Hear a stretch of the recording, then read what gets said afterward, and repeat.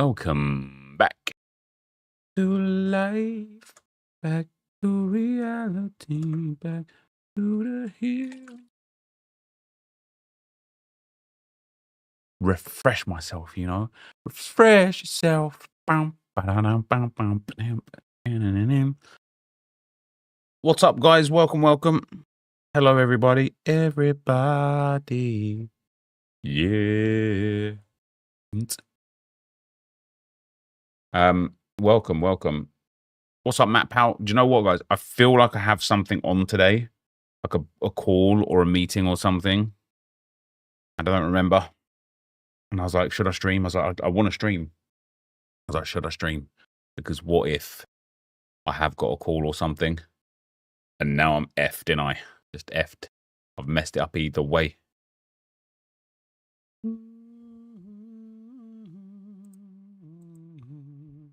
We're live. Twitch.tv/NepentheZ.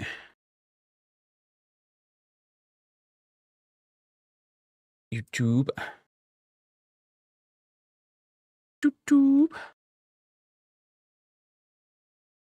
Grinding the 500k premium pass RTG. Ta-da! Welcome. Good morning. You're halfway through the crapper vid. Oh, did that go up yesterday, did it?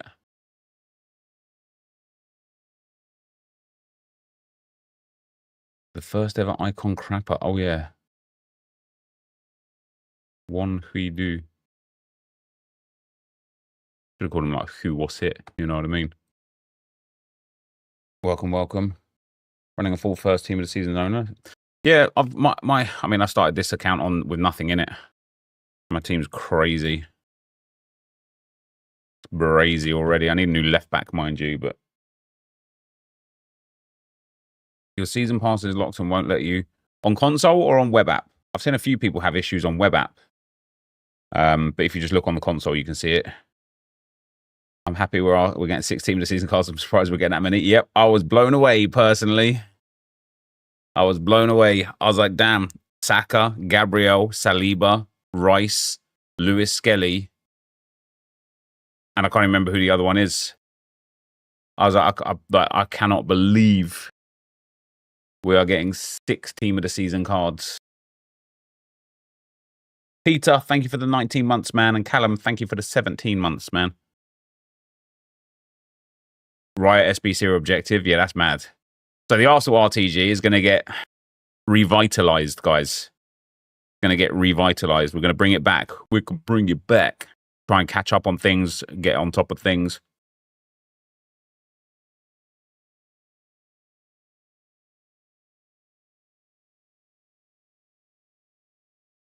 Bring it back, yeah. It won't be like a long-term thing, just until we've got all of the Arsenal tots. Ant-Man is Ant-Man's very good. Muller's very good. Like, very, very good. Boscagli is very good. What's up, Nate Gecko? How you doing, brother?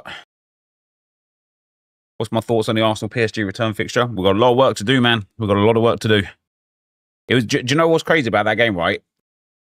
PSG kicked off and then played a long ball out of play, and we won the ball back after like 4 seconds. And in my head, I was like, nice. They are worried. They are scared. What a mistake to make from kickoff, giving us possession back immediately. I was like, we can get on top of these guys here. We took about 40 seconds to throw the ball in from them kicking the ball out from kickoff. And immediately, I was like, we're scared. We're like we should have just got the ball, got it in play, knuckled down and played. The fact that we stood there like fake throwing 20, 30 seconds and then like changing throws, it's like, I was like, damn, man, we're nervous, man. We're nervous. Matty J, thanks for becoming a member, bro. Much appreciated. So yeah, we were...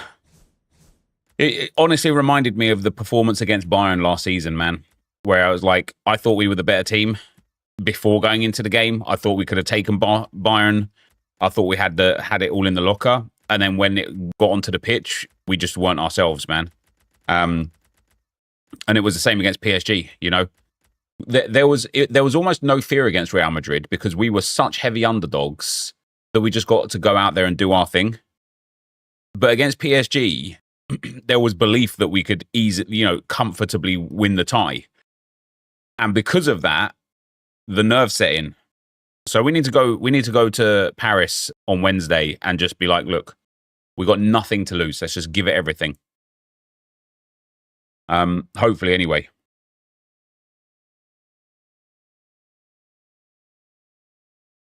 To be a fair view, PSG are on form this year and unreal. I think you should be happy with how far that you got. Well, that's the thing, right? If you ask anyone and don't get a social media response, are you happy with Arsenal's season? You kind of are. Champions League semi-final against one of the best PSG teams we've ever seen. If we went out, we might go through still yet, but if we go out, Champions League semi-final against one of the best PSG teams ever seen, second place in the Premier League in spite of a real injury crisis of a season. You look at the injury crisis of Spurs and Manchester United and Manchester City, and they've struggled in the Premier League because of it. We're still second in spite of it. So you can look at it as a single entity of a season and think, yeah, do you know what? It's actually been a good season. But because of the context of the last two seasons before this one, the narrative of also-rans starts playing a part, doesn't it? And all of a sudden, if you're a player looking at maybe joining Arsenal, maybe you think maybe they're not the club. They haven't managed to get it over the line in spite of having 3 very good seasons in a row. They still haven't got it over the line. Like, do I really want to go to be a part of a club like that? You don't know, do you? You don't know. PSG didn't have one player unavailable for the Arsenal match. Yeah, that's mad, isn't it? Listen, like I said this before. I said this on the stream on, when did I stream? Monday or Sunday. PSG are a great side, man. Like, the tie could go either way. I don't think there's any clear favourite. I still don't think there's any clear favourite. I'd say PSG are favourites, and I had PSG favourites to win the Champions League altogether after they got through Liverpool. But there is genuinely no shame in losing to that PSG team. They're so good. They're so good. People downplay Arsenal, but Liverpool did this for years, where they came up short behind City and still consider it their best era. Yes, it's a weird one. Like, the amount of people that say Arsenal are a bad team, Arsenal are terrible, Arsenal are poor, Arsenal haven't got any star players. And all I think is, do you know what? If that's true, and we can still finish second in the Premier League and still get semi-finals of the Champions League, that's all right, isn't it? Imagine if you're in your field and somebody's like, you're well crap at doing the thing that you do, and you're still finishing like right behind the champions. You'd be like, do you know what I mean? You'd be like, all right, I'll stay bad.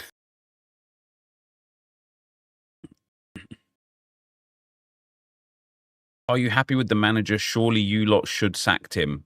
There's zero reason to sack Mikel Arteta.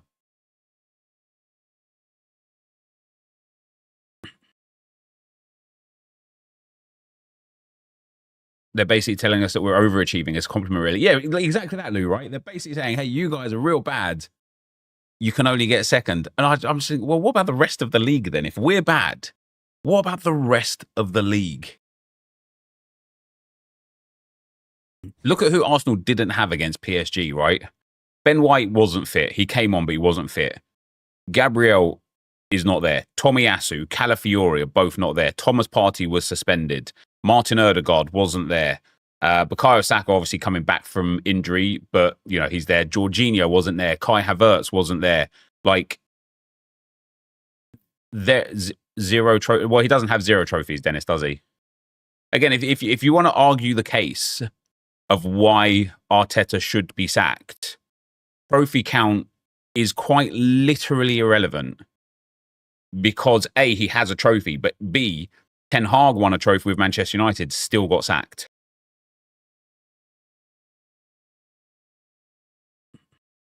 Finishing the second in the Premier League and getting to the semi-finals doesn't win you anything. Man City will be more competitive next year, along with Spurs, Man United, etc. Yeah, but why aren't Arsenal also going to be more competitive next season, Danny? Why is there this like understanding that all of the other clubs will improve, but Arsenal will just stagnate? Look at Simeone. He has barely any trophies, but he's still there. Yeah, precisely. Football is about trophies, right? Yeah, football is about trophies, but only one team can win each trophy each season. If there was like 5 teams a season winning the Premier League and Arsenal still hadn't won it, I'd be like, do you know what? We've got an issue here. If everybody that made it to the final, or let's say everybody that made it to the semi-final of a competition got that competition trophy, I'd be sitting there being like, yeah, oh my God, we still haven't won a trophy. That's sad. One team can win it. One. And we've gone through an era where Manchester City have been incredibly dominant. Liverpool have had insane teams. Real Madrid, Barcelona, Bayern Munich, PSG, all of these absolute phenomenal teams. And you want Arsenal to win it.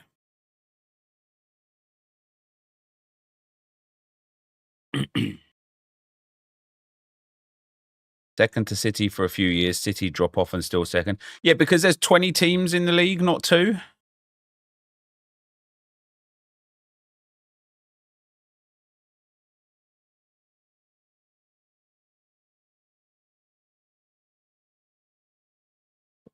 I'm impressed with that calm shot right back. She was built for Rush. Yeah, she's a bit small though. I have struggled with her, like when people use like those long crossfield balls. She doesn't win a lot of the headers. Next season, do I want him sacked? Not trying to be. So my opinion is, John, thanks for the 23 months, man. Much appreciated. My opinion is, if we have a good transfer window this summer and Arteta doesn't win something next year, I think that he's probably going to have to go. Unless it's like we lost the Premier League on the last day of the season on goal difference and lost in like the FA Cup final and the Champions League final. Then you're like, okay, we have 0 trophies. No, we don't have 0 trophies, do we? We have lots of trophies. You talking like we should settle for failure to lose at the finish line. If that's the way you interpret the things that I'm saying, I can only explain it to you. I can't understand it for you. How did the first game go on MFL? It was a tough night last night on MFL. I can't lie. It was pretty brutal.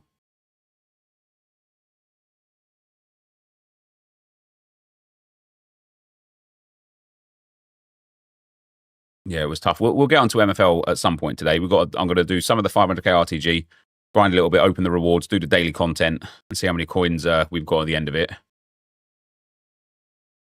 Did I watch last night's semis? Oh, 100%, yeah. What a game that was. What a game.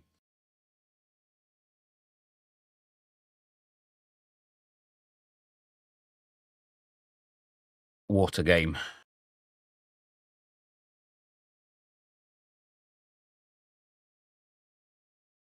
What is MFL? It's like Football Manager, but you play online against people constantly. It's like yeah, you're in like an online world.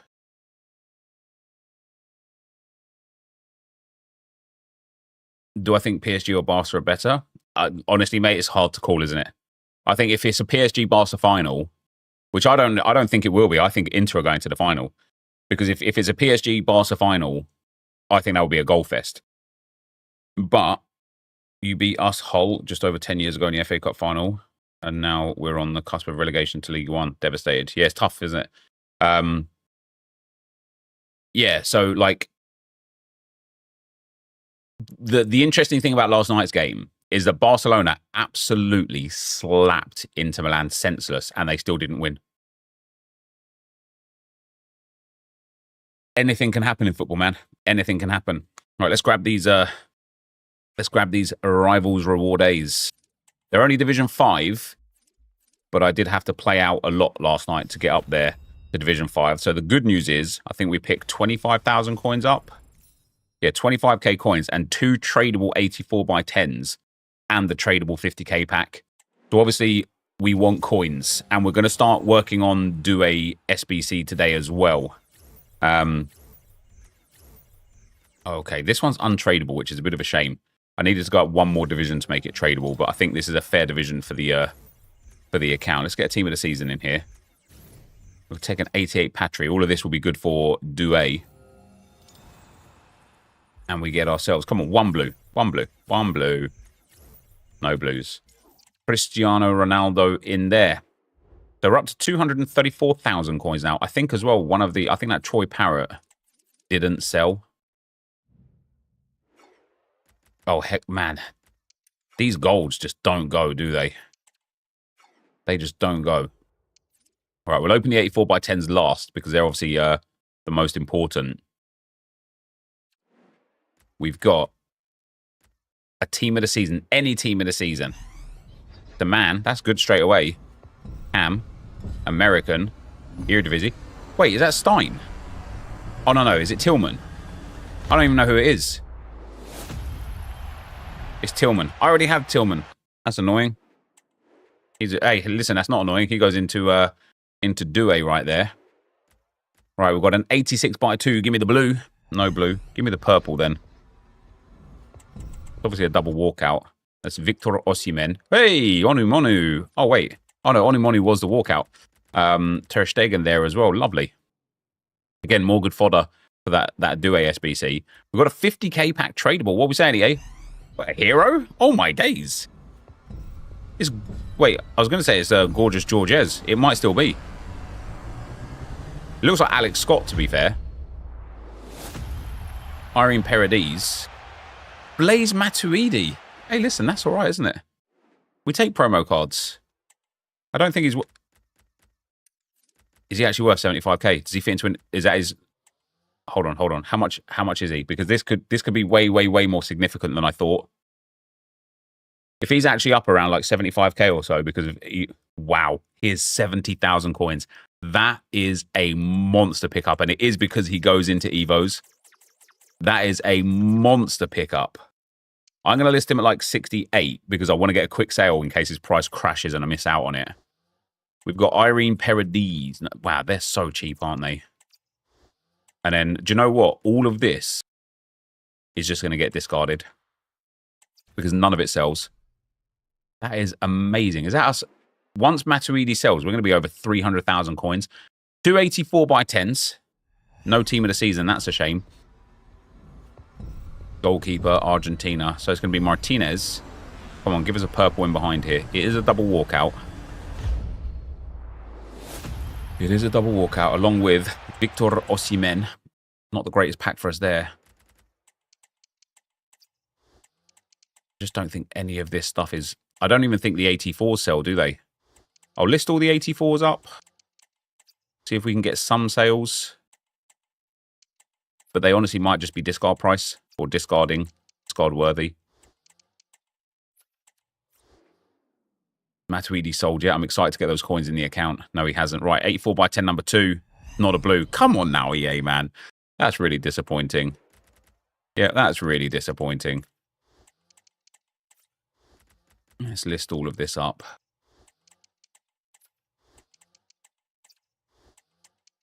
What's up, Mr. Bramago? How you doing, bro?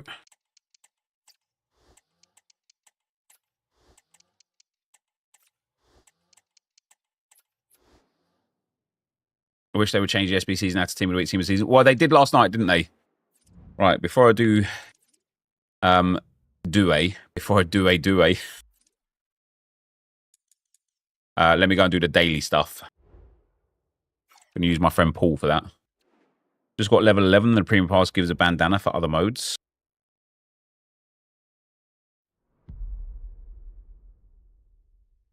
Do I watch Ballers League? At risk of offending people, I watched Ballers League for about an hour and a half last week and for about half an hour this week. I just don't find it entertaining. I just don't enjoy it at all. I just don't find it entertaining. I know a lot of people do find it entertaining. For me, it just wasn't.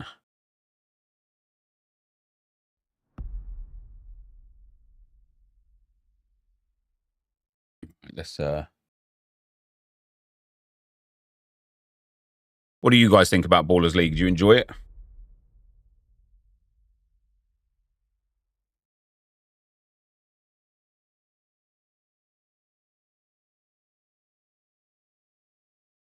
Get him in there.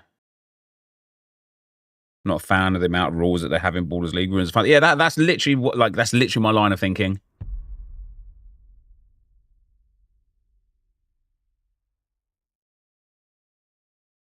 My friend Tool got a warning the other day. Wait. A warning for what?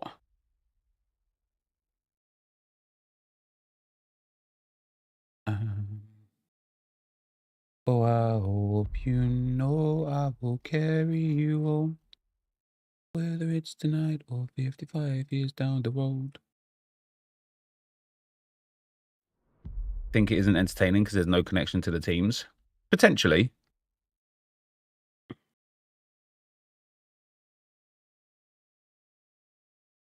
Bring back Masters football, that was great. That was the like all the old retired pros, wasn't it? That was a lot of fun, Masters.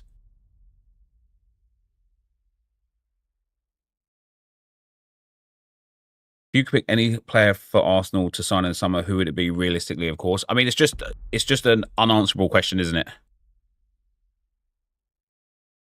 Because you've asked me to pick any player, but then you've also asked me to do it within reason, but I don't know what your reason and logic would be as to who would sign for Arsenal. And I don't know who Arsenal are trying to sign. So it is genuinely an unanswerable question.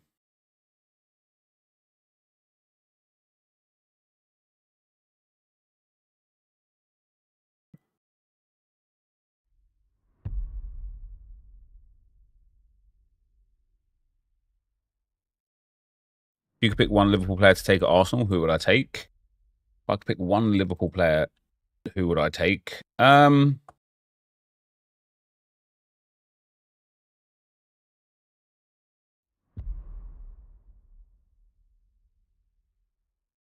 mean, the obvious choice is Salah, but then it's like we would have Salah and Saka, and that wouldn't make sense.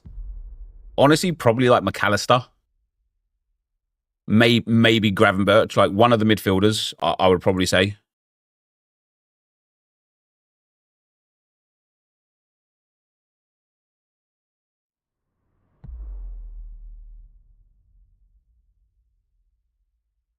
Yeah, McAllister or Gravenberch would probably be up there on the list for sure.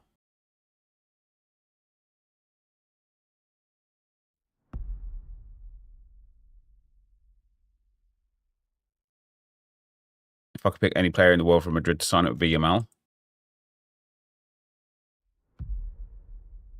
I think we're likely to see at Arsenal, in terms of their realistic transfers, let's put realistic in inverted commas, we're likely to see one of either Sesko, Gyökeres, or Osimhen. It's probably, like, from what I understand and from, you know, the noise that I hear in some kind of like chats that I'm with like some journalists and stuff, like Sesko is going to be the primary target, but Gyökeres is also very much wanted. So there's that. Then I'm pretty confident Nico Williams is coming, and also Joan Garcia, the goalkeeper, as well, is going to come and be our backup goalkeeper. Zubamendi is still likely to come to Arsenal as well. So there's 4 transfers that I think we're likely to pick up this summer. Wouldn't be happy with Sesko personally. So I watched Sesko back when he played in the Austrian Bundesliga a lot because of So Rare. And he's got an insane finish on him, an insane shot on him. But he is a sort of player that needs 3 clear-cut chances to score 1.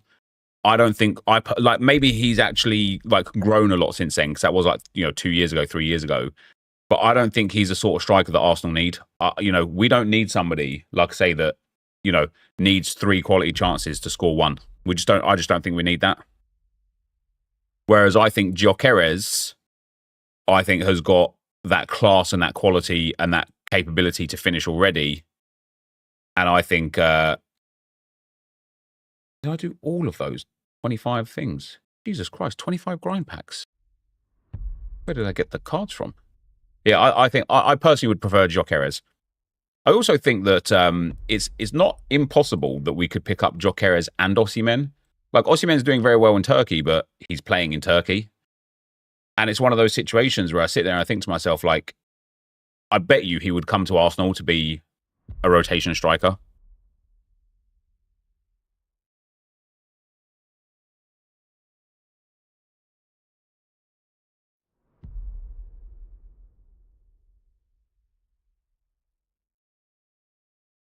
Gyökeres and Osimhen's game translate better to Arsenal playing against low blocks. Yeah, that's very fair. Yeah, Sesko's an in-behind transition kind of guy, I suppose, isn't he? No, you will not get one of them. Oh, okay. John Waite in the chat, guys, has got the inside scoop on the Arsenal transfer set up this summer. So who are we getting, John Waite? Osimhen will stay with us, bro. He loves Galatasaray.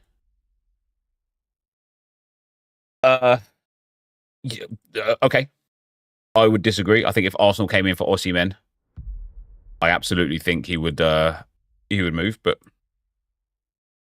should you keep or sell Beereth? Sell. He's the sort of player that will be discard price in 2 or 3 weeks. Bring Harry Kane home. back to the start of his career, huh?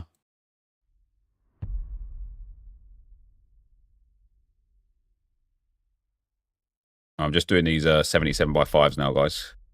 We're getting through it. Packed all team of seasons apart from the 95 pluses.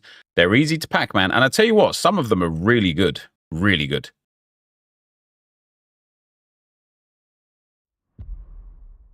You wish Arsenal kept Beereth. You only wish that now, though, because he's doing well in this moment. It was the same with Balogun. Like, Arsenal fans were livid that we got rid of Balogun because he had such a good season in the French league. But what they didn't realise is like 12 of his 25 goals or whatever it was were penalties. And 2 games he scored 4 goals in. And it's like, okay, so now we're looking at like 20 of his 25 goals have come from penalties and 2 games where he's absolutely battered some like low tier team in the division, right? And that's like, you can just look at stats if you want and be like, yeah, we need that player, or like we shouldn't have got rid of that player or whatever. But if you look at the reality of how good Balogun was, the fact that we got 50 million for him is crazy because he is not worth 50 million.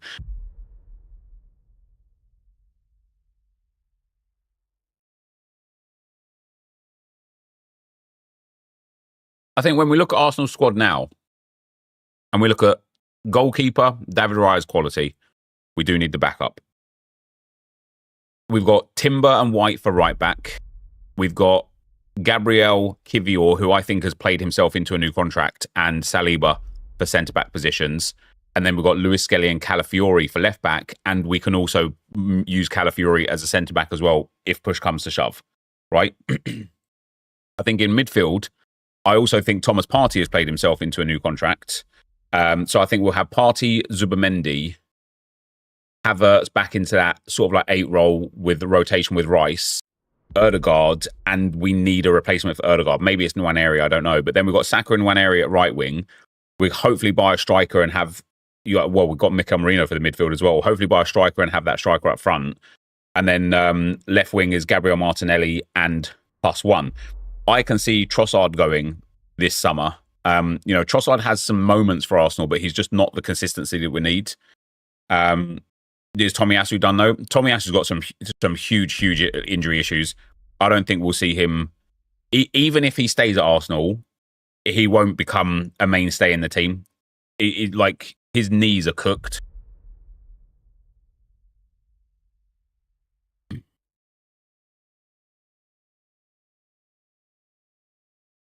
You'd like El Canus as backup for Odegaard? Would you put MLS into the midfield? Not the way that Arsenal play, no. With the way that Arsenal play, MLS like inverts into that midfield spot anyway. So I think there's no real point. There's no real purpose, do you know what I mean, of like actually starting him there. Wow, I've got 28 of these 77 by 5s.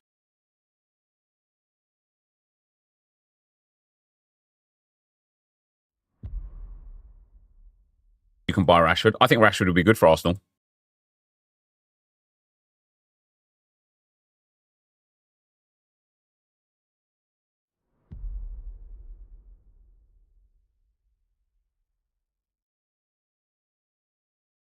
Donovan will get 13 minutes next year then. Donovan?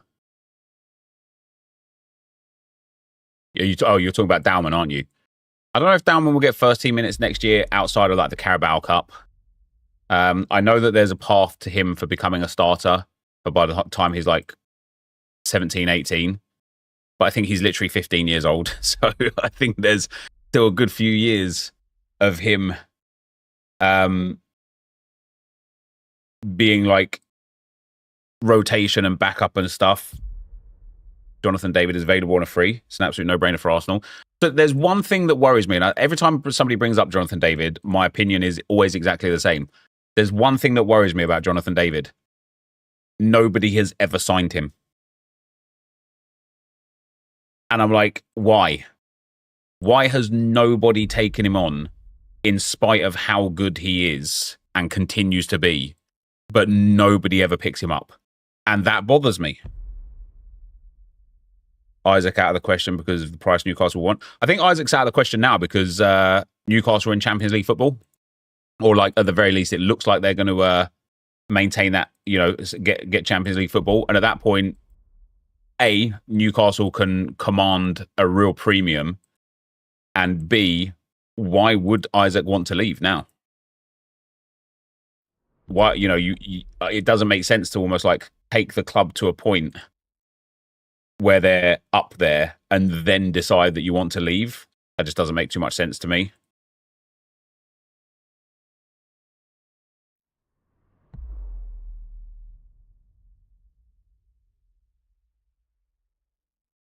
Can I put a cosmetic on the road to the final card if it gets upgraded? Yep, it will still get upgraded.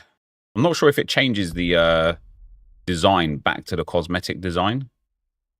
You'd have to maybe take an opinion of somebody else that's done the same thing in the chat. But Man City were a quality striker away from winning the Champions League, and when they got him, bang. We've been crying out one for seasons now. Can't understand why they do this season after season. It's just about taking the right striker, I think. There's no point just getting a body. Otherwise, we would have kept Nketiah. It just needs to be the right person. But when we look at some of the some of the winter transfers, I do wonder why we didn't get somebody in January. Like, you know, City brought in Marmoush, and he's playing really well for City. PSG got in Kvaratskhelia, and he's absolutely dominating at PSG. Like, there were options there. And that's what's, I think, a little bit frustrating for some Arsenal fans, is the fact that we could have had somebody that would have worked. I think as well, we could have even bought Gyökeres, but we would have had to pay 20 million more than what we could have paid in the summer. And it's one of those ones now where we're getting to that kind of crux of the season, and we're in a Champions League semi-final, and it's like, do you know what? That 20 million for Gyökeres is looking like a good deal now. That 20 extra million is looking like a good deal now, you know? So it's a bit frustrating, to be perfectly honest, but it is what it is. Right, let me build these 84x7s. Let me do it all on here. You can spend up to 100 million for a striker at Arsenal. Who are you taking, Isaac or Gyökeres? I think Isaac's probably closer to like the 130, 140 million mark at the moment. If Newcastle didn't get Champions League football, I think that would be different, but they looks like they're going to. So yeah, I don't know.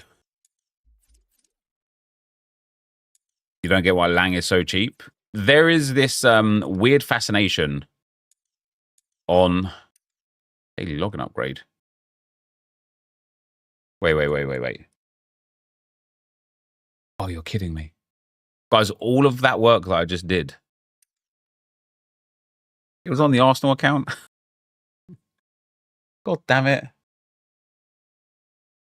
Do you know, like, I've got 240,000 coins on this account, and I've got 243,000 coins on the Arsenal account. So I logged in and thought, oh, nice, something sold on the transfer market. Right. Take two on that one then, guys. Take two on that one. Oh, sorry, Johnny, I missed it. Thank you very much for the super chat, brother. He says, I'm a Liverpool fan, but you do think that Odegaard's scapegoating is warranted? I feel like your fan base are turning against him after one mere season. He's not even had that bad of a season. He's just had some notably terrible performances this season. And the one against PSG, that was a notably terrible performance. And I think people are just really, really quick to remember those moments and not remember all of the occasions where he's like saved us and helped us, you know. He has been bad for a good while now. Yeah, but he just hasn't, Viper. That's what I mean. Like, He just hasn't. If you watch him game in, game out, you still see his quality. He's top for like most progressive dribbles, most progressive passes, like well, not necessarily top, but he's in like the top percentile for an insane amount of stats when it comes to attacking midfielders. But because being in a top percentile isn't what people see goals and assists, right? That just gets overlooked. But the reality of the situation for Odegaard is he's not having his best season. I'm not trying to pretend he is. I'm not going to sit here and try and like convince people that Odegaard's like on top form, because he's not. But he's not having like some generational stinker that people are trying to like explain that he's having.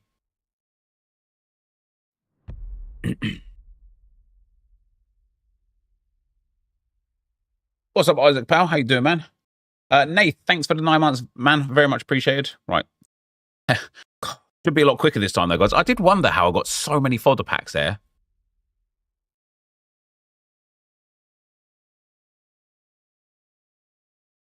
I did wonder. Never mind. We go again. Oh, we got the 81 Team of the Week tradable upgrade back again. We'll be engaging in that right here, right now. League One Team of the Season. Oh, we need to do the team. I don't really want to do the Team of the Season upgrades, to be fair, on here. They don't really make much sense. All right. What do you think about Arteta out? I think people that think Arteta out are just crazy. I think they're rage baiters and trolls, genuinely. Or just like naive.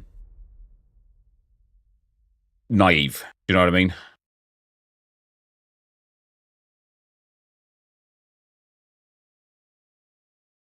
All right, take 2. Here we go. And the base keeps running. Odegaard gets misprofiled as if he's an Ozil regen. He retains possession so well and often plays the pass before the assist, which no one sees with stats. That's exactly what I'm saying. And again, though, I think any Arsenal fan, any reasonable Arsenal fan anyway, any reasonable Arsenal fan will let you know that Odegaard has not had his best season this season. But Odegaard, even on a situation where he's not having his best season, is still better than most midfielders in the Premier League. And it's like, so, you know, 6 and 2 3s at that point, isn't it? Daily login.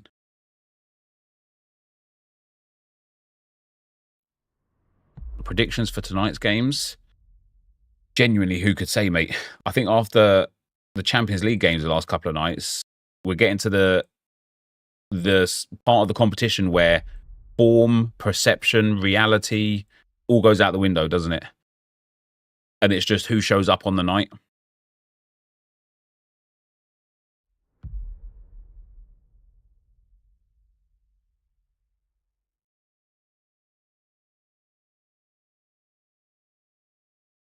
I think what the one thing I will say about Odegaard that I really don't like in his game is his absolute ridiculous desire to never shoot the ball from outside the box. He scored that goal against... I can't remember who it was against. It was like the 5th goal. Maybe it was against PSV, where he just dribbled the ball 20 yards forwards and then had a bang. And like, okay, it was bad goalkeeping, but you know, he took the shot, and that's why he scored the goal. And they're the sort of situations where I'm like, even against PSG, he had about 3 or 4 occasions on the top of the box where he could have like had a shot. And it's like, if that ball does not go in, that doesn't mean that that was a waste, because it might get like tapped back out for a scramble in the box and a goal. It might go out for a corner that results to a goal. Do you know what I mean? It might fly in.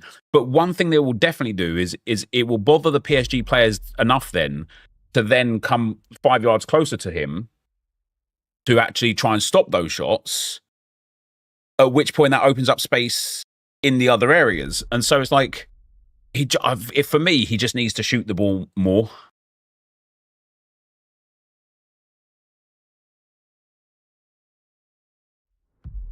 And if he shot the ball more, I think it changes the whole dynamics of how Arsenal play and how teams defend against us.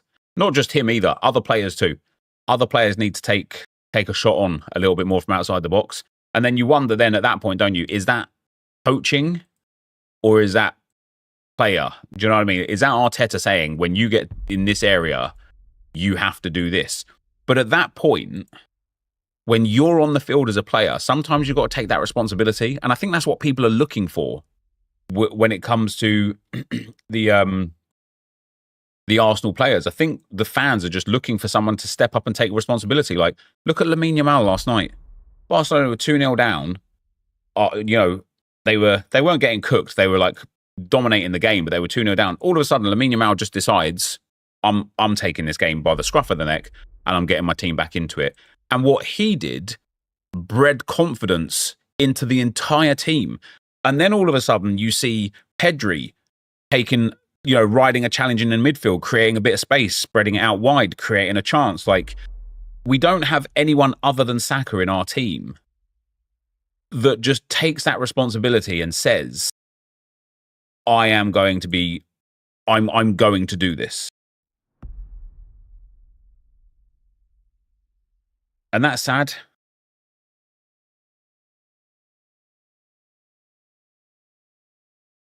That Rice free kick when the coach wanted him to cross and he shot. Yeah, literally moments like that, right? Odegaard set high standards for himself, but sometimes he gets lost in finding a round the corner pass that isn't on and needs to play a bit more freely. Also, Martinelli with his head down running is so frustrating. Yeah, Martinelli's an interesting player for me, because I think he's got potential to be incredible. But there becomes a point in time where the situation that you're in is just your reality. I don't know what age, like, there's no like definitive line in the sand that says, okay, you've hit your peak. Because I think even older players and established players can still grow and improve and learn. But when it comes to Martinelli, it's getting to that point in time where it's like, look, you've either got to kick on and become the world-class winger we know that you can, or you've got to be moved on because you're obviously not, like, you're not good enough for the team.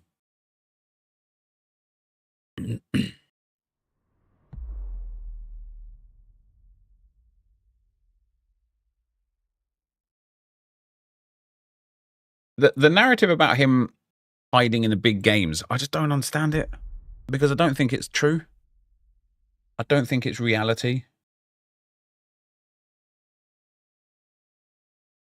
Again, I'm not saying he's like always having the best game in the world. Let's have a look at his big games this season and what he's contributed in terms of goals and assists.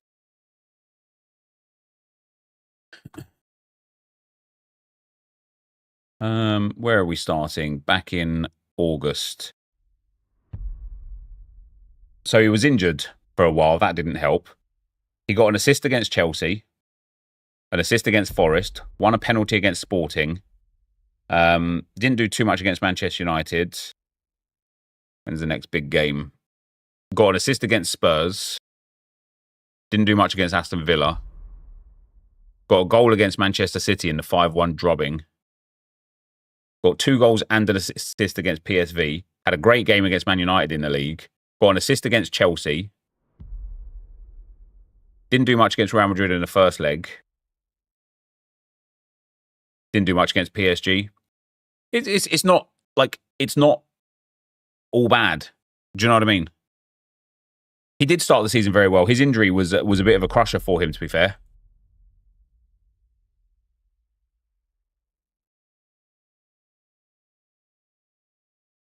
That's the one thing that I think, I know that everybody has injuries. Everybody deals with injuries, right? I'm fully aware that every club has had key players missing. But when it comes to Arsenal, we have had so many key players missing this season for prolonged periods of time, and more often than not, at the same time. And that's what's been really difficult for us.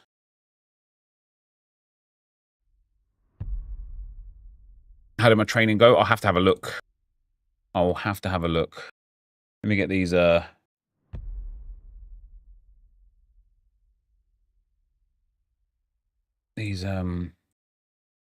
species in.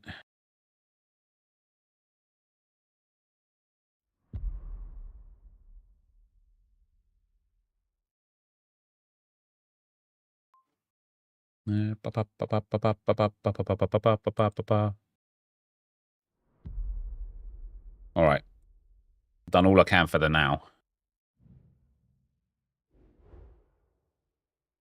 I think the fact that Timber is playing is bad for Odegaard. The relationship of him, Saka, and White has really opened his game up. Yeah, that's very true. Just in general, the relationship between Saka and Odegaard was so strong. And with Saka being out... Right, 84 by 7s. Fodder is welcome. That's like, obviously, big team of the seasons are also welcome, but fodder is what we want here. And we'll take some fodder right there. I will do the other 84 by 7s. I'll do all of the menu grind here. Then we'll start doing the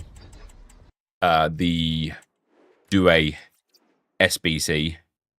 And hopefully, this is why I listed that Matuidi low. I thought it would sell, but hasn't. I don't want, like, you know, an hour in this game is a long time.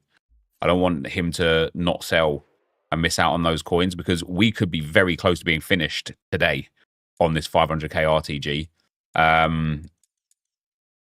Want another team of the week. Even Odegaard says he's not the same player after injury. Yeah, players know, don't they? Players can feel it. Look at that for fodder. Look at that for fodder. Fantastic that is, isn't it?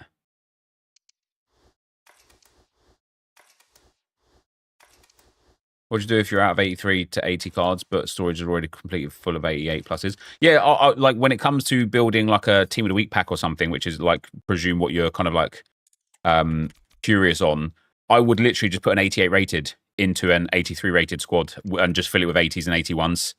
I don't think there's any problem whatsoever doing that. You know, it's so easy to get the 88 rated cards, and it's so hard to get the 83 and 84 rated cards.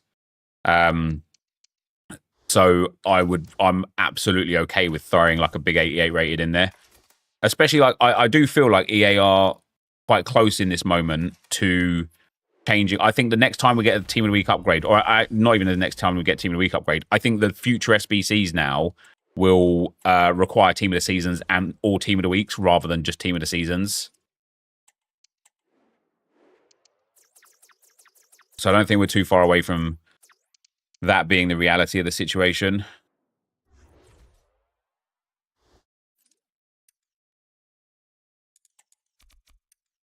Last night's game is how football should be played. Absolutely fantastic. Yeah, last night's game was fantastic. It was so good.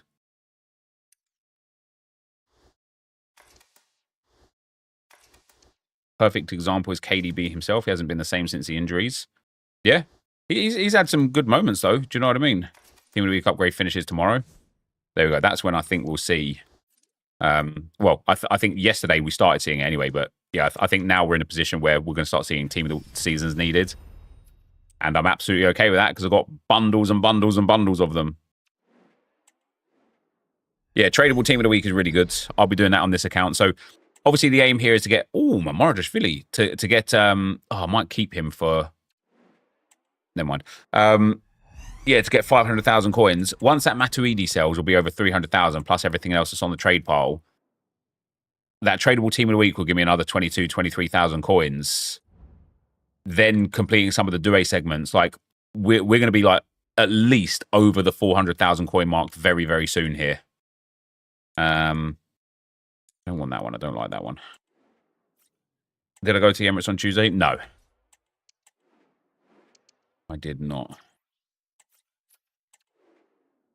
The 83 by 10 still need them, don't expire for a while. Yeah, that is true. That is true. Do you know what? I don't even do the 83 by 10s. I find them to be quite bad value. I don't actually think these ones are super good value either, to be fair. No Eredivisie Tots pack. Yeah, a bit surprising that, wasn't it? I think the Eredivisie Tots are so cheap anyway. Hey, look how much fodder we've got. This is delightful. You do the 83 by 10s simply for the A3s. Yeah, I don't blame you.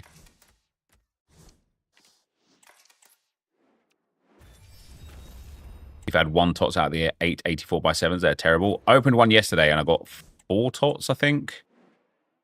2 blues and 2 purples. Yeah, the 83x14s are way, way, way better. They are.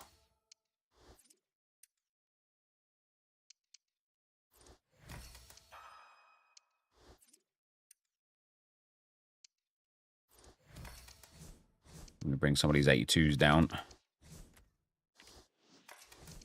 Not too bad.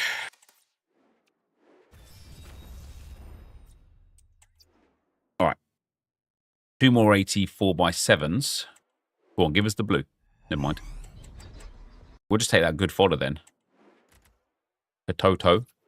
Not totally bad. Another one.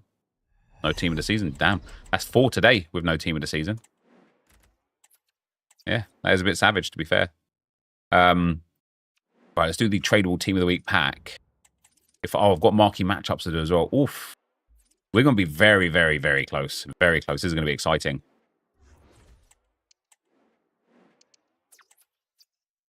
What's my favorite ultimate team of all time? I don't actually know, mate, to be fair. FIFA 17 was a really good one because it was like when champs got introduced. I thought that was a really strong year. FIFA 11 was like the breakout year for Ultimate Team, so I really like that one. Thought FIFA 15 was actually a brilliant year. So Kalulu's good for 20,000 coins.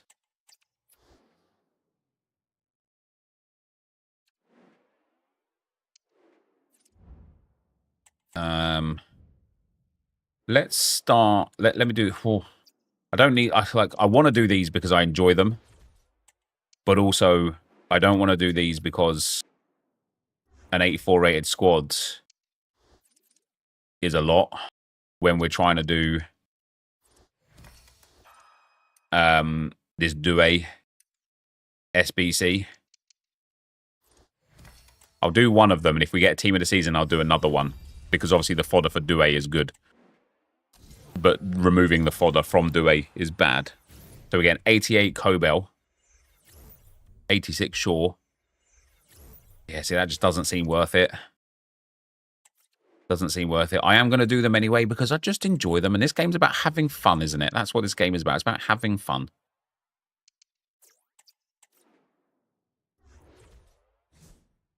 Wow, that wasn't even 84 rated. See, look at that. We're cooking. We're cooking. We're cooking. We're gonna get Douay. I don't even want to complete Douay. I just want to do the squads that give those super packs back.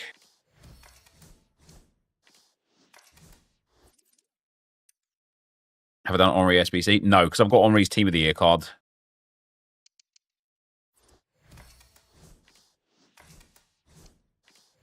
Still not an 84 rated squad. That's actually quite surprising. There we go. The 40 games in 2 days. Yeah, it was tough, man. It was tough. Right, come on. Give me one of those blues. EA Sports. Fodder game is bad today, EA. Hegeberg. The fodder game is bad today. You got 60 team of the seasons in storage. Yeah, that's a bit mad, isn't it? Wow, look at that. I've got so many 86 rated cards. But no 85s.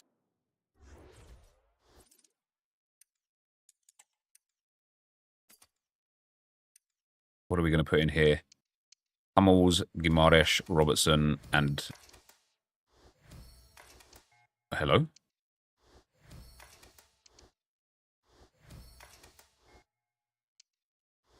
What is? That's still not enough.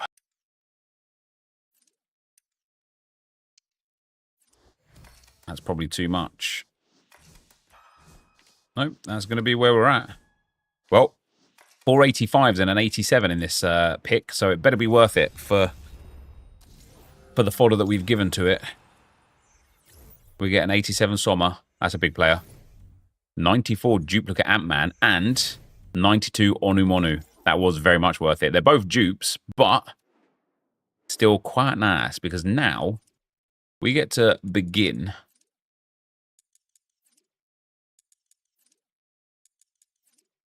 this man right here. And he's real good because he doesn't require too many Team of the Weeks. And he gives like Prime Gold player packs and mega packs, which are all really good returns. 94, a 93, a 92. We'll take a Blast as well. And a Maikuma. And we'll squad build 88s.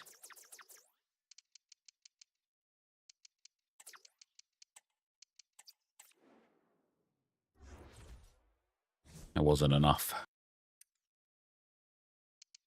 Let's put Pazvir. Wow, I've got so many Blast cards. There we go. First one done. Prime Gold Players Pack. I will just take even discard Team of the Seasons out of these packs. What's up, Bailey? How you doing, man? Solly, thanks for the 37 months as well, brother. Much appreciated, man. Walkout. Oh, Griezmann. Nice. Although I know they don't sell, but still, Griezmann. Nice.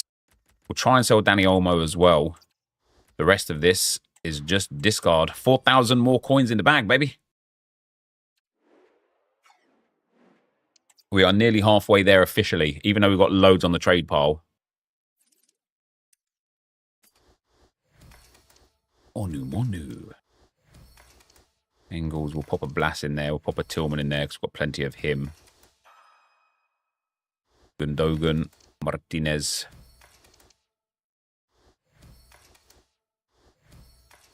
Yeah, Blast is everywhere for me right now. He's doing my head in, to be fair. Right, that is good enough.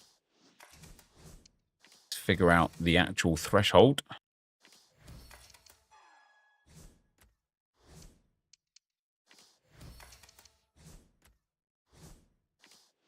See if we can bring down Hegerberg now. Yep, there we go. Good stuff. Another Prime Gold Players Pack.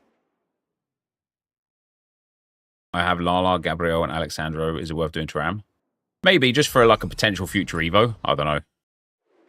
Right, what do we get here? All discard here. That's another 5,000 coins. That puts us to 249,000. We are nearly halfway there, baby. Let's go. Atto, Hillman, Blast. Oh, it should just be good here, actually, with this stuff. What happened to maintenance? I didn't even know there was a maintenance. Did they say that there was going to be a maintenance?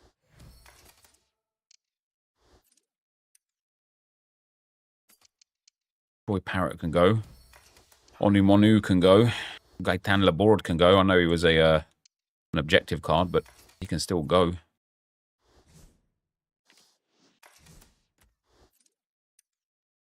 You have a lot of Pazvir in storage. They did one for 30 minutes before Rivals finished. Oh, did they? That's fun. Should be happening right now, should it?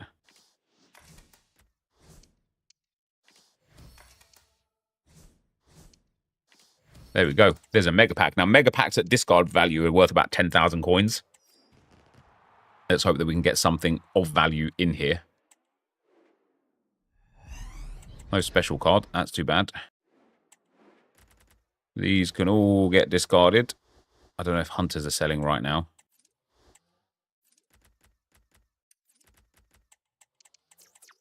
$1,400 there. Premier League manager items. I don't know if that's selling, but we'll list it to start with. And there we go. Look at that. 9,000 coins. We are now officially over that 50% mark. We're up to 260,000 coins. There was a maintenance at like 6:30 to 8:30 a.m. We've got Hato, Blas, Maikuma, and Hegerberg. We had 5 bussies, opened 3 packs yesterday, got 3 Rabiot. That's mad, isn't it? What have we got? What do we need here? A 90 rated. Let's squad build a 90 rated squad. That is enough already. Wow, that is perfectly enough. All of this can go. Another mega pack in the bag, baby. What's the goal of the RTG? To get 500,000 coins. Like free to play, effectively, just from playing the game. claim the season pass, go and complete the season pass, and see what we're left with at the end of it. All right, that can all go. That's another 9,000 coins in the bag. What happened to last night's Evo? Is it not there anymore?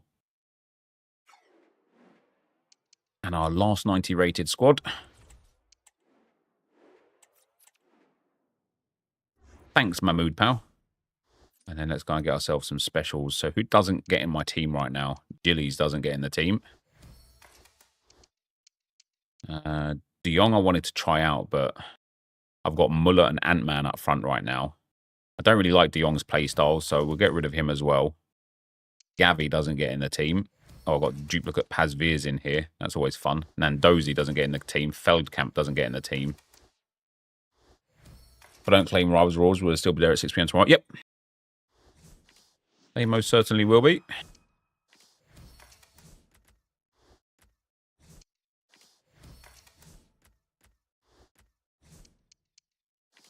Ooh, thought that would have been enough.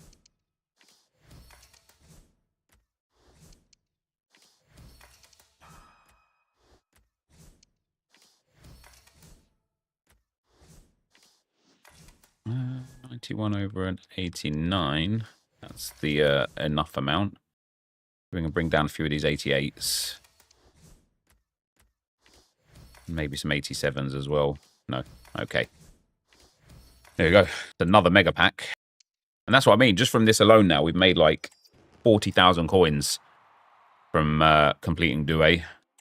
Or like working on Douay. And we didn't even pack anything of value. Griezmann was the best thing. There's an Odegaard. If he sells, it's another 9,000 coins, which is great. If he doesn't, never mind. All of this stuff can go otherwise. I still got to do marquee matchups as well. We're up to 275,000 coins now. All right, so an 89 rated squad. This is only for a rare mixed players pack for an 89 rated squad. That's one where I'm actually like, maybe I'd rather look at what other... Do you know what? I could probably finish this Douay. That's insane. I'd probably rather look at what other things I could put an 89 rated squad into, what it would give value back from. But if everything on the trade pile sells, I mean, look at what we've got here. It's such a sad state that none of this is selling. And Matuidi will relist soon. Maybe even if we get 60k for him, he'll put us up like 330, 340. And then there's the inform about like to 360. If all of the other stuff does sell, we'll be well over 400,000 coins, which would be really, really cool. Now, is there any objectives that I can do right now for XP that's expiring today? I already did it, didn't I? Did we get the new... There's no XP in this cup, otherwise I'd play the cup. Don't really care about it, though. Don't care about that. There's no XP there, so there's nothing new for XP today. Where's the seasonal XP? What day is it today? It's Thursday, right? Yo, Craig, thanks for the 17 months, man. Very much appreciated, brother. Where's the weekly objectives refresh? Shouldn't they have been refreshed by now? If I complete these two here, do I get the XP still, even though I've completed the thing? Comes out at 6 p.m. Oh, it does, doesn't it? Not with the rewards. Yeah, fair enough. You don't get the XP if you complete these now. Isn't that real sad? Because there's 1,000 SP there that I could go and get. Did we even go to the next level here? I'm not going to like go like super hardcore and get the SP from like clubs and stuff. I will finish all of the SP stuff on here though. All right, let me have a look at what I could put 89 rated squads into. Press L2 for season XP in objectives.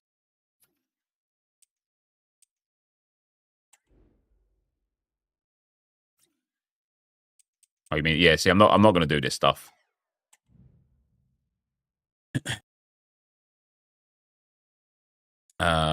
Right. What icons have got high rated squads that don't require informs? Rare election players pack for Ashley Cole. Prime election players pack for an 86 for Dennis Burkamp. Mega pack. Okay, we're going to do these two squads here from SEN.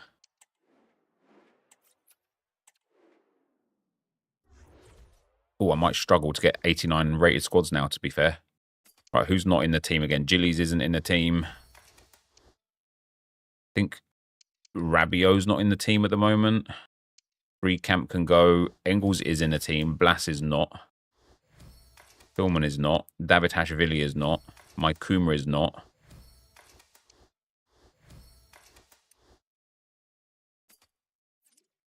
And we get an 89 rated squad out of this. We should just be able to, I think. That's already an 89 rated squad. That's quite surprising, to be fair.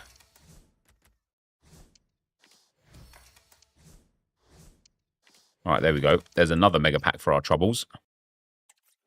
Is that Emega any good? I didn't like him at all. I did not like him at all. Right, come on. Give me a team of the season. God damn it.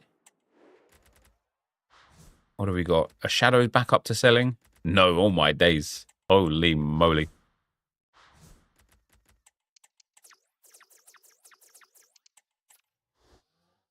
Hawk selling? Oh, yeah, they are. Every coin counts, guys. Every coin counts.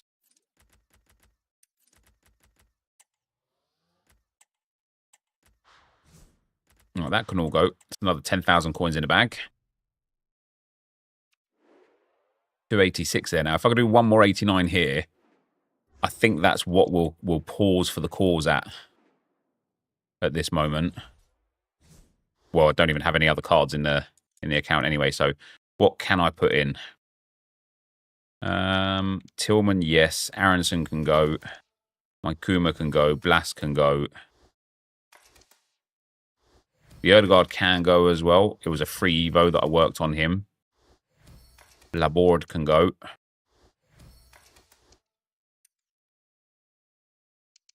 Oh my god.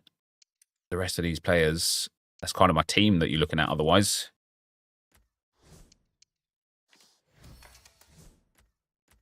I don't think this is going to be an 89 rated squad. I can't even lie. I don't think it's quite there.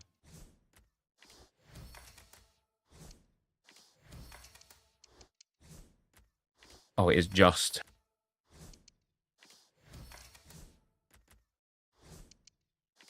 It is just. And it is just as well. There we go. Oh, wait, what? Oh, we need the 89 there, don't we? All right.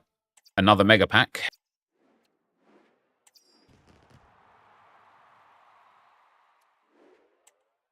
Here we go. No blue again for me. Never mind. This can all go. Anchors selling? Oh, yes. Anchors are worth more than shadows. How about that? I have Arsenal kits that I keep packing. Is crazy. Can all go. All right. Now, we're up to just shy of 300,000 coins. I don't have much fodder left in the club.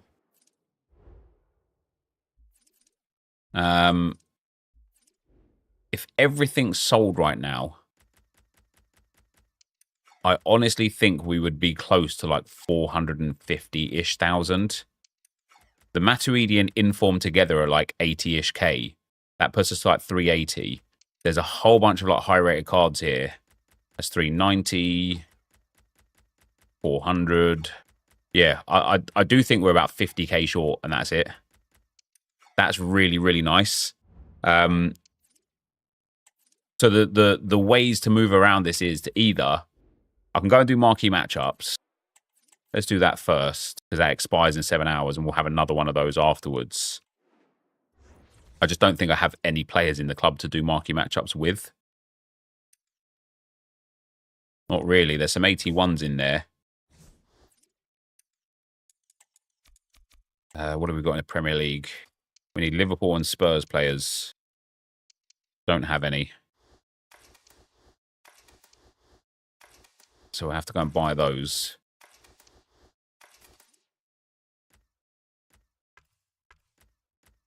What do we have? 4 leagues minimum, 3 English players, 26 chemistry. It'd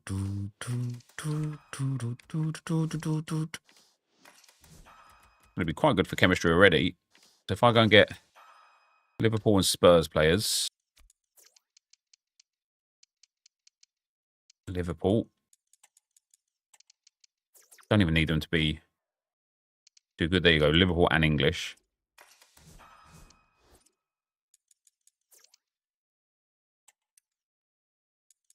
Do we have any Spurs bronzes at 200 coins? That isn't a goalkeeper.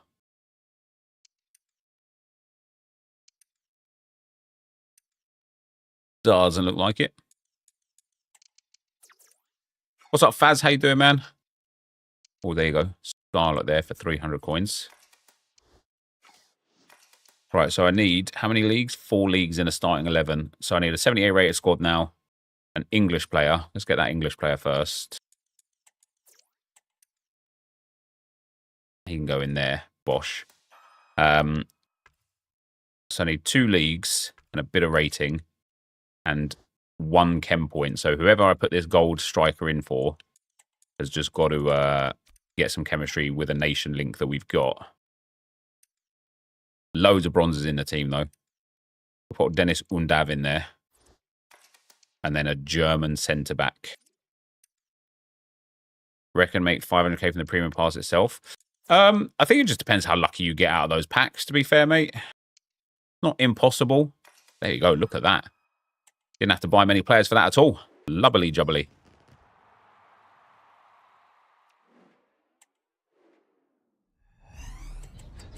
No walkouts there, unfortunately.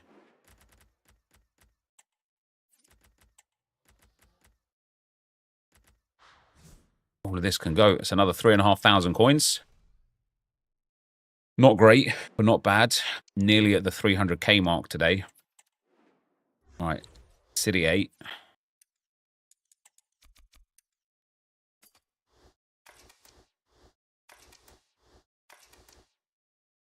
Net, because the TOTS player pick says any TOTS, you think it would save it, it will give Prem TOTS? I think it will have the potential to give Prem TOTS, yeah.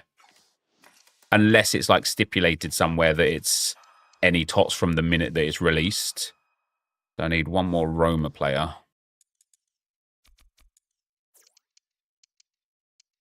Andy Bonus pulling that hero. That's why, right? And this like one of the points of this series is literally showcasing to people how easy it is, like genuinely how easy it is to make 500,000 coins to buy the season pass. I think people just like grossly overestimate the difficulties. What else do we need? A 77 rated now and 22 chemistry. Focus on that chemistry.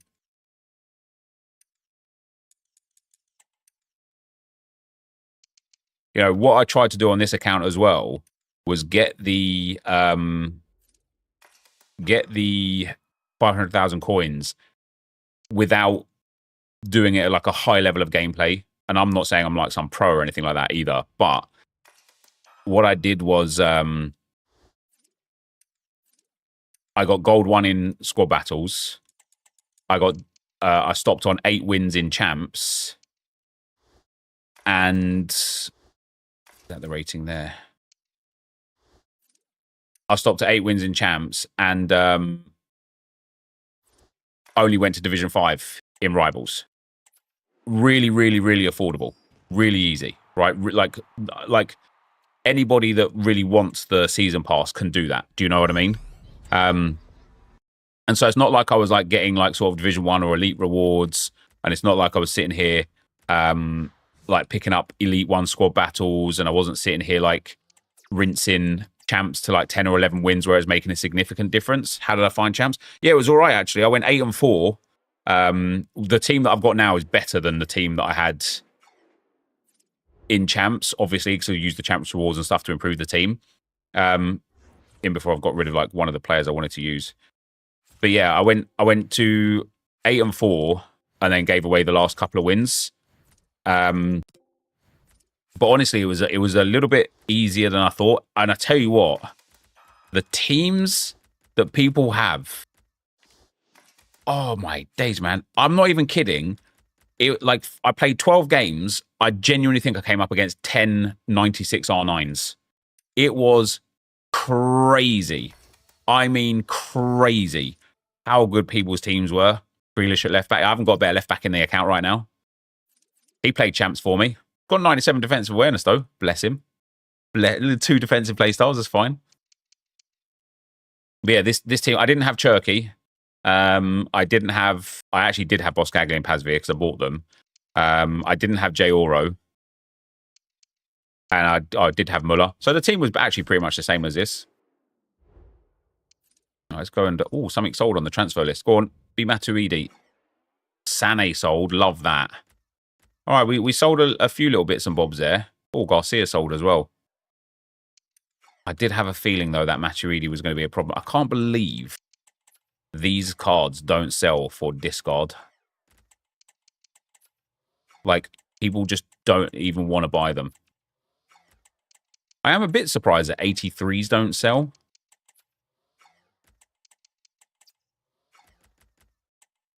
Even that Awobi won't sell, man. It's crazy.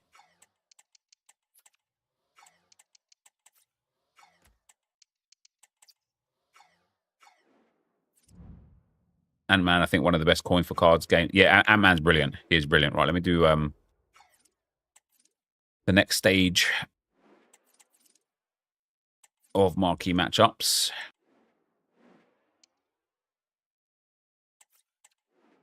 What do we need here? 2 French league players, maximum 6 clubs in a starting 11. Same country or region, minimum 3, 1 rare, 76 rated, 18 chemistry. That's a bit extensive, isn't it?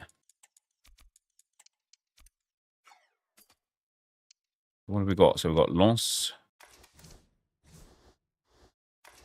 Monaco, Lille, Monaco, PSG.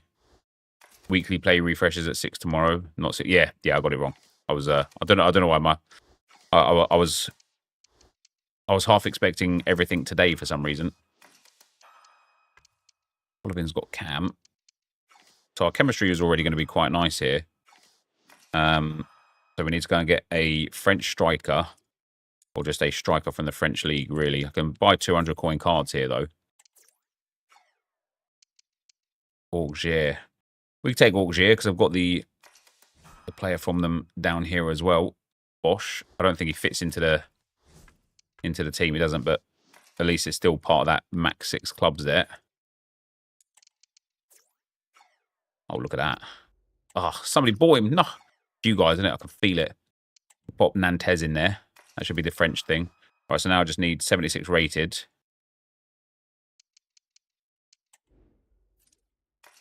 Which might need a gold card.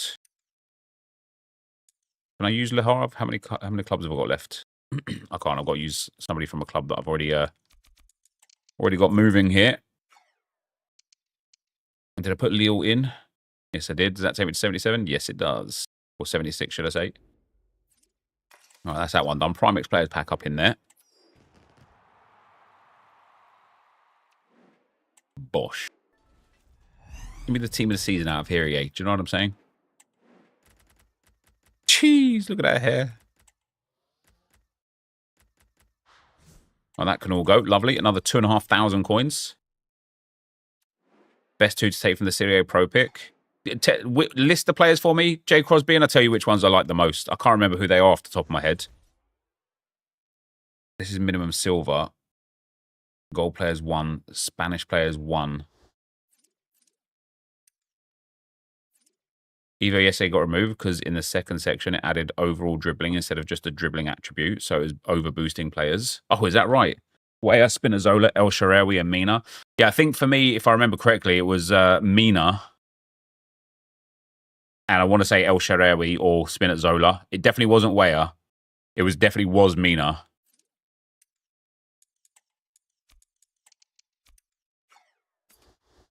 Can't have him. We'll pop him in.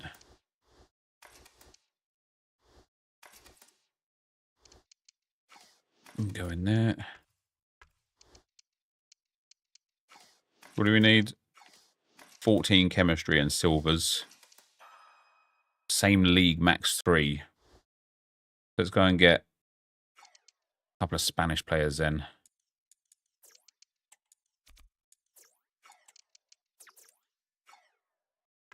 There we go, Liga F.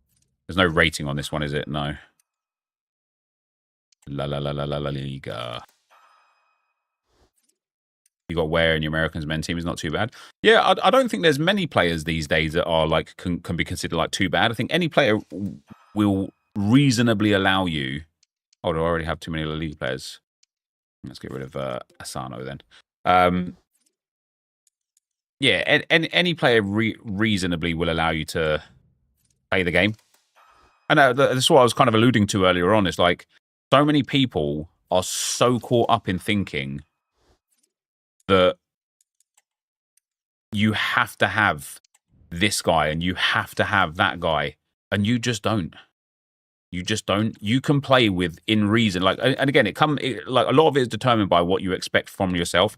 If you're trying to push for like rank 1, rank 2, or rank 3, yeah, maybe you need some meta players and stuff. If you're trying to push for the elite division, maybe you need some meta players. But if you're just playing to like enjoy playing with a team, if you normally get 10 wins, you might still get 8 or 9 wins if you don't have the meta team. Just go, like, my honest opinion is just go and enjoy the game. Just go and play the game to have fun.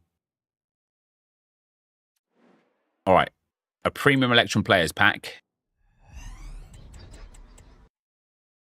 These marquee matchups haven't been too kind to us. Not been too bad either. Not been too kind. And then the Prime Gold players pack. No walkout here either. That can all go. So a good little coin injection from marquee matchups, which we'll get again today at 6 p.m. We're now up to 320,000 coins, but that Matuidi still hasn't sold. Neither has Inform Kalulu. He will sell for 20,000 coins, though. He's already up at 19.5k. So that put us to 340. 345. 355, give or take. 365. 375. We'll be about 375. Then we got Matuidi, who is now down at 68k. I want to get like the sale on him. That'll put us over the 400k mark. About 410. Guys, I tell you what, we are going to be extremely... Oh, there you go. Matuidi's finally sold. We're now up to 380. We are going to be extremely, extremely close. And then it's about finishing the season pass. You know what I'm actually... Oh, 1,500 coins there. Love that. You know what I'm actually really excited about? Not having to play champs this week on this account to get coins. Look how easy it's been as well. Just look how easy it's been. So he will put us over the 400,000 mark. There might even be no, maybe not quite 100,000. Not quite 100,000. We're close. If you run non-meta players, you get 10 wins. So I got to 8 and 4 this weekend league with this team, basically. It wasn't exactly this team. I had Ant-Man at right mid and Ermagar up top. And I had Rabiot at centre mid. No, maybe I had Jay, or I don't know. But yeah, I got 8. I went to 8 and 4 with this team. I would have got to 10 wins, no problem at all. Or at the very least 9 wins. But would you consider this a meta team? I personally wouldn't.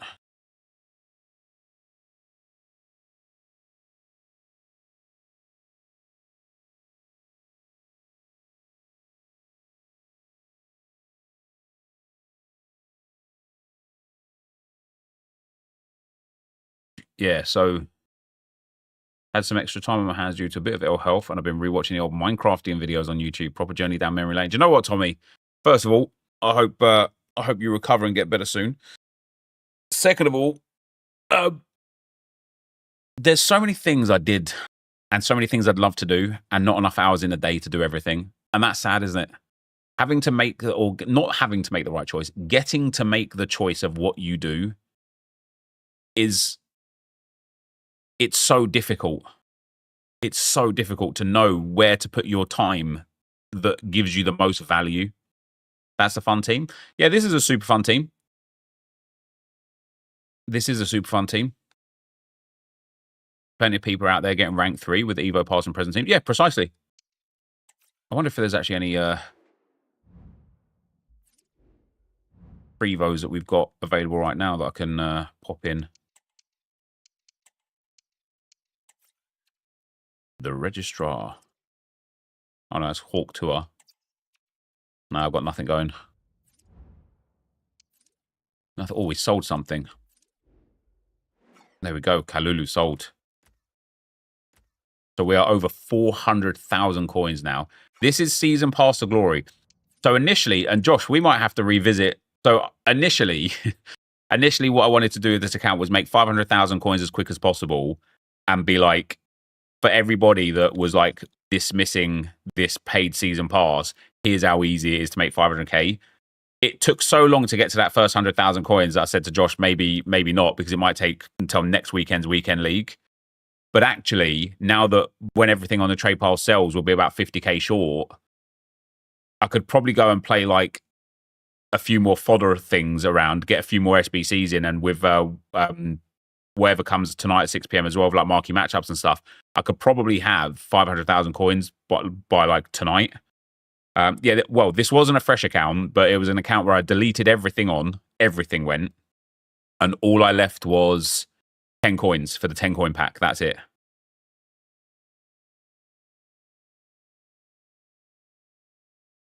I haven't done any bronze pack method. I haven't done any trading or anything. This is just from playing the game and earning rewards.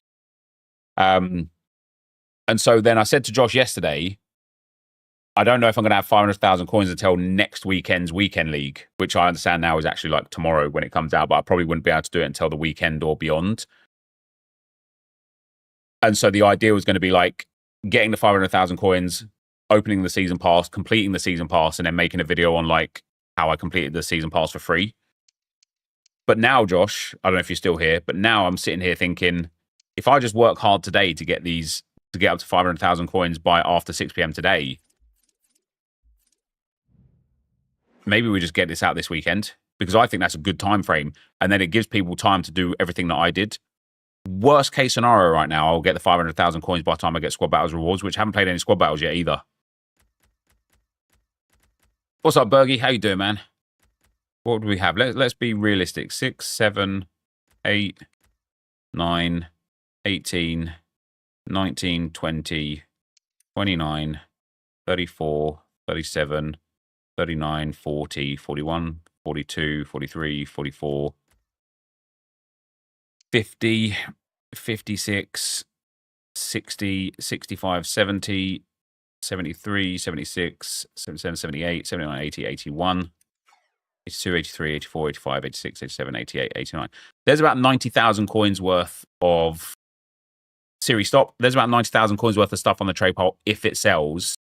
If some of it has to be discarded and stuff, maybe there's 70,000 coins there. So I'm about 30k short, which means marquee matchups and fodder. Marquee matchups and fodder from whatever it is I want to do right now will get us there.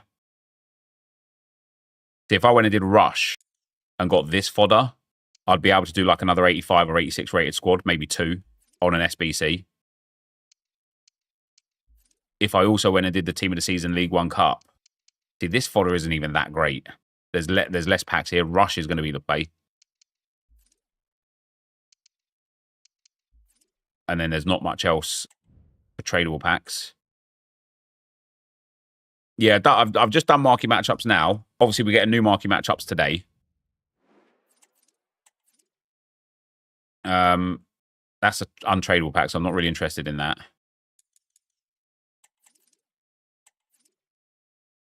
I'm halfway through Due. But I don't think the packs that it gives back, like the rare mix packs, I don't really like for 89 rated squads. So I did 2 89 rated squads on SEN instead. But I could have finished Due. I could have finished him.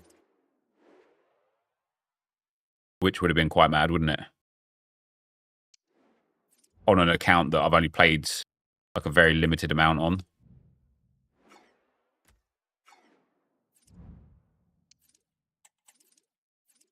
I got 10k discard from completing the 91 squad for Hullet. Yeah, that's why I did those duo squads. The mega packs are 10k. The prime gold players packs were like 6k.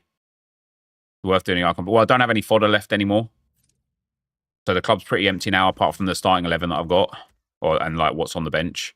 But yeah, I'm at the absolute bare bones. Otherwise, because obviously the purpose was making the 500,000 coins, right? Yeah, so I think the play is going to be. Let me go to the bathroom. I think the play is going to be getting some rush objectives done. Get those rush packs, open those, maybe do another squad or two, and getting match coins. How many match coins do we get in rush? Maybe I'd be better off playing rivals. You know, if I can pick up like 600, 700, 800 coins per match playing rivals, I'm realistically only going to need. I actually sit here and I think to myself, I don't need to do anything. I just need to wait for the 6 p.m. refresh, do marquee matchups again, keep relisting the trade pile to make sure that's flowing through, do marquee matchups and do the post 6 p.m. daily grind, and then I think I'll be there. That's a really, really, really good setup. Right, let me go to the bathroom real quick, guys.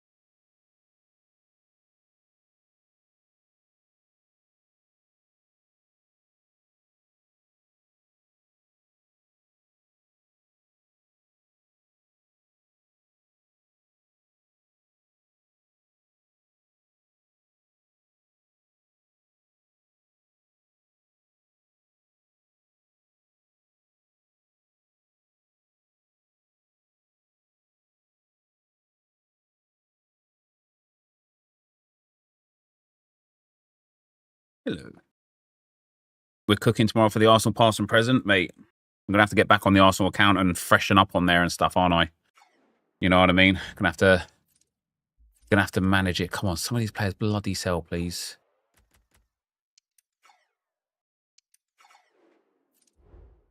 Has a playstyle for Prem been confirmed? I'm not entirely sure, mate, to be honest. These days, these nights. Let's have a look. What the interwebs is saying.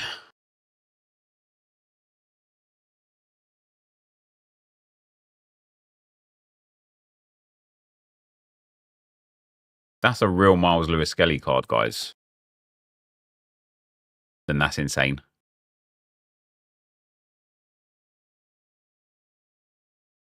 Let's have a look. No.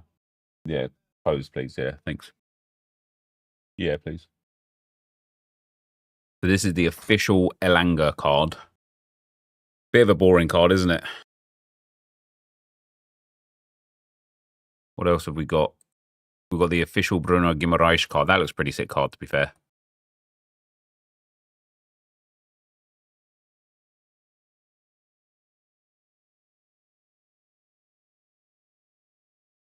The official Vardy card. This one was a bit underwhelming. It actually does look good, to be fair. You know, 99 pace, 95 shooting is really good.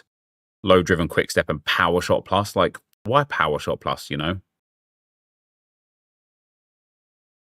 Can I ask your opinion on the hidden goal and goal rule in friendlies? I get a lot of grief for not quitting a 1-0 down after 5 minutes. Yeah, just do you, mate. You paid for the game.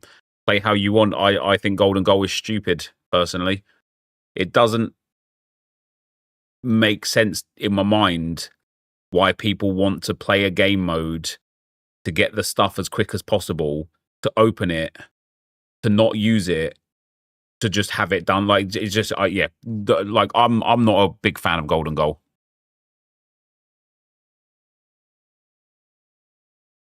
See, these stats are a prediction for Lewis Skelly. Oh, this is the official David Raya card. Pinged pass plus, far reach is that, and deflector. That's a good card, isn't it?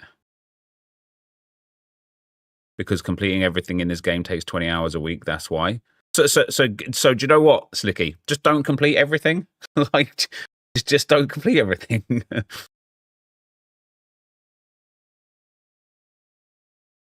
David Raya official card. Guimaraes we've already seen. Stats are a prediction for Cunha.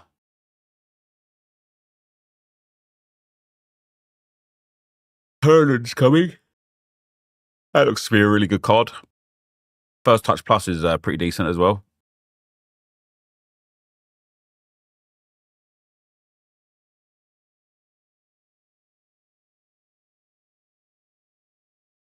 It's mad how good Lamine Yamal is, isn't it?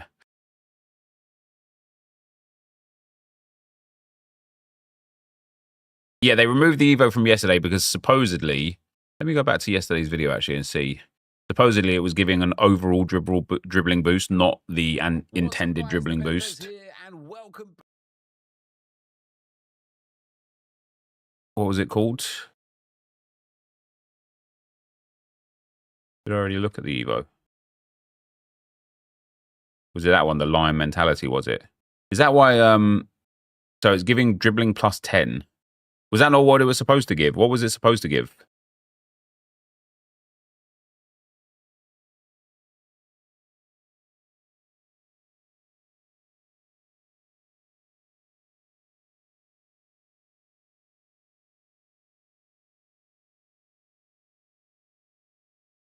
I don't remember what one. Oh, the lion mentality. Oh, it's a 3-step plus. Oh. So it wasn't supposed to give 10 dribbling. Because when I did look at that Giroud, I did think like, oh, damn, he's like, in the second level, it was supposed to be 10 in-game stats dribbling, but gave 10 overall dribbling. Oh, I see. And that is why that Giroud looked quite cracked. Because I did remember looking at Giroud, even that Cardozo, like, look how good that dribbling is. But it was supposed to boost just the dribbling stat. Okay, gotcha. That makes my whole thoughts on it then completely go back.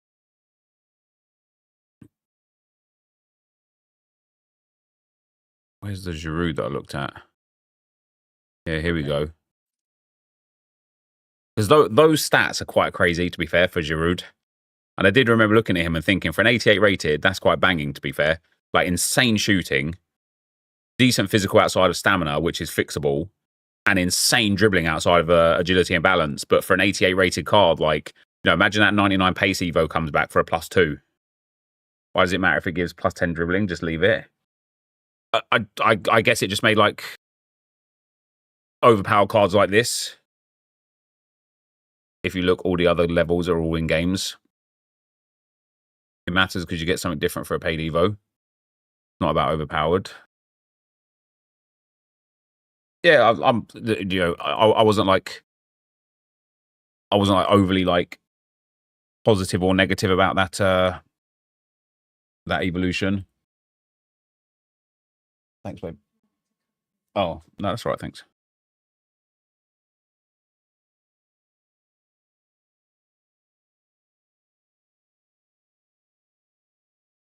How mad is that?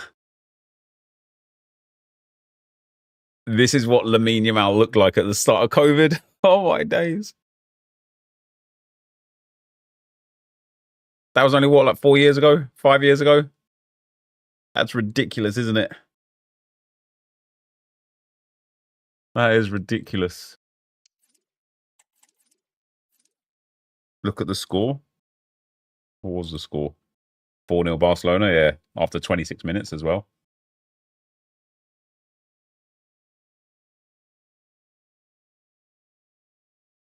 Did you not have good progression against today, Josh? I didn't. Do you know what as well? They had I feel like the progression came in early today. Like I checked at like 9:45 and I already had players that had growth.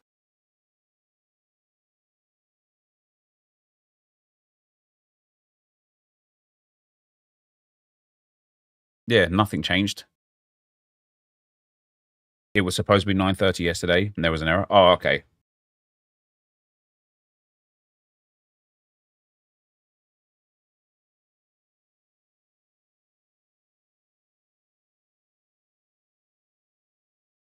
One of the things for me about yesterday's MFL stuff is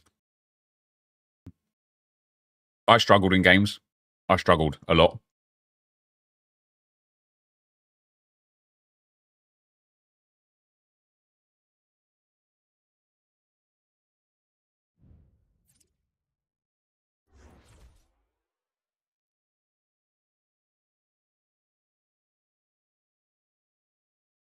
If I buy the premium pass on a later level, will I still be able to get the previous rules? Yep.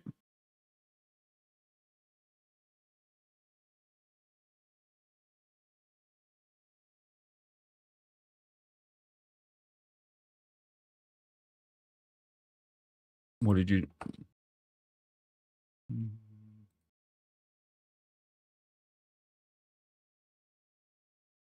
Oh, your Christov's Heroes, is that your free team, is it?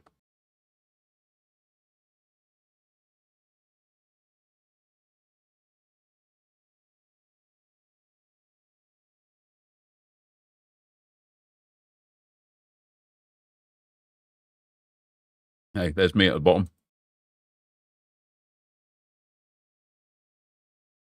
The XG in this game. Yeah. Got that, like...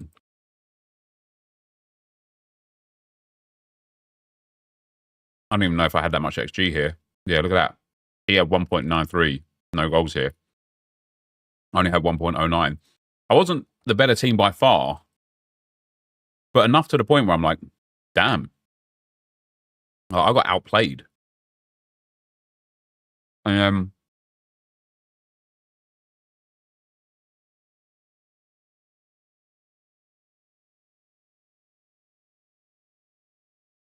This one was a bit tricky because they're the best team in the league. I don't know. It was tough. This one was a bit difficult.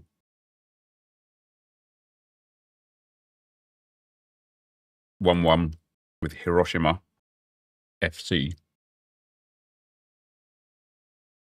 Conceding late after dominating. I don't know. It just felt like it wasn't what it has been. I don't know. It was weird.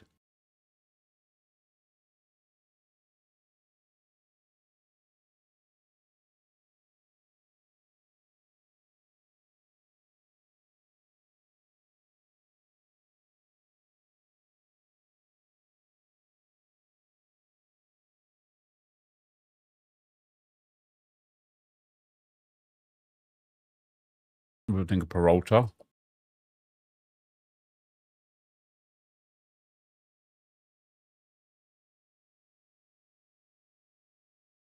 What rating is he?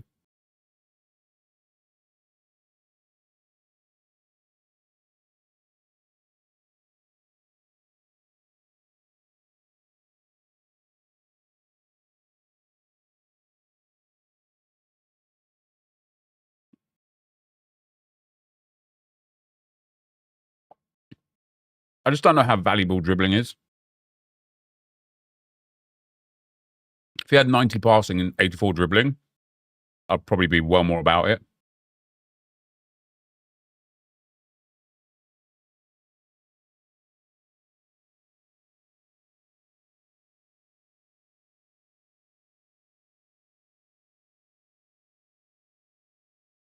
I might, you know, dribbling. I don't feel like dribbling's like super insane right now in how the game plays. But A, I might be wrong. And B, that doesn't mean that dribbling won't be the meta next year.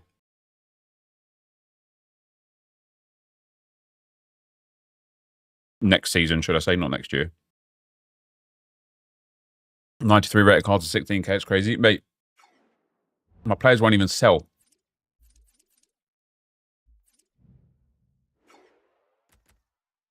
He won't sell. I think there must be like some sort of like internal worry for EA as well. That if they reduce the minimum price point and sort of like 88s start selling for like what, 4k and 3k, it, like, not to be like overly dramatic, but this game's in a real bad way. In a real bad way. When you've got like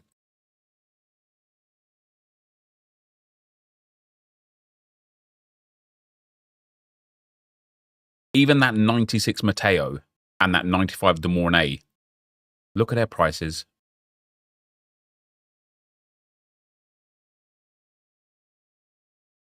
Barchawi is 71k. Svava is 26k. Gillies is 20. Okay, Gillies is not really an elite player. How tall is she? Yeah, only 5'9", not tall enough.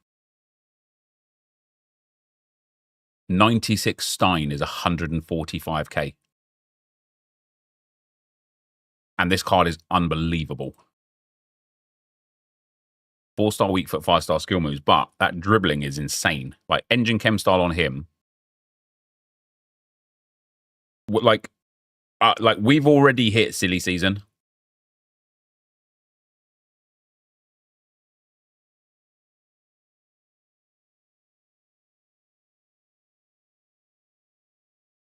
These prices are like FIFA 14 prices. Cavani was like 3k. Managerial is unreal for 100k. Who else? Who have I been using? I mean, this Cherky is genuinely phenomenal. By the way, like phenomenal. I can't comprehend how he is so cheap. He is unbelievable, and he is 84,000 coins. And so then for me, and again, I think EA are missing the boat, right? See this Katoto? She's not even awfully priced, right? She's not even awfully priced, 85, 85, 84. But if this was instead 583 rated teams, do you reckon that would move the needle on 83 rated prices? Maybe it wouldn't. Would it make them be sold? Would anyone care? That's a perfect time to do Hullet. Is he still available, is he? How long have we got left on that Hullet?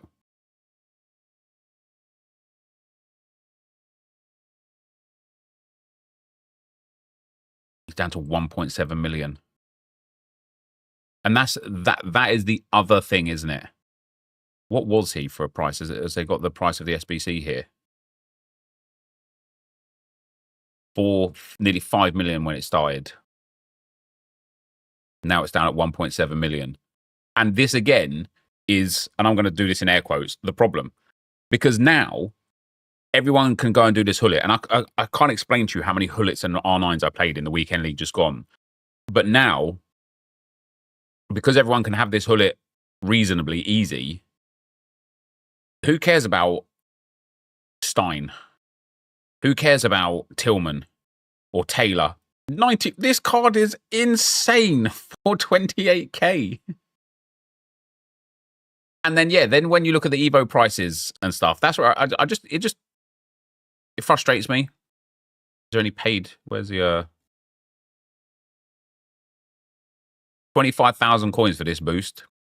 Does give decent playstyle pluses, to be fair. I don't mind that one. Why buy cards when the gameplay is shocking? I don't agree that the gameplay is shocking.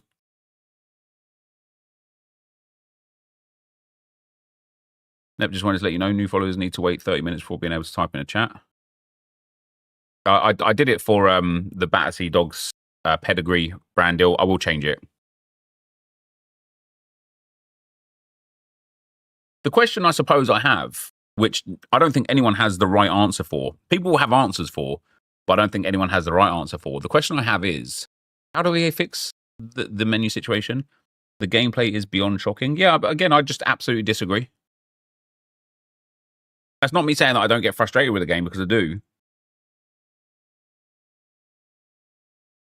But I think people's expectations of what gameplay should be is solely based on their personal biased view of how they should be able to play the game.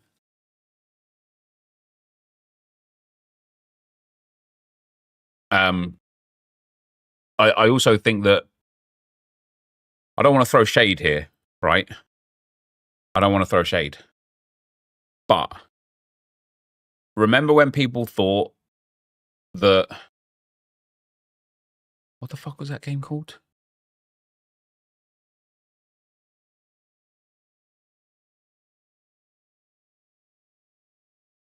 UFL was going to be good. And do you remember how after the first week, they made some patches based on community feedback, and people were like, "Oh my god, this is what it sounds. This is what it's like when a development team cares about their community. This is what it sounds. Oh, this is when people care about this. Oh, this is what people. Oh, we love this because they care."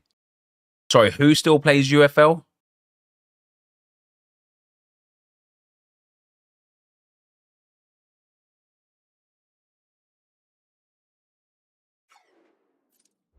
Daily Cup, 4 rounds, unlimited tries, max 3 wins daily, guaranteed League 1 team of the season pack at the end. Yeah, I mean, that doesn't do anything for prices. If they nerf Trevellas and remove manual goalkeeping, then I don't actually think it's that terrible. Here's the thing, though, Owen. Let's say that they got a patch that perfectly nerfs Trevellas and perfectly fixes adapts manual goalkeeping to the point where it's balanced. The problem is that the next broken mechanic becomes exposed. And it's just a long list of broken mechanics that get exposed. And when one gets patched, another gets exposed. And when one gets patched, another gets exposed. And it is literally just a never-ending cycle. And so when we look at eFootball and UFL, and we look at how bad they are, and then you think, even if you think FC25 is bad, comparative to eFootball and UFL, it's insane. And then you have to ask yourself this question. If EA's gameplay is so bad, and gameplay is such a significant factor as to why people play the game, then why hasn't another company came in and just made a game better? Surely it should be easy, right? Because this is so bad. So surely it should be easy.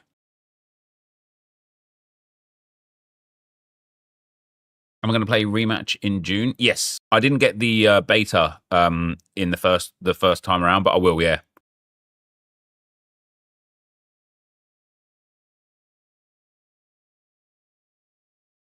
Do I know if there's any Everton players in the new promo? I don't think there are, mate, no. I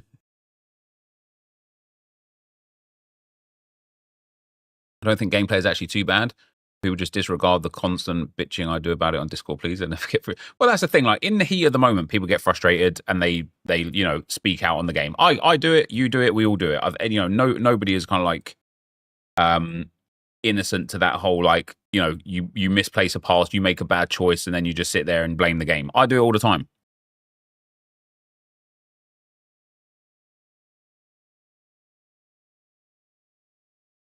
The most recent patch sound promising, but it's just not done what it said it would do. The 95 depth AI defending is still ridiculous, sadly. People complain about every game. Yeah.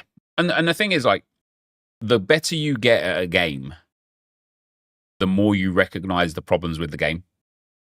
If you're the sort of, like, I've got a fair few friends that play this game and love it. And they, like, some of them don't even play rivals, they play squad battles only. And like some rush. And they love it. They think it's brilliant. And it's like, because like I tried to explain to one of my friends, I was like, oh yeah, it's all well and good until you get like smashed by a Travella 10 times a game in Division 1. And they're like, what's a Travella? Bliss, isn't it? Innocence is bliss. Innocence is bliss.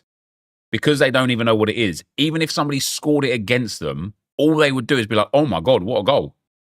I remember thinking that. I used to play, back in like FIFA 11 days when I played with like a Brasilva team, if somebody scored like a goal from like 40 yards out against me,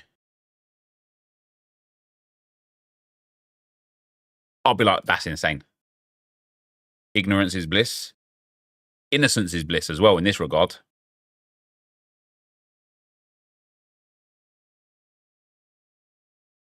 I didn't get hooked because of gameplay. It's always been about, I love the whole menu grind. See, the menu grind for me is an area where I'm very confused that EA haven't moved mountains to develop. I know for a fact that they had to lose the shape of the card back in the day because it was too close to Panini stickers. And I also know that there are some licensing issues with a collection book style piece of content. However, there is so much they can do to make playing the menus enjoyable, and they just don't. People don't understand that once you in D2 or 8+ wins in champs, you're in the top 1% of players and can see all the problems with the game. Yeah, precisely. And it just gets worse the higher you go. Right? It just gets worse the higher you go.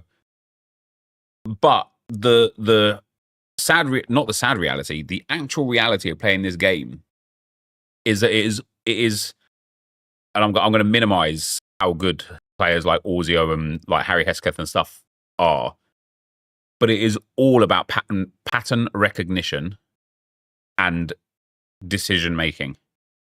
I was playing against a guy in Rivals yesterday, and I did something down the right-hand side, and I was like, oh, that worked. That was pretty sick. I've never done that before. And it was like a little triangle of passes that then led me into the box, and I just finessed it to the far post. Next time I got into that situation again, I tried it again, and it worked again. I was like, oh my God, this guy literally just can't stop this. I ended up going 3 or 4 goals, bang, bang, bang, bang, doing the exact same pattern down the right-hand side, and he just couldn't stop it. And it's like, for him, he had to figure out a way to stop that pattern. And then for somebody like Orzio, for example, he just has so many patterns in his mind of how he can play. If somebody presses him, he like he's got already that like auto. It's like an auto, like, oh, he's pressing me, I'm going to go here. Then based on what he does, he's going to do this and this, and then like, and before you know it, it's like connecting the dots to scoring the goal. And it's like, if you can learn all of the patterns and understand how to initiate them, when to initiate them, and more importantly, when not to initiate them, you'll smash most people. Willow Raiders, thanks for the tier 1, man. Chris, thanks for the 5 months, brother. And Jordan, thanks for the 14 months, man. Unlucky 13 months ago, maybe lucky 14 now, indeed. And Sheesh, thanks for the 29 months tier 2, brother. Much appreciated. It says, it's funny, I'll get 11 wins comfortably, even if I use my non-meta Chelsea Evo team. But if you give me the best team in the game, I still wouldn't get close to 13. Feel like your level is your level and within reason, and it doesn't matter what team you use. Yeah, because it's skill, right? It does come down to skill. Like if you play the 3-4-3, for example, and the mids are attacking, there is space wide instead someone plays central and moans about the press rather than changing to a wide formation. Have I tried out Managerial? I had her in draft. I don't think I played that draft though, but no, so I don't think so. Plus they know the game mechanics like second nature. Yeah, but again, it all comes down to patterns. So I've started doing something to get the ball out. So, okay, let me roll back a lot of years to about like 2013, 2014. I made a video. I think I called it the out ball or something like that. And a lot of people were complaining about the game back then. It must have been FIFA 13 because I was terrible at FIFA 14. But there's certain things in this game that when possession turns over, something happens or potentially nothing happens. And it gives you a massive advantage if you just have that muscle memory of knowing something. So back in the day in FIFA 13, whenever I would win the ball back defensively, the two strikers, because I played a 4-4-2 back then, the two strikers, you know, look at where these two are. They would drop on the field. Imagine the field's there. They would drop to the space where these two are. They would just drop back 10 yards. As soon as possession turned over, they would drop back 10 yards. I started noticing that on the minimap. And so every time I got the ball to my centre-back, I would just hold square and just clear it up to a striker. And you know what? I started countering people, bang, bang. I went on an insane win streak because every time I won the ball back defensively, I could just effectively chip it into the striker and then have a real good counter-attack. This year, I was watching Odegaard last weekend, and every time he wins the ball back and he's getting pressed, he uses the incisive cross thing, whatever it's called, the manual cross, the R1 cross, to farm the ball out to either the right mid or one of the centre mids. And I'm like, damn, I need to start adding that to my game. All of a sudden, do you know how fewer times I've lost the possession whilst having it in my own defence? Because now when I get the ball with a defender, I could just chip it over the top of the pressing midfielder or pressing attacker instead of trying to find a way to pass around them. And in my head, I was like, why haven't I been doing that the whole time? It's so obviously the way that you should get the ball. But now that I do it all of the time, and it makes me a better player. I also saw Odegaard a lot when he's got the ball with his right back. He uses the incisive pass, like the R1 triangle, to play just a simple ball to like the right-hand sided player on the midfield. Because I guess it's more accurate. I don't know. But he doesn't do like a regular pass. He makes sure to do the incisive pass. But when he gets out of his defensive third, once that transition is gone, I almost never, ever see him do incisive pass or incisive cross. And so I'm like, there must be a reason for that. There must be a reason for that. I've got some food stuff in my teeth. That's annoying.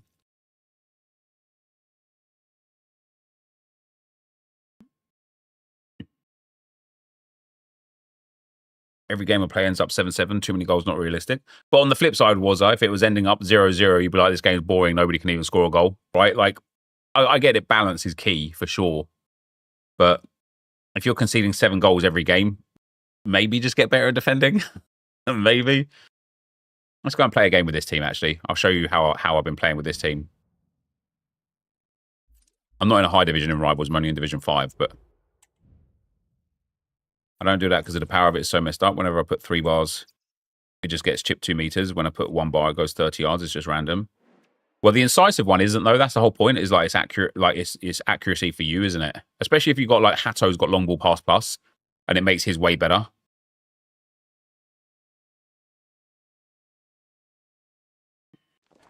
A warm welcome on what is a lovely evening for football.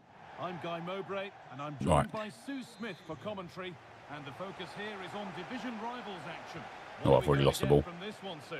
Yeah, this should be a good one. They're a team in really good form. See that there? I should have gone over the top there, and I know I should have done. Defensively, they'll be looking to take that quality into this match, I'm sure.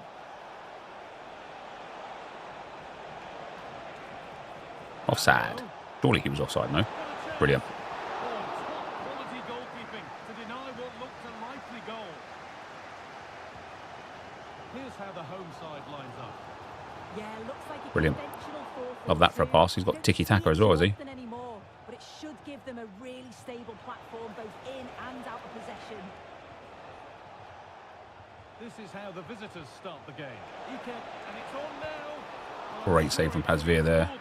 Great goalkeeping. Nicely played through. It's difficult to get out of that mindset. Yeah, it is.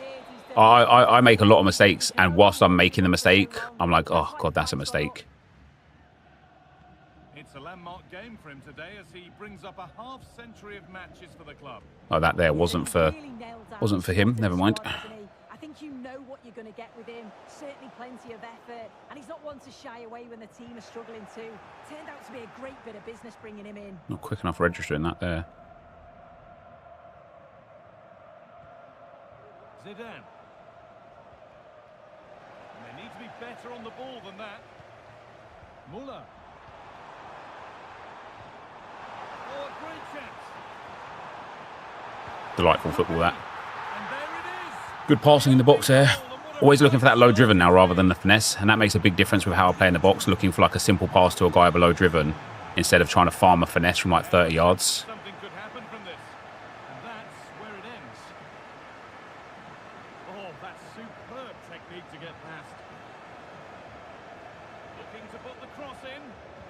A nice cutback. That's awful though. It was looking good, but ultimately nothing doing.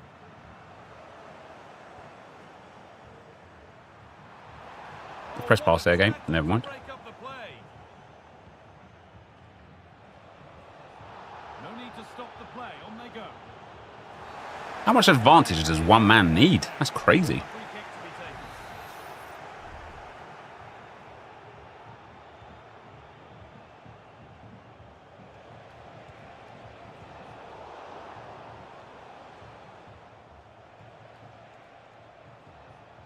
Decent looking attack this.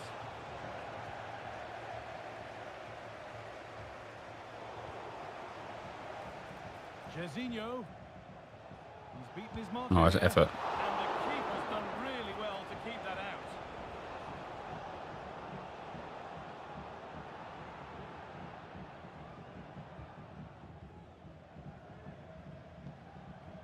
Olivier Boscagli. Wow, Carpenter, that is awful. Jorginho. Oh, what a place to lose the ball just when the chance was on.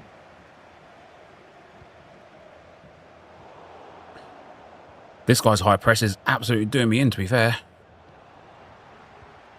In behind, can he finish?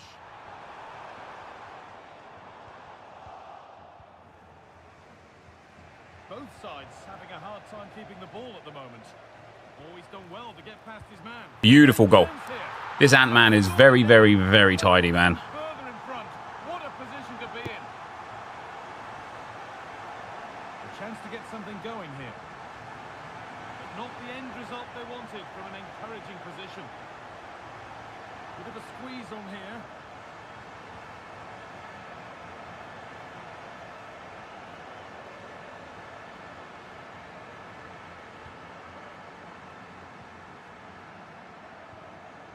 Ellie Carpenter.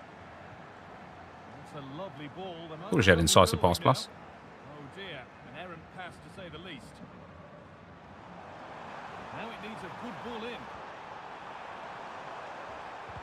Oh, that's poor, isn't it? Stopping any danger. Got to be scoring from those chances, that's for sure.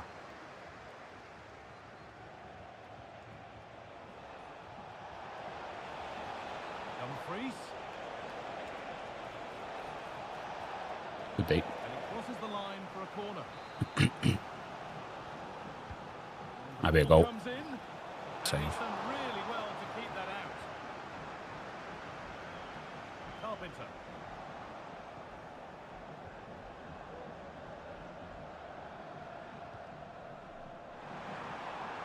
Lovely ball. This could lead to something. Oh, gotta either drive that into the box or get that shot off quick. Hello. I'm under the stadium. Short corner taken. This could be threatening. Oh, a great chance. Well, that's what he's there Need to green that, don't I? Need to green that.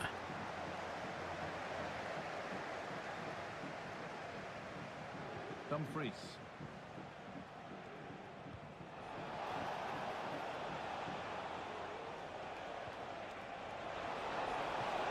Oh, super challenge. He stopped a certain goal. That's just poor. It's taken a little deflection. Now a throw in.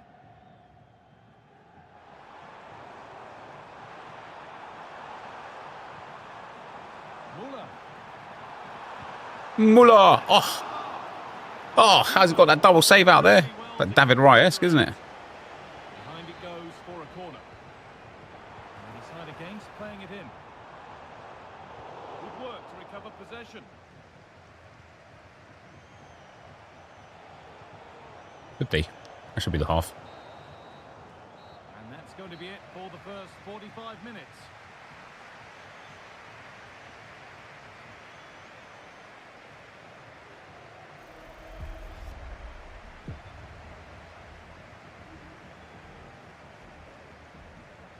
You need to learn how to play a lock. Yeah, play a lock is a really good skill. There's a few good play a lock moves that I do, but I just don't use them like often enough. Don't forget to watch the EA live stream. Is that on now? Is it? And we're back underway for the second 45.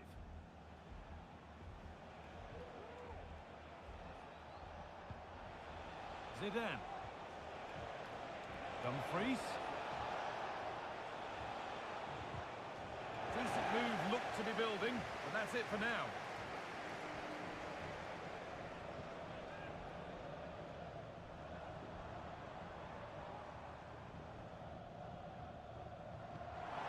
Promising looking ball. Muller. Nice. That's a lovely goal. Playing some nice stuff with this team. I really enjoy it. Dumfries. Dumfries.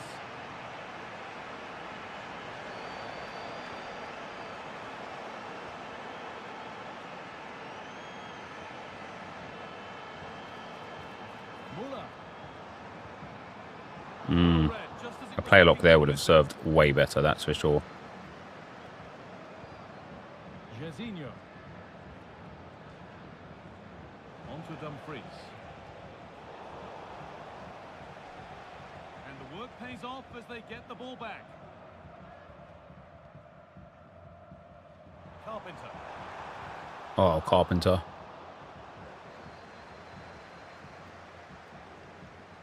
He's in here. I was expecting a keeper movement. Overplayed that. Good deep. Adrian Rabiot.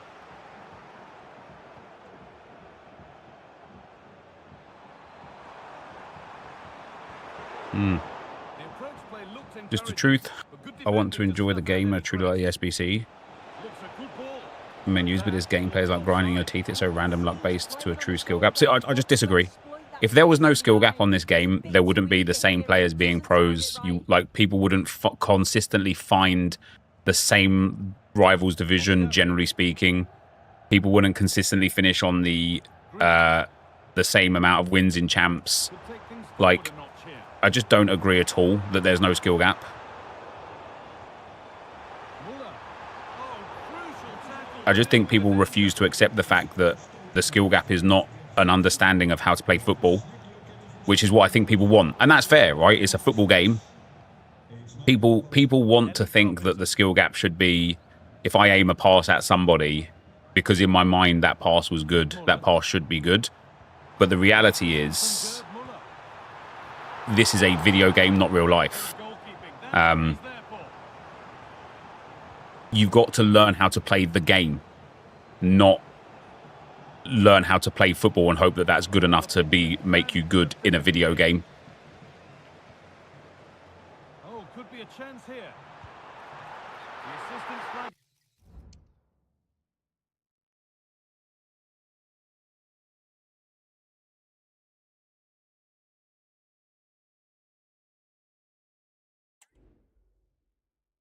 Passes aren't where you aim. Shooting is inconsistent, and you can switch player. You can't switch. Yeah, listen. Don't get me wrong. Player switching is a pain.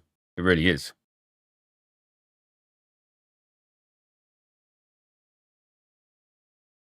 Hard to disagree that the skill gap isn't lower in this game than it was in, say, FIFA 19 or 20. Is it lower or is it different? That's the thing, isn't it?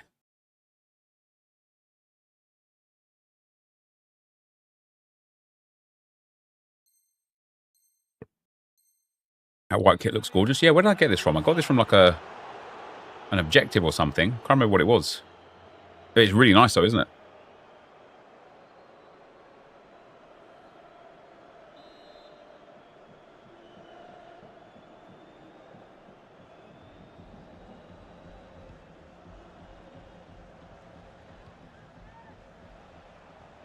Dumfries.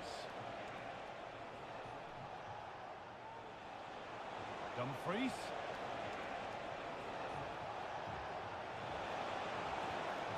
Good patient build-up, but not quite the end product.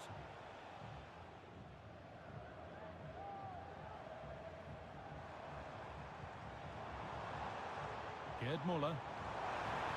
Oh, not where I wanted that one. That set up the chance. Oh, is it the season pass kit, is it? Pace, this could be dangerous. They've given it away here. Promising looking ball. What can they do from here?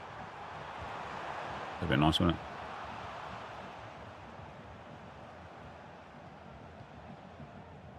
Rabiot.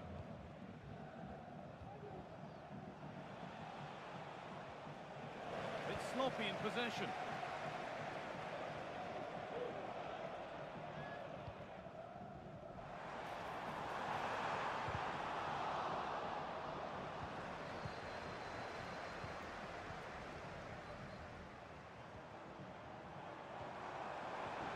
Great chance here. Should have sent that one to Muller. Given as offside. I think it's probably two things. The general skill level is higher, but also the segmented matchmaking is absolutely brutal compared to what it was 7 or 8 years ago. There's almost nowhere in the game where you aren't playing players within 1 or 2% of your skill level without smurfing. Yeah, 100%. 100%. Like, the general skill level is definitely, like, up. Like, think about, like, for example, back in FIFA, I want to say 11, maybe it was 10, there was a free kick glitch. I didn't know it was really a glitch at the time, and it never got patched the whole year. But basically, second man free kick were like ridiculously strong. I was telling this story like many years ago, and somebody had told me, an EA employee had told me that there was an issue with the second man free kick that they hadn't recognized, where for some reason the second man had been given 99 stats in all free kicks, no matter what, no matter who you had as that second man, they had 99 stats. And so every time I would hit a second man free kick, it would just literally fly in. I would dare say like 100% accuracy, or like high 90% accuracy over like hundreds of free kicks across the whole game cycle, right? That never got exposed as a glitch or a broken game mechanic, and it never got made into a piece of content, which means it never got patched, right? In this day and age, if there was a free kick glitch technique, which there was a couple of years ago, remember where you could score red timed free kicks every single time? This day and age, that would be on TikTok, YouTube, Twitter, etc. And within half an hour, every single person you know would be abusing that game mechanic. And so all of a sudden now, you're having to fight against people that are doing something they wouldn't have been doing previously. And so obviously the rise of social media has really increased how easy it is for people to learn how to be good at the game. So absolutely, like, you know, the general quality of player is way higher. But I also absolutely agree that matchmaking has been a big part in why people feel like there's no skill gap, because you're constantly playing against people of your own skill level where that deflected goal makes a difference. Like, for example, this game is 4-0, right? Let me take the last few minutes, because I've actually conceded a few goals like this weekend league. In this game here, right?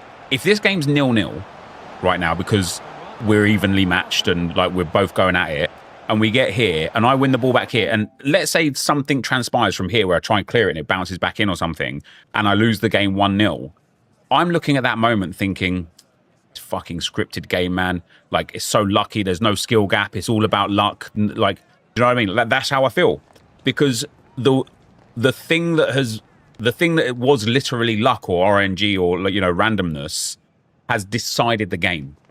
But in a game where I'm 4-0 up, if that same instance happened, I'll be like, oh, that's well unlucky, that, isn't it? And the mentality is different because it didn't impact the result, even though the experience was the same. The kind of like response was different, and the reason why the response was different was because I was winning comfortably. And so I don't mentally, like, relate it to, this game's so bad, man, this game's so bad. Instead, I relate it to, damn, that was really unlucky. How crazy was that? That was mad. But when you're playing against somebody almost every single game that is as good as you, those acts of randomness define the games, and it infuriates people. It infuriates people. And EA, like, it's on EA to find a better way to remedy it. I also think there's a lot of blokes in their mid to late 20s whose reactions have fallen off or whose time on the game has decreased, and that nostalgia from past FIFAs, suddenly the game is shit or has no skill. Go, 100%. Like, for me, when I don't play this game, like, competitive, not even competitively, just like, when I just don't play this game often, I struggle in, like, Division 4 and Division 3. Even every day, it takes me, like, a couple of games to get going and kind of like the muscle memory to kick in and be like, oh yeah, this is how I've got to play this game. When I don't play for like a prolonged period of time, like, I'm just awful at the game. Yeah, when I'm playing consistently, I feel good. I can get up the divisions. I can win like tough games and stuff. Like, it's just a lot better.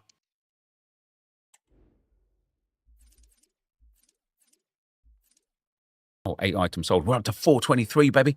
Let's go. Woo! All those 84 selling, baby. Damn, that's actually a nice little haul, that is. If these things could sell, we would be on 500k after 6 p.m. I also think easier to access the best players within 2 weeks of the game coming out is a problem. Agreed.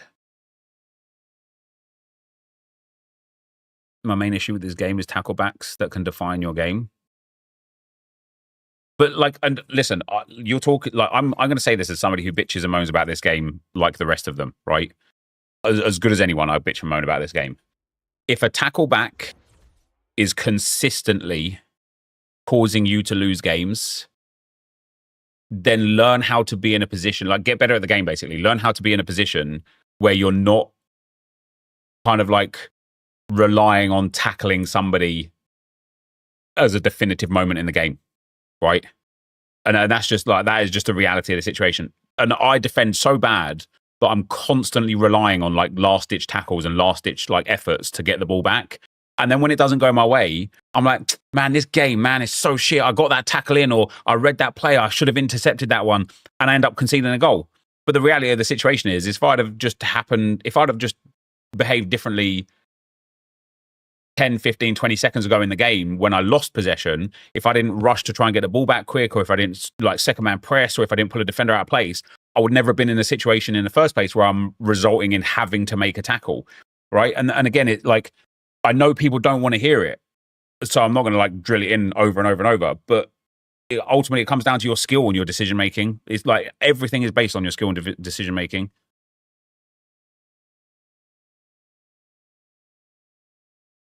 Another big issue is the delay. I've 1 gig. Yeah. So here's the thing about delay, Armalika, right?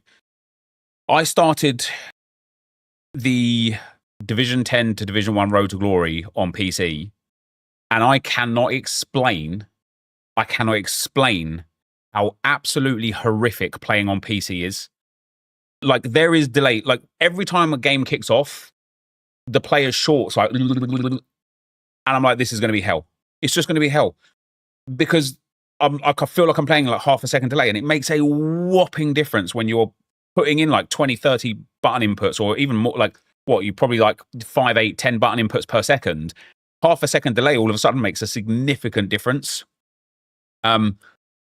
Yeah, I came back onto console, and it's like the gameplay is just perfect, and it's same internet, same computer, same everything, right? The other thing that I think of is 24 to 27 wins out of 40 was seen as a really decent standard of player. That's 8 or 9 wins now, which is kind of seen as an average player. I think the move towards more competitive play in the community, pushing top players in the game as the biggest creators, has skewed how people view their skills and what's reasonable. 100%. 100%. Nep, you're missing the point, though. I think the guys knows that if it happens too often to a point where you cannot do any more, even when you've done everything to avoid that exact situation, it just screws you. Yeah, but that, I mean, you're missing the point, Ryan. 100%, you're missing the point. Because the point is, you haven't done everything to avoid that situation, because if you had, you would have. Otherwise, how can other people consistently avoid that situation, right?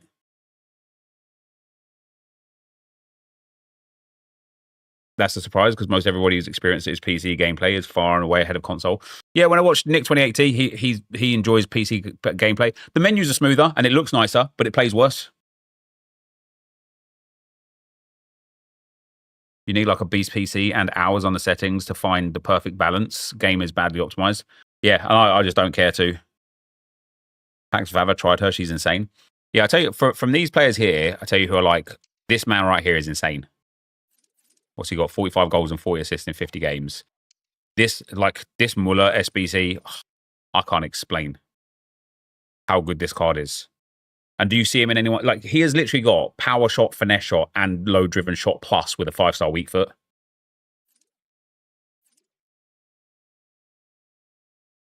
I even have a basic chem style on him. I didn't even put a chem style on him. This card is so good, man. So good. Is it me? You always play with a mid team? Yeah, I do, mate. Yeah. Do you know what? Like for me, one of the things that I like about Ultimate Team is grinding to something. Once you get to that thing, it's like, I'm going to have to get paint out, right? I'm going to have to get paint out because I need to explain it. It's always a lot easier to explain it with like a monetary value instead of a time value because people don't assign the same value to time they assign to money.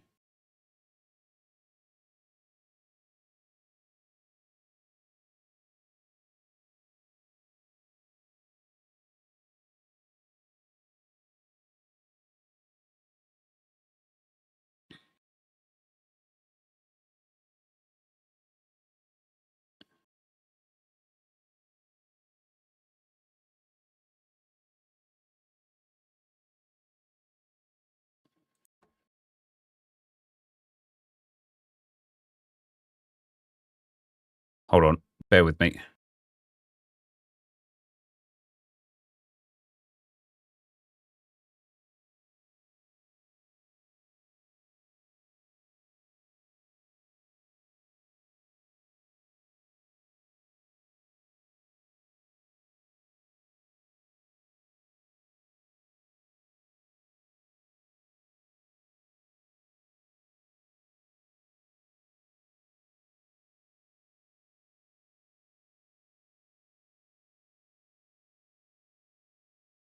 But wait, do I not have a rubber? There we go. I like expand this rubber. How do I make it bigger? I'm not a paint expert. Hold on. Pretend that bit's not there. I don't have to pretend now it's not there.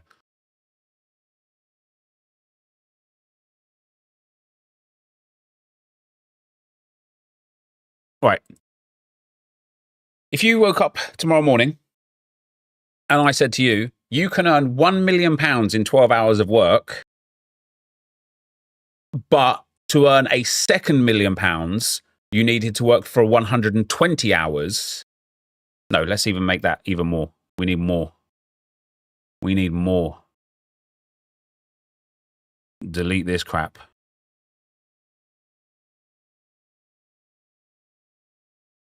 Because people would be like, yeah, I probably would do that because 120 hours work for £1 million is not bad. If I said to you,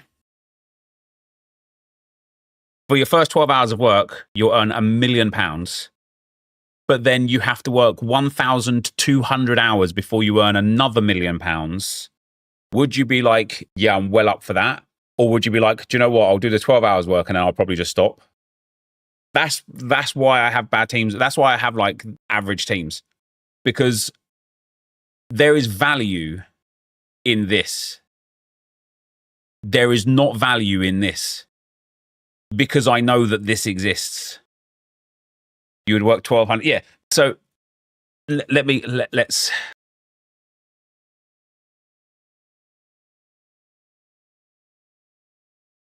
120,000 hours.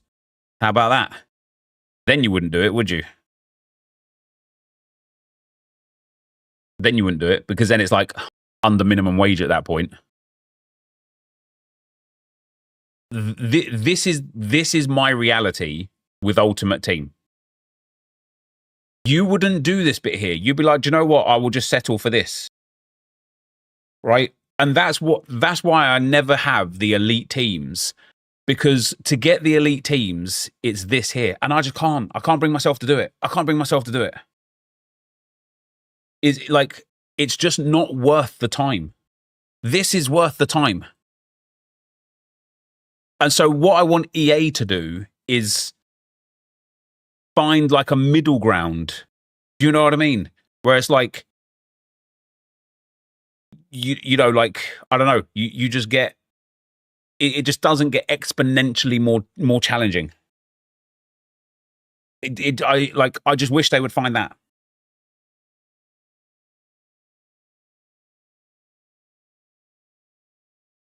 EA killed Road to Glory for the past 4 games. It is, yeah. All depends what my job role is, yeah, I suppose, doesn't it?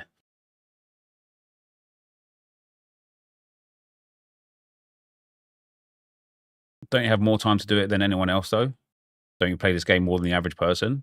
So you think I should waste my time just because I have more time to do it than people that don't have the time to do it? You think I should just waste it and do it anyway? Or do you think that I just shouldn't do this at all and instead put that time elsewhere? I'm sad you missed my joke. Wait, what did you say? Have I got a rubber? Yeah. How do I make it bigger? I'm not an expert. Is that what I said, is it? Did I say a razor? Did I say rubber? That's my bad. That's on me. This is intentional to bridge the gap. EA wants you to spend money. Absolutely. That's absolutely they do. Absolutely they do. And it is intentional. And as I said to you guys, eventually it will come back to bite EA in the arse, and it feels like it's getting to that point.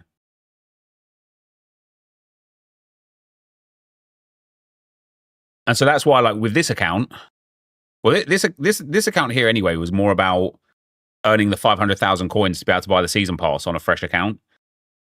But even this account now, I've now got a team where I can get 10 wins in champs, 11 wins in champs. I can get to like Division 2 or Division 1, and that's it. I'm done. So at that point, I'm like, well, what more? Like, why would I keep playing? To get 12 wins in champs or 13 wins in champs? Yeah, but why? Why? What? If getting 13 wins in champs did anything of value for me other than giving me a little ego boost, maybe I would do it. Maybe I would try. Maybe I would care. But because all the difference is between, where the fuck is my controller? Sorry for swearing. The difference between the win rank in champs I can get to, and let's even be more reasonable in this moment and say that it's actually going to be closer to 10 wins for this moment. Right, so I can get 2 player picks, 2 team of the season picks, 85 by 10, team of the season untradeable, 83 by 20, 88 by 2, 75,000 coins. The next rank, no, let's go to this rank. There's an extra 86 by 20 in there. There's an 85 by 30 in there. And a few extra coins. Rewards are way better. But I mean, they are better. I wouldn't necessarily say way better. They are better. But what difference does it make if I get those extra rewards when... like let me take you through this example. Hold on. Let me show you Footbin again real quick.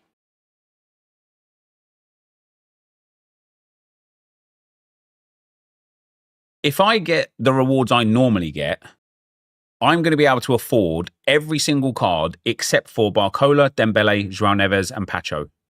Right?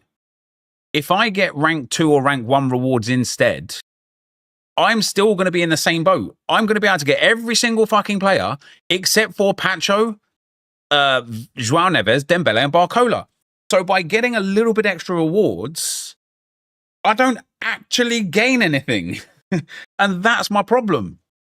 That is my problem. That's why I don't care to be better at the game, because it doesn't get you closer to these unobtainable players, not in any reasonable fashion. If it was like a guaranteed top 3 player pick for rank 1, even then I probably wouldn't sweat it. I probably wouldn't even care. But that's why I just don't think, even if it gave 250,000 coins more, it's not enough. It doesn't move the needle in any way, shape, or form for these top 4 players that are otherwise unobtainable. You may hate this idea, but it would be an insane video where 2 people start FC accounts. They get an hour and a day each, but for the other 7 to 8 hours, one person works and the other plays the game. The working person can spend all the money they earn on the game. I'd love to see who would have the better team. I think the person that spends time on the game would have the better team after the first week. But after the second week, I think the person that spends money on the game would have the better team. We just don't need Pacho either because we have Blanc, etc. Yeah, precisely. Yeah. Also, I don't understand why. Maybe 4 playstyle pluses, but I don't. That literally must be it. But this Vitinha has got a crazy card for 230,000 coins. Like, here's the thing for me about like the cost price of some of these players.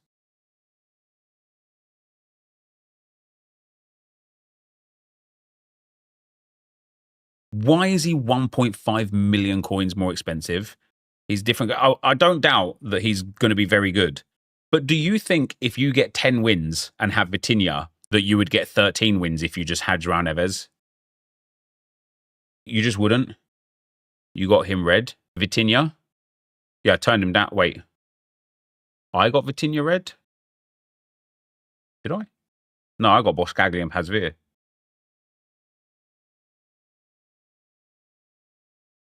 I think he'd get you an extra win or 2 genuinely low. But you say that, Viper, because you're good at the game.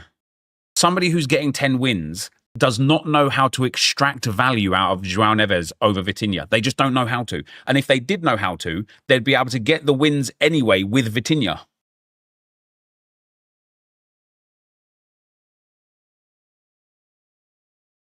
I think ask a player win you an extra 20% games is unreasonable on any level. Yeah, and I absolutely agree, which is why I can't understand the price discrepancy of like 2 midfielders like this.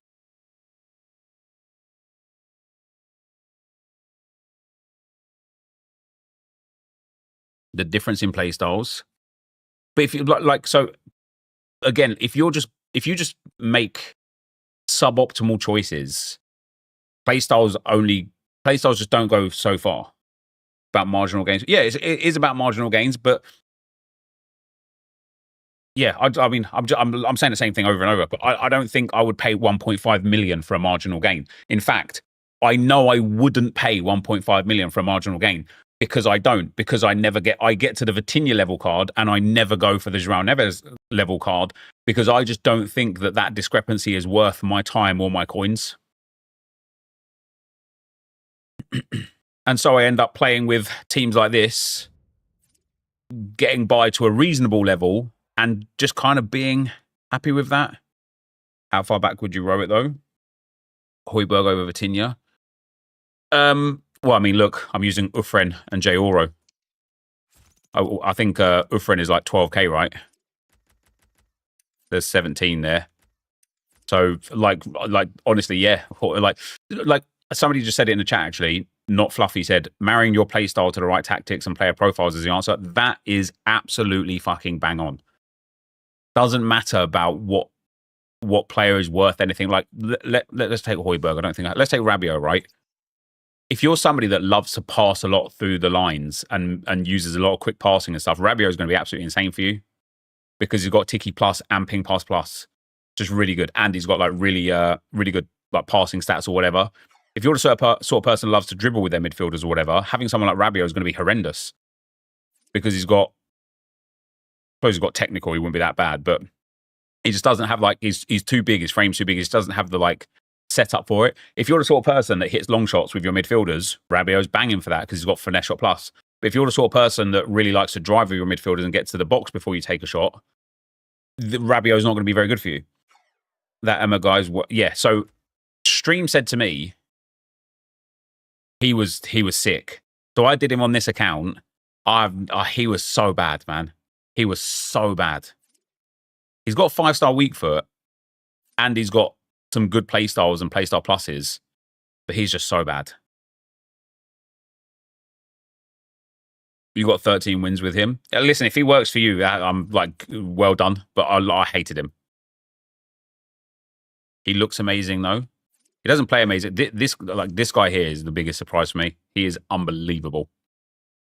And that's the thing. Like one of the things that I like about using teams like this is, like, for example, Boscagli is brilliant. Turkey is brilliant. Ant-Man He is unreal. Let me tell you, he is unreal. Yet he's 30k. And do you want to know why he's 30k? Because people are, he's 20k. Do you want to know why? Because people are so scared to deviate from their fucking God knows who they've got up fronts, right? People are so scared to deviate from it that they will never find a player that might be better than the player that they use that is the meta player, even though there might be a better player for the way that they play, right? And they just won't do it because they're like, oh, no, I'm not getting rid of my like insert blah blah blah blah blah for a 25k card. But it's not about how much he costs; it's about how much he's worth, right? And if he's worth something to you that makes him play good, great. And that's why I like using teams like this, because I've found now 2 strikers that are absolutely insane, like absolutely insane, and I love playing with them. And I wouldn't have ever experienced them if I just had R9 and fucking Vinicius Jr. or R9 and Mbappe out front. You know? That is just the reality of the situation. I've been working on something massive for the foot website you can't talk about, and that Muller is unreal. Yeah, he is. He is absolutely unreal. No one will use that Boskagli as soon as they see that 5'11" frame. Yeah, Boskagli's a beast, though, let me tell you. Mate, Anticipate Plus, Bruiser Plus, and Intercept Plus on a centre-back is outrageous. Every single defensive playstyle and press proven. All of the roles that he needs as well. Insane stats. Like, what's he got for skill moves weak foot? 4-star, 4-star. Like, he's just so good. He's just so good. And yet people won't use him because he's not Van Dijk. Do you know what I mean? Can you see the four? Yeah, I'll show you the tactics. There you go. That's my setup there.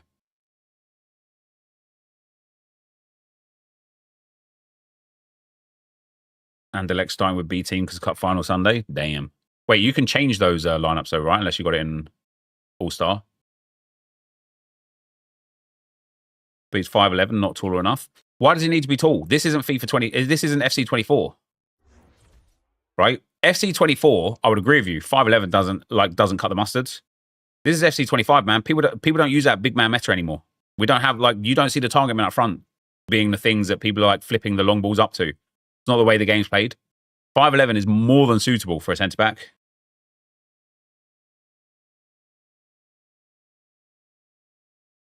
You've never used Winger Plus any goods? Yeah, I quite like it.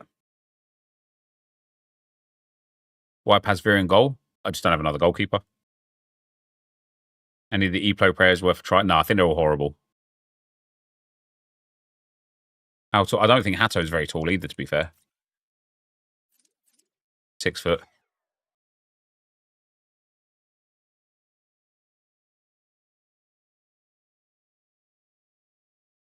DDA Drogba would bully him. But he wouldn't, though, would he? He wouldn't. And if somebody scores against you with Drogba whilst you're using Boskagli, the likelihood is because you just defended poorly, not because you've got a centre-back at 5'11".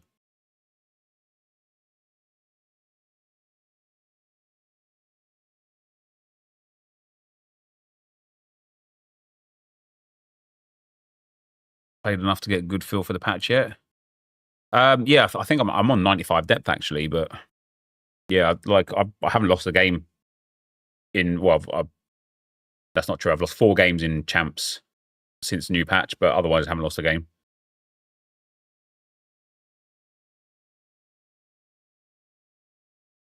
You got him tradable. I would sell him, Malex, yeah. How is that left back and centre back? Yeah, he's good. He's like long ball pass really helps. Obviously, he doesn't have the best defensive play styles in terms of pluses, but his quick step plus saves me a lot, and his long ball pass plus is also really effective. And again, it's about learning how to play, though, isn't it? It's about learning how to play. If you've got someone like Hatto, and you're trying to use him unintended compared to the way his play styles are, you're probably not going to like him, and that's absolutely fine. But if you just understand, okay, Hatto's got quick step plus, so you know his recovery speed is brilliant. He's got slide tackle plus. Okay, I don't really do slide tackles, but he's got long ball pass plus. So when you win possession back, smacking the ball out to a winger that's open because I've got my winger set to winger attack. Once Hatto gets the ball, quick glance at the minimap, spot where the winger is, bang the ball out to them. I've now broke the press, right? And it genuinely comes down to just like learning and understanding how players can be impactful and effective for you. And then if somebody's just not good for you, fair enough. Like we've got two fullbacks here, Grealish, who doesn't look very good at all, right? He's got jockey and intercept plus defensively and nothing else. His stats are okay. He's 4-star, 3-star. It doesn't look very good. Carpenter looks very good at 4-star, 4-star with brilliant stats and brilliant play styles. But I tell you what, Grealish is the better fullback out of the two. And the reason why is because Carpenter's too small. And so although whilst I don't think centre-backs are necessarily needed to be tall or whatever, like I can't like safely ping the ball out to her and hope that she's just got the ball, because if she's being marked by like a Rafael Leao or something, she loses the duel every time. And so if somebody plays that long wide ball, she loses the duel every time. And so it doesn't really matter what the rest of her can do, because one of the ways that I play the game results in her constantly losing aerial battles to the point where I'm like, damn, I just need somebody better than her, right? She's just not tall enough. And that's fine. That's like other people will play the game where this Carpenter's the best player on the team because of the way that they play, right? And that's what I mean with like the team in general. People are so scared to deviate from what they're told are the best players. And so they just use the same sheep team over and over and over. And they like, surely you can't actually be having fun because you're using somebody else's example of a good team over and over and over. I don't know. Like for me, I'd rather like experiment, take some L's and find my own way around. Yeah, Ant-Man can play right mid. I played Ant-Man right mid in Champs. He was brilliant, man. And then I've only been playing him up front since I got Cherky from Champs Rewards. But yeah, this Ant-Man, given the fact that he's played most of these games at right mid, his return is insane. It's insane. His card is insane. I like the fact that Team of the Seasons also have bonus chemistry. I cannot understand why he's only 25k. I cannot understand it. This card has got everything you need. His short pass, long pass, and vision stats are banging. His pace is banging. His finishing, shot power, and positioning are banging. He's got finesse shot plus, which means his long shots at 90 is banging. His dribbling is very, very good. Okay, reactions at 90, composure at 90, but reactions you can fix. Composure is not as relevant as it used to be thanks to time shooting and incisive shooting, or whatever it's called. His physicals are good. His playstyles are brilliant because of the playstyle pluses. Mate, look at how people play this game right now. A lot of the way people play this game in the box is passing now. That extra pass in the box is so valuable now. And him having tiki-taka plus is unbelievable now. He's got relentless. Okay, he doesn't have technical, doesn't have quick step. That's sad. Otherwise, there's nothing wrong with this card. Can you see Grealish stats? Mate, they're bad. They're bad. 38, 3, and 4. 6 yellows, though. I do like to drag people down a lot.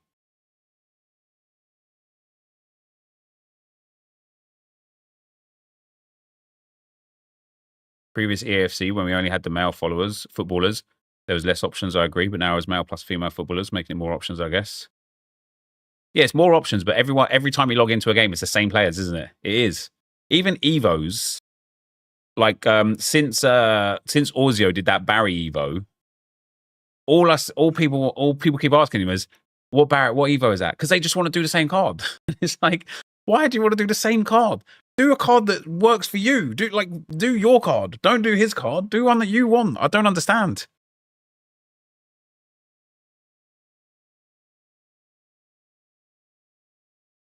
The hype for Hudlin? Yeah. Yeah, there's a lot of hype for Hudlin. That Barry looks crazy, to be fair. Does anyone know what path that Barry has gone through? Because I guarantee you there's like another 50 players that are exactly the same after the same path.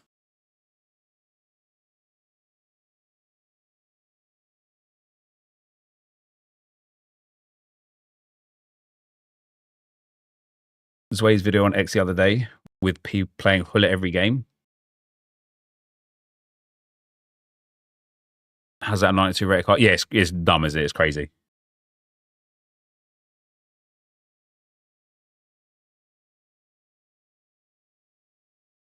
You have a screenshot? Just message it to me on Twitch DMs, Ace Boogie, please. Yeah, I see Suarez, Pullet. Do you know what? Like, as I said earlier, this weekend league just gone, I saw R9 almost every game. I could not believe it. I was like, how is everybody packing this card? Pele's every game. Maldini's, Hulick's every game. Like, it's the same team over and over and over again.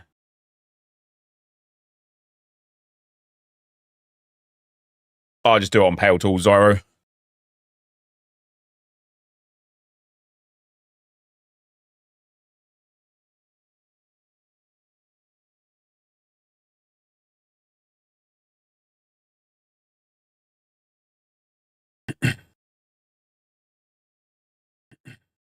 Well, that's me twice, me twice, me twice, me twice.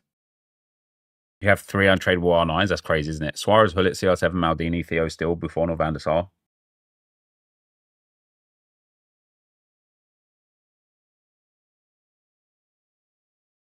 Funniest thing is I started to love this one, so I accepted my skill level. Yeah, and there's definitely like, listen, if you want to be better at the game, that's fair enough. If you want to be like rank 1, rank 2 player, and you're like working towards that, that's fair enough. But this year, more than ever before, it's totally okay to be like even a 7 or 8 win player.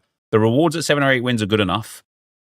The skill level that you need to be at to get 7 or 8 wins isn't high. Like, you can play this game to like a mid level, get really good rewards, have a really good team, and have fun. As Boss Cagley play, yeah, I like him. I do like him.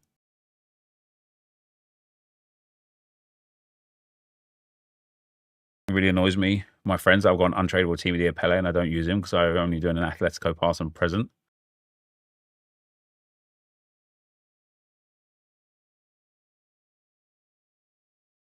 I use some randy team for League 1 champs. The game is not that difficult, but even if it is, the difference between rank 1, 2, rank 4, and 5 is genuinely minimal. In terms of rewards or in terms of skill vibes? Can't find the bath pack. No worries, mate. That's all good.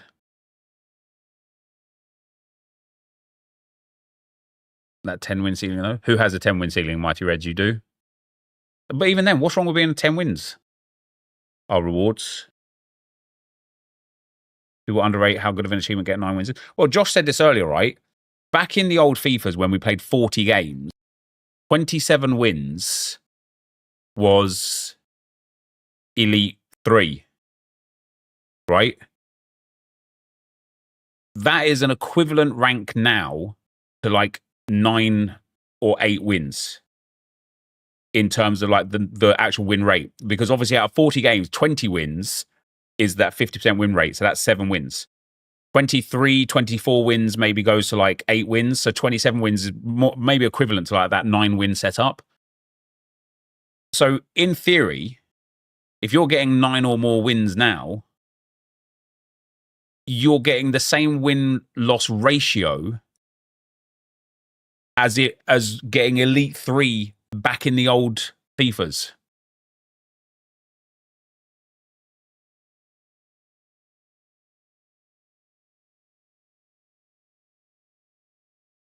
Which is wild, isn't it? And if you even got Gold 1 back in those days, which was what, 25 wins, I think. If you even got Gold 1, you was considered a good player. If you got Elite, which I got all the time, people were like, damn, you're a really good player. And then if you got like Elite 1 or top 200, you were like a super, super, super good player. Now, if you get 8 wins, you're like, bro, do you even? Why go back to squad battles? It's the same win-loss ratio.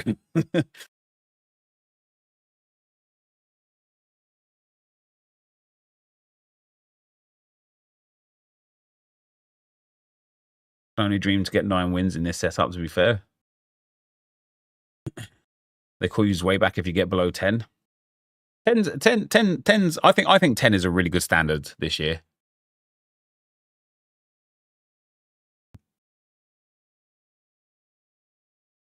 Because now you have so much things to do than champs. Yeah, but you did before.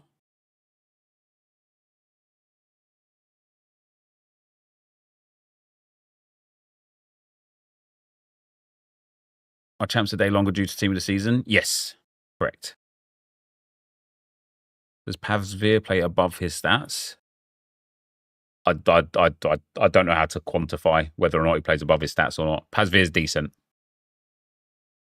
You get 7 to 8 wins at 53 years old and mood with that. You're 53 years old, yeah, you're good with that. Mate, if I'm still getting 7 to 8 wins at 53, I'm living the dream, baby.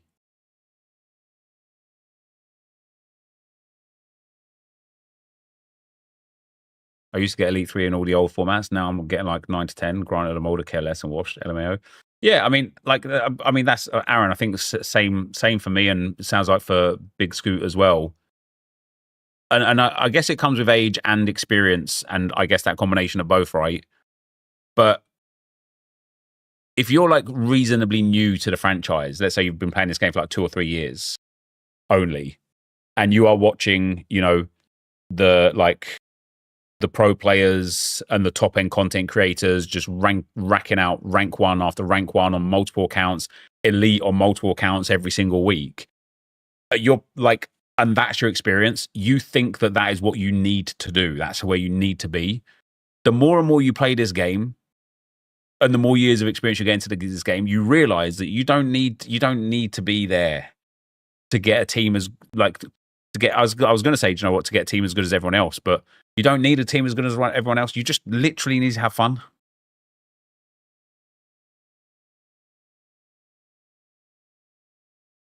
Eight wins are just fine as long as you don't play the game for 5 hours every day.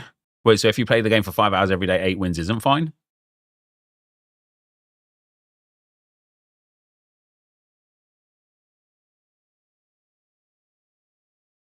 You got Cherky from an 81 pick.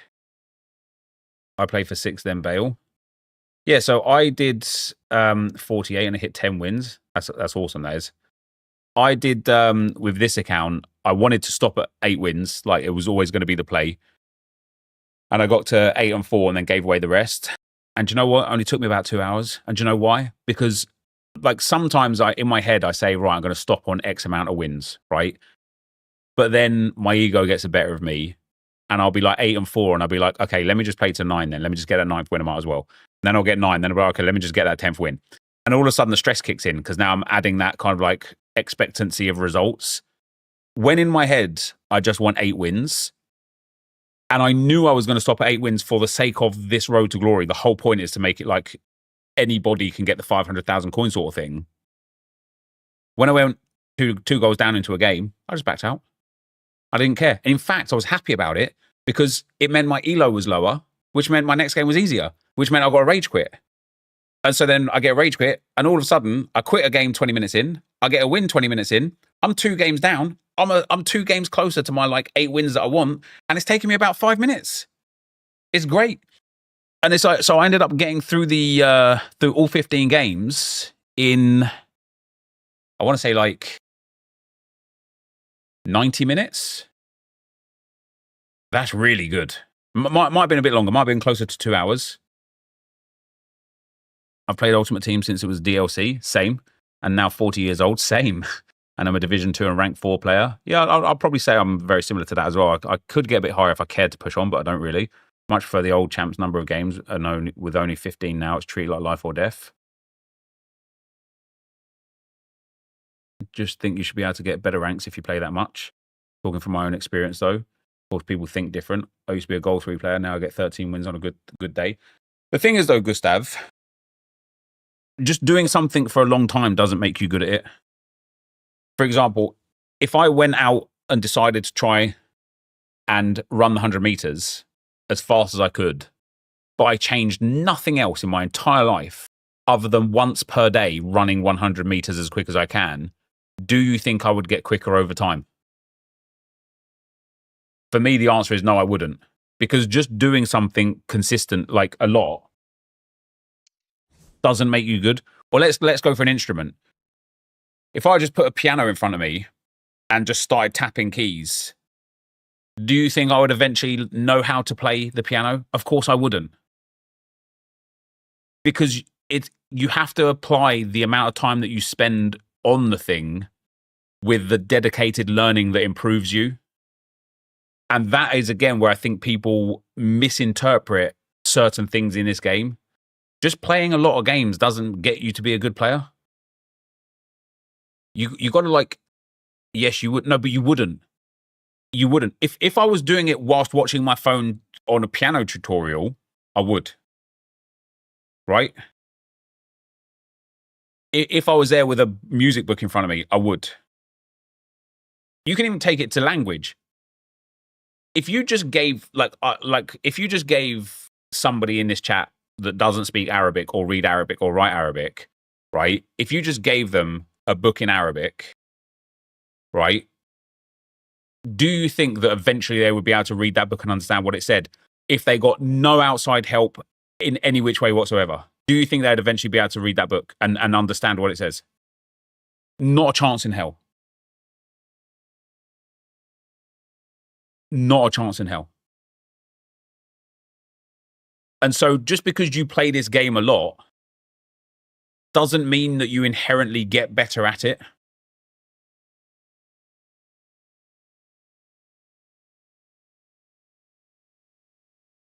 Definitely doing certain things over and over makes you proficient at that thing. So I agree with that. I agree with that, NG Vans. But you've made my point for me. Doing the same thing over and over makes you proficient at that thing. But if that thing that you're doing over and over is the wrong thing, you're getting really good at being shit at the game. Do you know what I mean? If you're constantly like making bad passing options, or constantly having the wrong tactic, or constantly making the wrong shot choice in the box, and you just keep fucking pounding that into your brain, you're just getting really fucking good at being shit at the game. Nobody wants that. Nobody wants that. And so, more to the point again, just spending time on the game doesn't get you better at the game.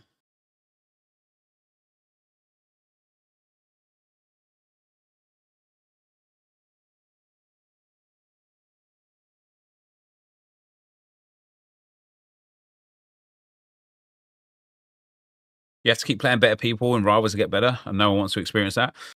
I think watching people helps me a lot. Like, because I will watch them do something, and I'll just I didn't even know you could do that. But when you're in the moment playing, like let's say you're playing, like what I think you should do. James, thank you very much for the 15 months, brother, and El Corino, thanks for the tier 1 as well, man.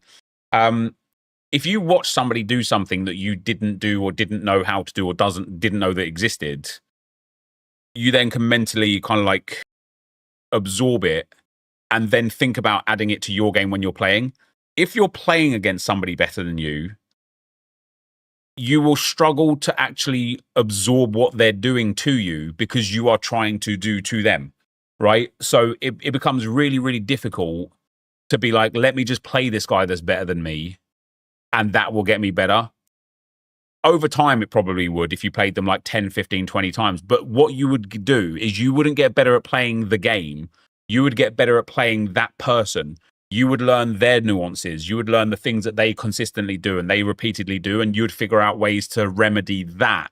That doesn't make you better at the game. That makes you better at playing that particular person. Whereas if you watch somebody that's good and you see them do certain things constantly where you're like, oh man, they continuously get into better positions with that or continuously score this same goal. Let me watch how they get into that position to score the goal. Okay, they do this, that, and the other, and then then it gets them into here. So like one of the goals that I scored, that I score a lot now, is getting to the byline, why I like the 4-4-2. So imagine the left mid here, right? Get to the byline with the left mid, then play a lock to the striker, and do the driven pass inside to the striker. And then I've got options then. I can either pass it, I can turn and shoot, or I can play it to the edge of the box or whatever. And it's something that I started doing myself without player locking it to the player in the box. But then I watched Orzio and he does the same thing. And I was like, damn, man, I might go pro. But he, instead of just passing it into the box, he player locks to the player, then calls the pass into the box so he can get himself that little bit of extra space. And even though it's the easiest thing to think about player locking into, only after I saw him do it did I think, I should be player locking that as well. It's way, way better. So now when I get into that scenario, I'm constantly looking for that player lock, constantly looking for that pass. I'm constantly scoring goals off of it. And I would never have thought to player lock if I didn't watch somebody do it. been watching the hashtag Houseboys for the last year, and I've learned a lot just seeing how they play and how composed they say and how much fun they have just playing the game. True. I tried Lone Muller a few weeks ago and he felt like a madman, but backed out of SBC because of what pros and YouTubers said. But now I want to do him because you said he's crazy and I had fun with him. I think he's one of the best strikers I've used in the game this year. Mate, I don't know how many players in the game have 3 playstyle pluses from the shooting category, including the 2 elite ones. Oh, I'd almost be happier if he had dead ball plus instead of power shot plus, so he could take my free kicks.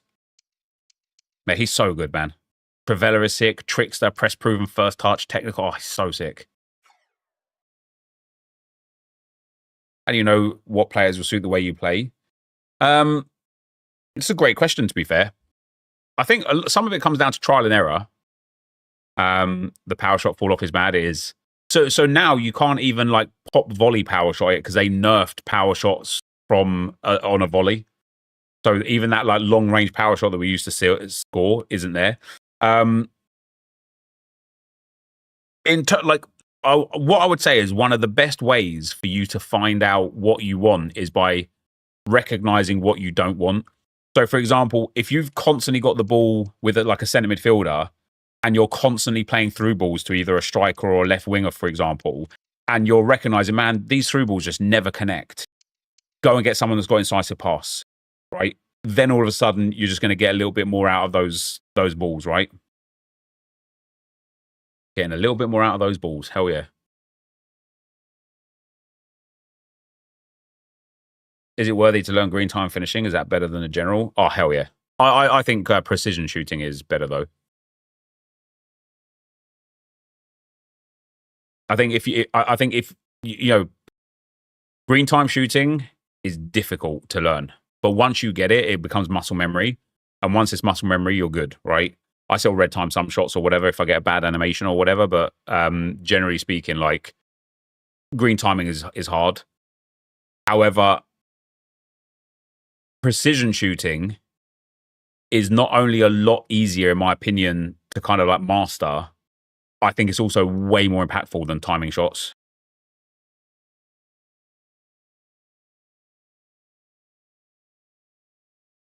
All right, let's go on to the crappers. Do we need to... Oh, hold on. Let me wait for this transfer list to expire again. How long we got? 13 minutes, yeah. We'll stay on this account for 13 minutes so I can relist the players. How's Muller's pace? I think he's got a 92 pace, is he?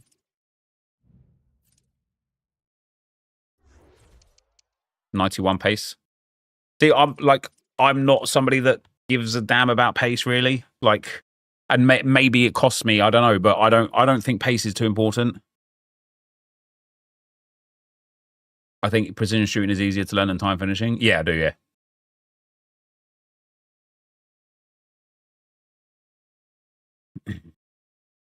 Precision shooting plus time finishing off is what Run the Foot Market is trying, and he said it's good due to mistiming caused by delay. Yeah, so I have honestly missed so many chances because I've red time shots or orange time shots when I didn't even need to time them at all. But because it is memory and habit, I constantly do it, and it's probably why I'm actually scoring a lot more goals and playing a lot better now because of this Muller and because of the low driven shot getting added to the game, right, as a playstyle and a playstyle plus.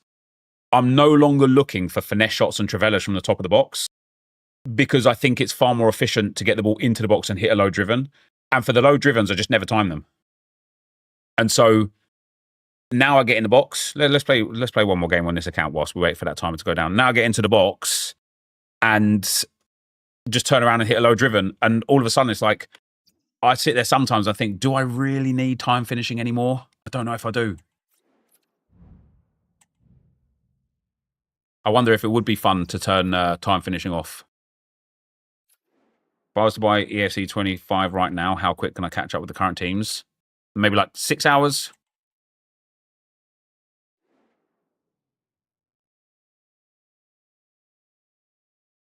Can't do skill moves, travellas or finesse shots. Can't use precision shooting or time shots, but go to elite and 11 wins in champs. I'm 44, can't press 2 or more buttons together, lol. So what's your play style, Chris? Because I do think as well, like, there is every capability to play this game with just passing, moving, like reading the play and then shooting.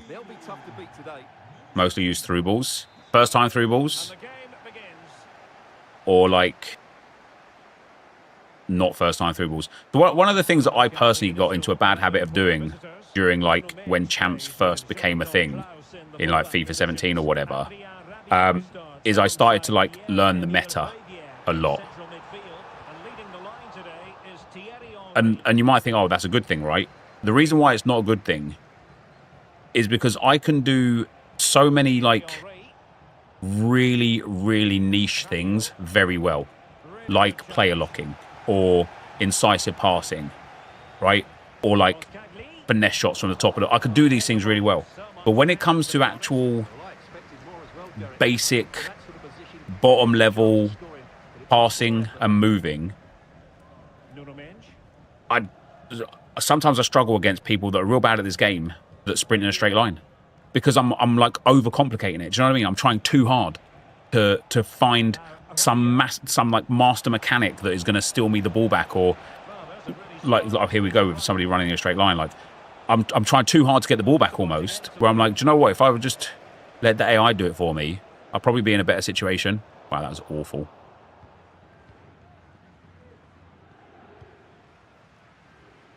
A9 is like that. All he does is pass and move. Yeah, he does. I haven't watched a lot of his gameplay recently, but I remember watching him a couple of years ago, and he literally does. He must complete like 300 passes a game. Like, it's crazy. And it must be so frustrating to play against because you just can't get anywhere near him.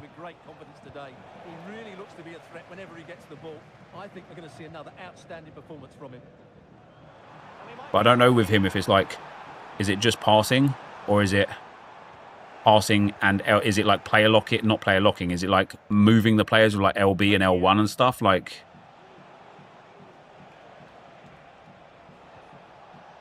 couldn't hang on to it. I'm a lot of a slower player, I guess. I don't know. And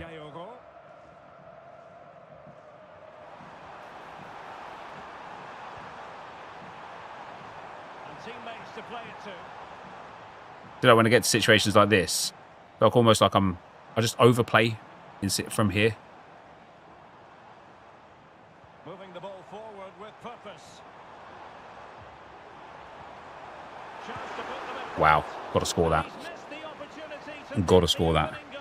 Well, it should be 1-0, Derek. You can see how frustrated he is with himself. Oh, come on, I read that now. Noah Lang. We're using the space really well. Oh, wow, it's going to get away with that, and I'm going to get the booking.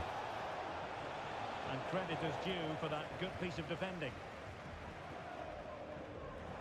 Fairly easy for the referee to spot that deflection. So now a throw-in.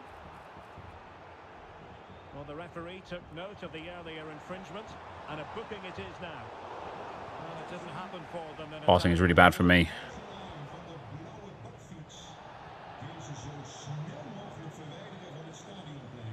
Plenty of options. Even in situations like this, that's where I get stuck with against players like this. Well, that's how to put in a clean tackle. Has eyes for goal. Oh, come on now. Really should have been putting that in the back of the net. What's up, Reece? How you doing, man?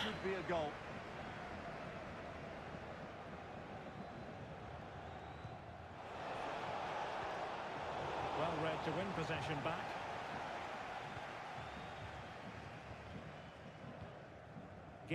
Oh, wow. Did not expect that to happen. Oh, that's a super piece of defending. Plenty of support here. Jesus Christ. See what I mean about players running in straight lines, man? Oh, fancy footwork. He should have just shot with Henry there. He would have scored. Just when it was required. Müller. Might be able to set up the chance. Nice. That's better. That skill move is really sick, by the way. I think it's underused. That, I don't even know what it's called. It's like a step over and then a McGeady spin, like half-half.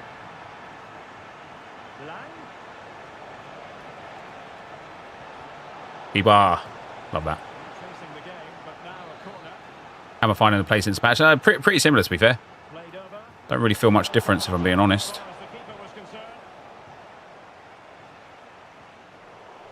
Tick ball there.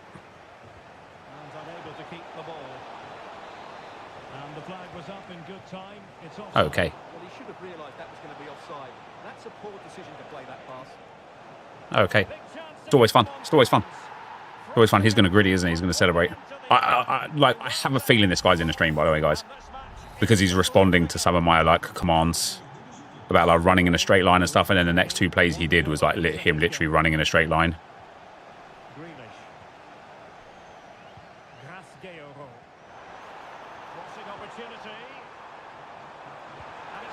Oh, Muller.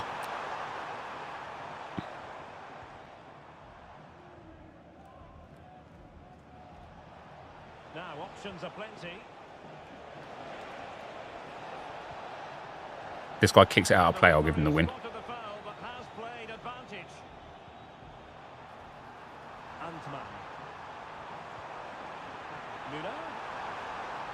There's that low driven, baby. Oh, I love it. He's so good. This Muller is so good. Well, here's the replay. He's got such quick feet, hasn't he? Just look how he goes past his marker to get his shot away. He's got an injury to Boskagli. Oh, I have.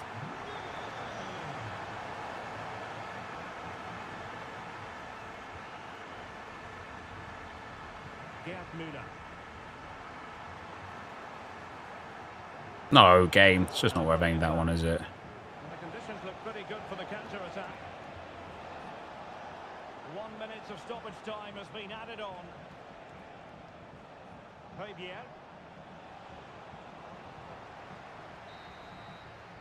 A chance then for the respective manager. Nice try and falling for that. I've done that a few times and people have paused it or kicked it out of play or whatever. I'm like, I knew it, you motherfucker. Guys, I had one shot, one goal.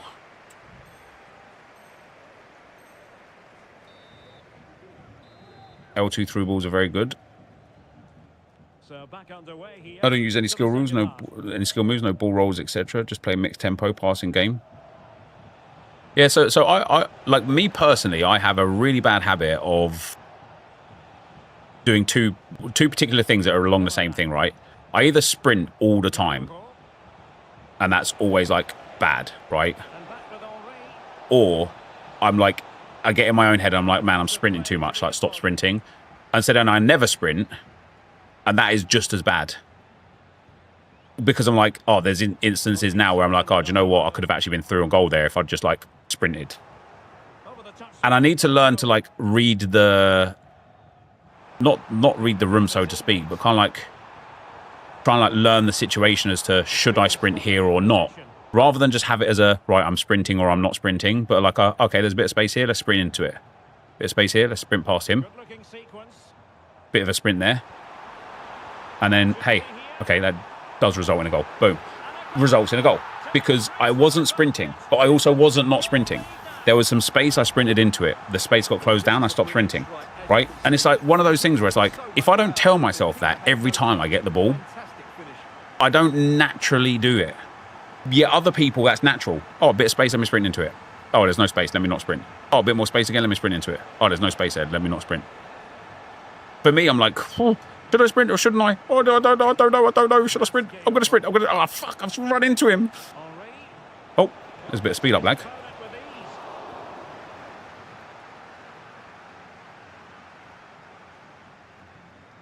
Jack Grealish.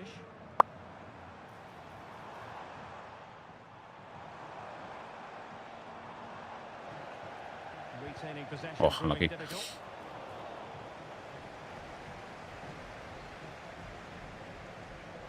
I've got a massive delay in this game now. I can literally feel it like crazy. This guy is in the stream, guys, 100%. As I was talking about that sprinting and then not sprinting, he literally did the exact same thing. He's 100% in the stream. Not that it matters. He's taken the L, but individual brilliance. And teammates to play it to. Cuts it back. wow, what a miss. And might be regretting that now.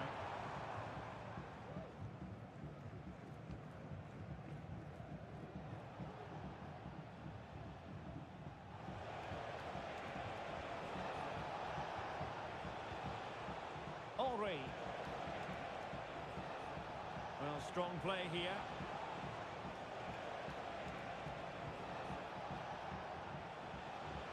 Well, Brilliant. great attacking play, but no damage done. That's the main thing. Hey, unlucky. Advantage there. Breaking at pace. And he's made Oh, it's delightful, isn't it? That's delightful. what a magnificent display. It's such a Yellow card for Onwy. here. Titi Onwy. And he'll go back and hand out a yellow card here. I am Cantor. Thanks for the 16 months, brother. I'm going to read that in a moment, my man. Good afternoon. Got back onto FIFA last week after a month or so of being off. So just doing daily SBCs. Got so many packs to open for Friday. Hell yeah, dude. Going on in the grand scheme of things. Hey, quit. See you later, pal. Me boasting about rage quits in Division 5. Hit new lows, guys. I've hit new lows.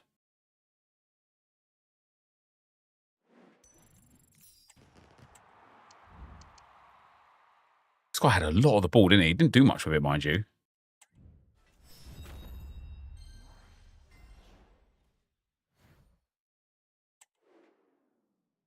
I'm on an absolute heater in Rivals right now. Barely losing.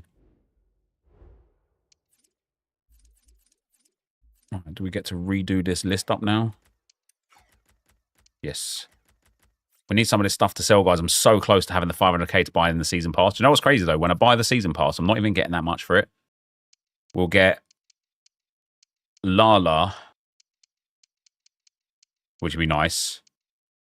This bundled reward, which has nothing for Ultimate Team. Tradable 83/7. Might save that for Prem. The club's player career item. This Dries Mertens, he'll be quite an interesting one to get. Another club's player career item. Tradable 78/3. Tradable 78/5. And then probably like this evolution. Oh, Team of the Season Retro Evo. That would be sick, to be fair.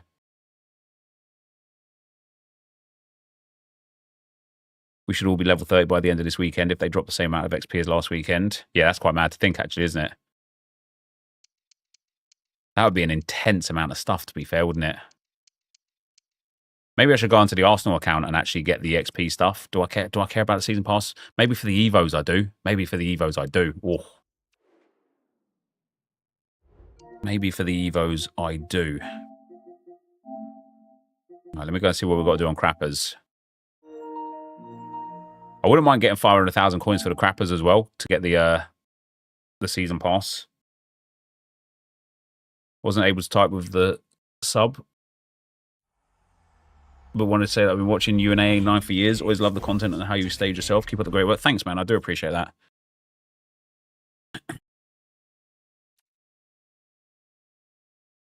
Flashback Pepe 2 for Arsenal RTG. Yeah, it's true.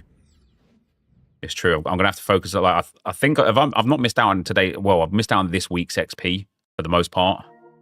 Let's see what we've got to do on Crappers, and then maybe we'll go into the Arsenal RTG as well for an hour or two and see if we can like polish through some of the stuff there.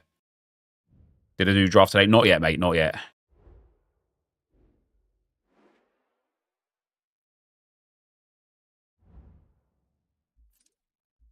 What is it? Yeah, so we've got to play. We've got to get Yadwood up. I think Hawk Tour expires. Or we need. Okay, Mirror we've got 10k for. Starring Role we've got 80k for.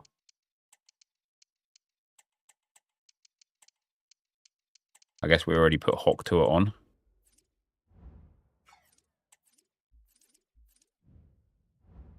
Seeing a Spotify thing? I haven't. What's the Spotify thing? This is Hawk. Must have already done Hawk Tour.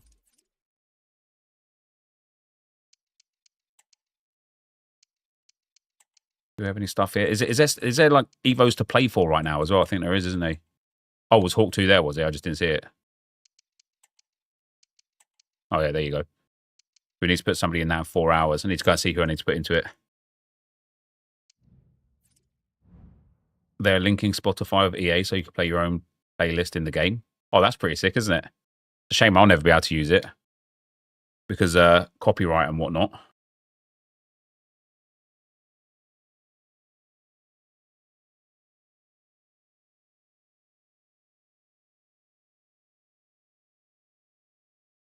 next year, apparently.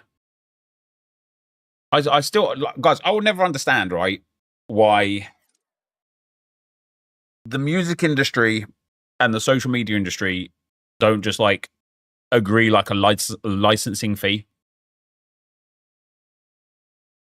Like if I play like on Twitch is not a problem, but if I play like a chart song on my YouTube stream or on my YouTube video or something, I will just get demonetized.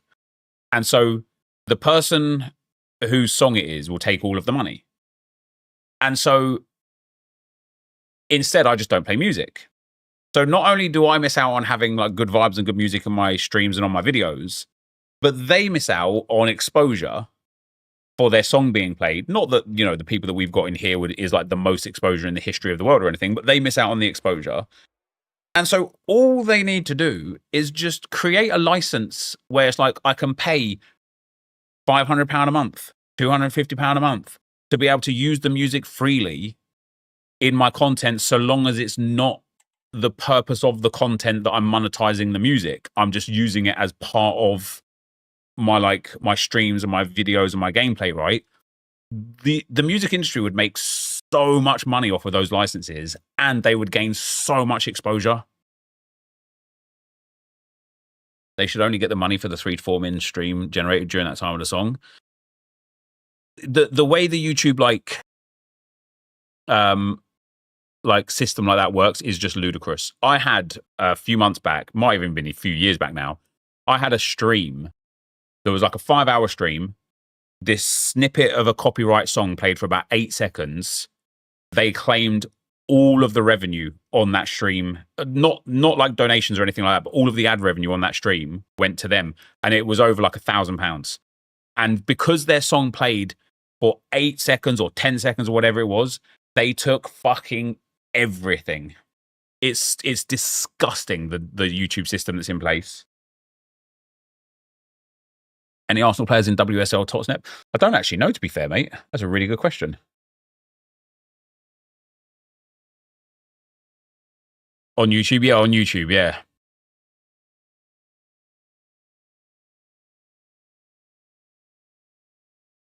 Michael Owen's getting on this day, SBC. 99 pace, yeah, nah.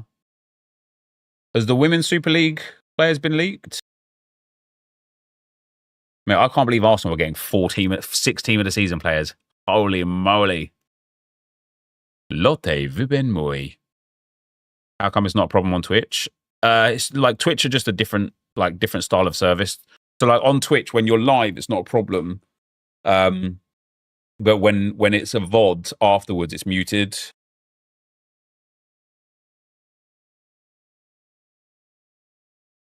Liverpool only 5? Liverpool only got 5 team of the seasons? I don't think so. I think they've got more than that, I think.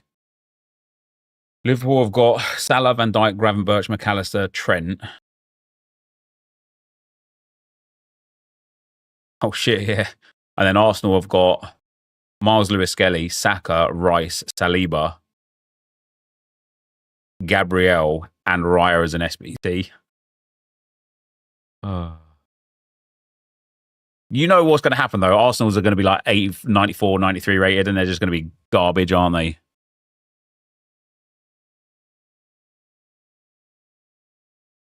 Alisson. Well, Alisson's been injured way too much for the season. Yeah, so the Prem team of the season is looking like Salah, Van Dijk, Gravenberch, McAllister, Trent, Miles Lewis-Skelly, Palmer, Saka, Rice, Isaac, Saliba, Robinson, Wood, Fernandez, Haaland, Kirkez, Cunha, Gabriel, Sells, and Milenkovic. Do you know what's crazy? That's way more team of the seasons than it usually is for the Prem. Palmer, yeah, like you say Palmer like that, Josh, but I'm looking at some of like the Arsenal players in there. I'm thinking like genuinely, how is Rice in there? Like, I love Declan Rice, and he's certainly stepped up his game the last few months, but his start to the campaign was awful. Like, Bruno Guimaraes deserves to be in there more than Declan Rice. Tonali deserves to be in there more than Declan Rice. Like, how Declan Rice is there, I do not know.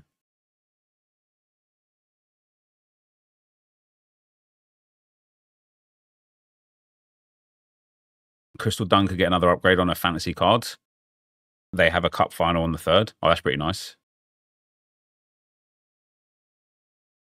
Oh, is Bruno getting an SBC, is he? those free kicks helped him in the moment of voting. Yeah, but that was for Champions League. It wasn't even Premier League related.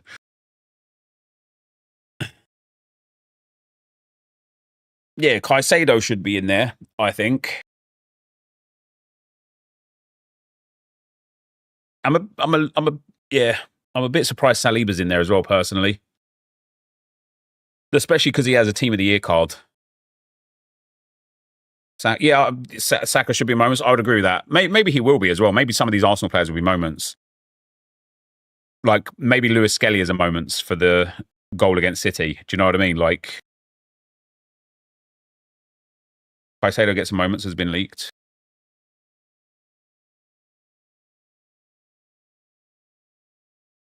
Do you know when I voted for the team of the season, and I literally put all those Arsenal players in, and people went mad at me, and they're all in? That's unbelievable. MLS is a moments or a highlight. Lewis Skelly is highlights. Yeah, that does make sense. Premier League, WSL, and like the lower league English teams, English players as well. So like Championship, League 1, League 2.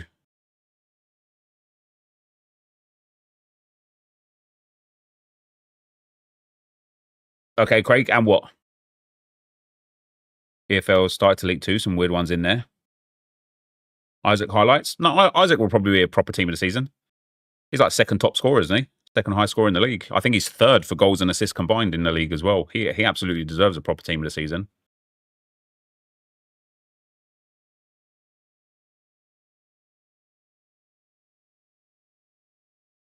You're looking forward to the EFL. They're always good because loads of them are silvers and bronzes. So out of like the daily bronze upgrades and stuff and the daily silver upgrades, you'll just pack loads of them.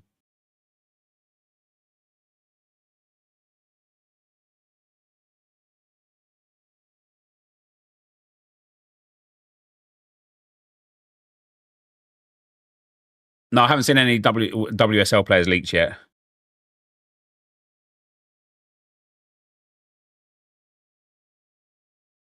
Nick will be fuming. A few Leeds players seemingly left out. What is it like? Mostly Leeds, Burnley, and like Sheffield United, is it?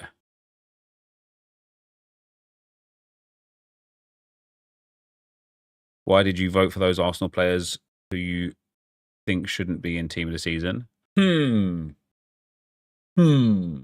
Why did I vote for the players of the club that I support? I just like to mix it up, mate. I just like to mix it up.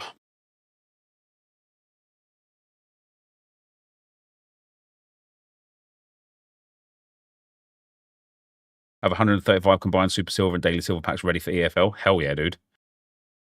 Right. There was something we had to do. Hawk 2 we have to do on here. Let me see what Josh has put into Notion.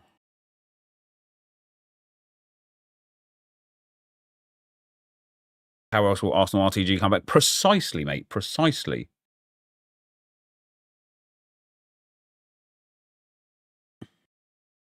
I think today I'll build... Today and tomorrow I'll build packs on the Arsenal RTG, start prepping. A little 2-day pack stint. I'll be able to save like, 3 or 4. So who was Hawk Tour for?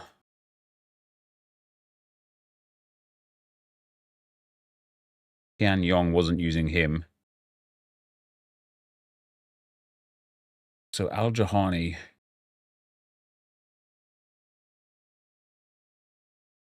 He can't have it. I think we're just going to put Hawk Tour on Tian Yong, Josh, aren't we?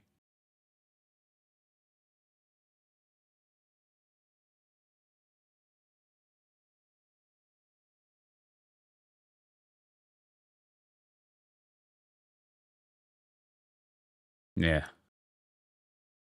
Iron at SBC just leaked. When was the last time you played Champs on the Arsenal RTG? Honestly, like February. Been a long time. Like we will go on that account today and do a few bits. But yeah, like honestly, it's been a while. Been 84 years.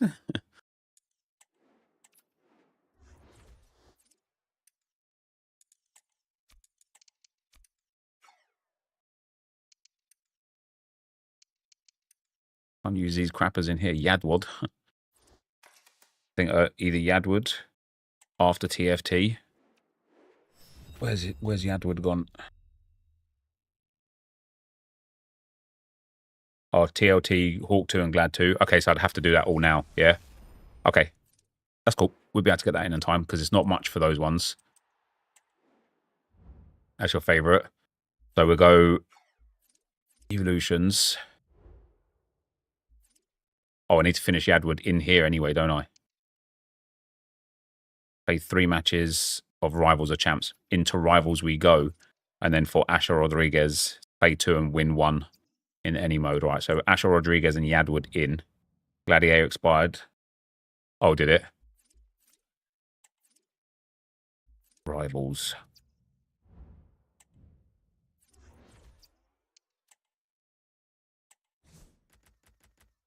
Mate, we've almost got like too many players now. I need to make Yadwood the active Evo.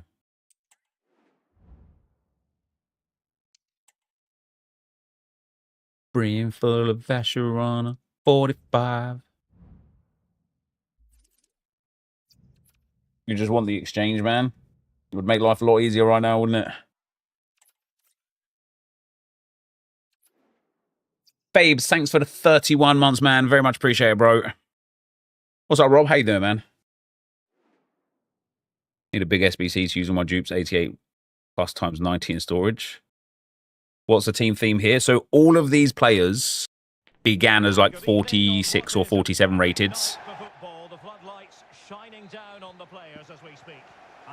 I don't actually know who the better players are in the team now. I really need to have like a proper like run through of all the teams, all the players, all the play styles, and just see who would be better for us.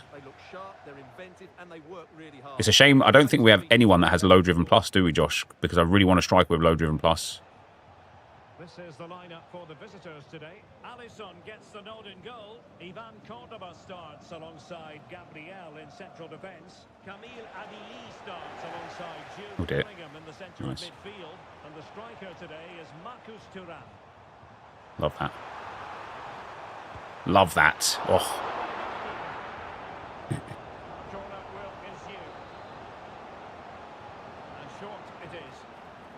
Looks promising.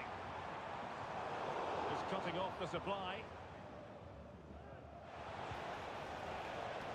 An insane pass, isn't it? We don't. Wow. Damn, imagine this guy gets the team of the season Cherokee.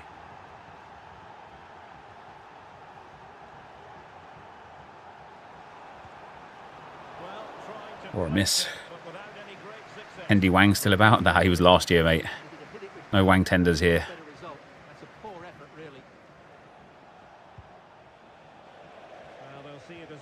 Do you know what? I said this in the video yesterday, Josh, and I haven't really done much about it yet, but I love the fact.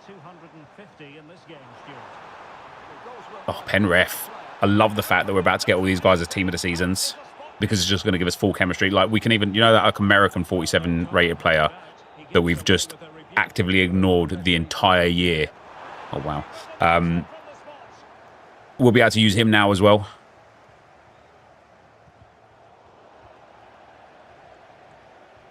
Spirit lives on in your gang. Oh, have you got Wang Tender in the Wang gang, have you?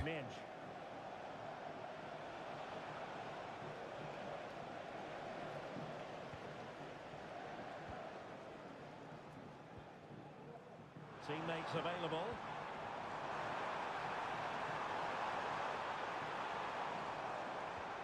A cracking ball. That's a lovely goal.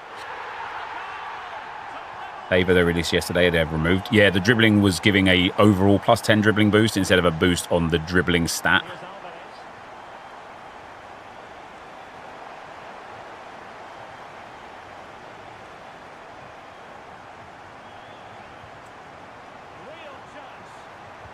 That's delightful. Go on. Wait. Jun Yong Woo isn't even an active Evo, is he? Why am I playing with a 73 rated striker? Oh my god.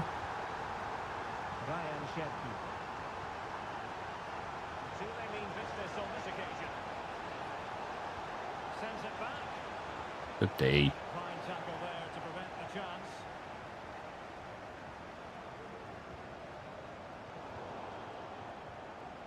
Thuram. Real chance. Mate, straight. We really need a new goalkeeper, man. This Buffon just doesn't cut it. What a contest this is turning out to be. So many shots go straight at him and they just fly in because Oh, good looking run. of people's like play styles and roles. I can't believe I've conceded off of that. That's outrageous. Goal and grabs another one. 2 goals in quick succession. I honestly think you just hate all keepers. Nah, look, that goal for his second goal was at Buffon. What's Amen got? Power shot on Tech Plus. Finesse shot on Quick Set Plus. Tiki Taka and Technical. Let's pop Zheng Zhang Wei in.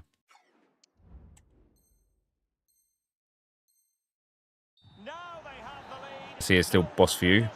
Have we still got Casillas or do we use him in an SBC? Neutrals are getting their money's worth. 3-2 in this match. Brilliant. He was in the right place to intercept.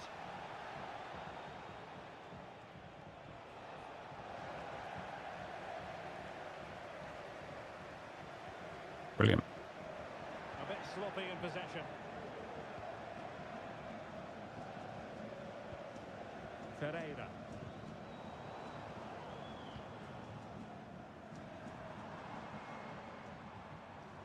What can they do from here?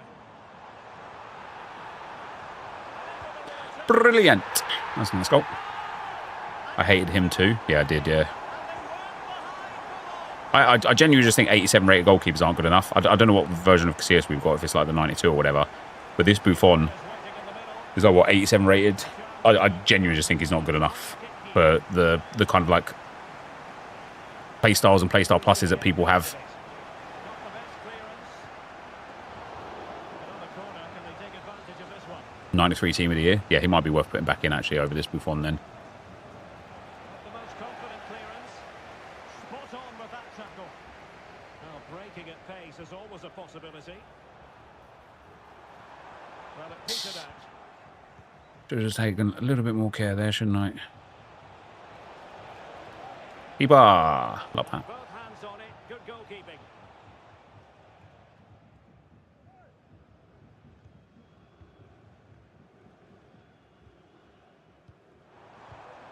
And that's very intelligent play to win back possession.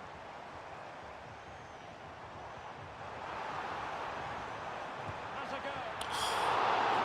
Didn't mean to do that step over there, just tried to ball roll it. Danger. Well, opting for the short corner. Oh, I was trying to buy a pen there. To stop a decent looking attack. Can they forge ahead? Oh, what a block. Who is that? Over the net. Cordoba. And a firm challenge, but a bit more defending to do. What's the new corner technique, guys? I've conceded a few goals. People like playing it to the back. Can he take advantage? Like not quite the front post, but like more like just behind the penalty spot and hitting like these mad like bicycle kicks and stuff.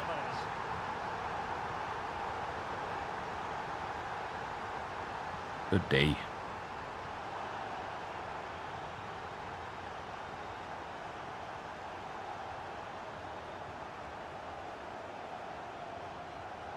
They've won back get there. possession. Bicycle kick still works. I just don't know where to like position it. It's not about like the way it scores. It's about where the actual corner like gets aimed at. To that break.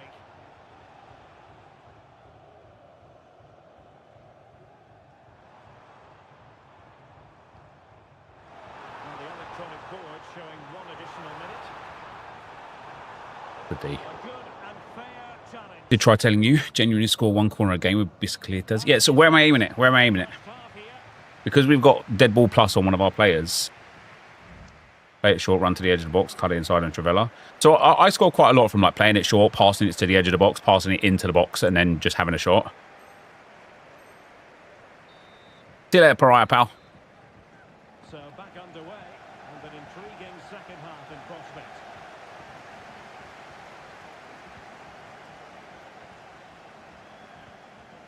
Might lead to a chance. The fans are shouting shoot. Too much. Overplaying again. I had an easy pass there as well that I just didn't take. Teammates available.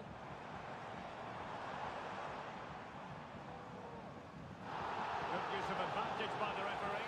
So move the aim out to pen spot and just nudge wide.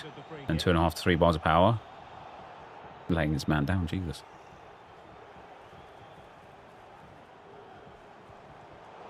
Superb defensive judgment to end the attack. Can he finish? That's why I need low driven. Score that with low driven there.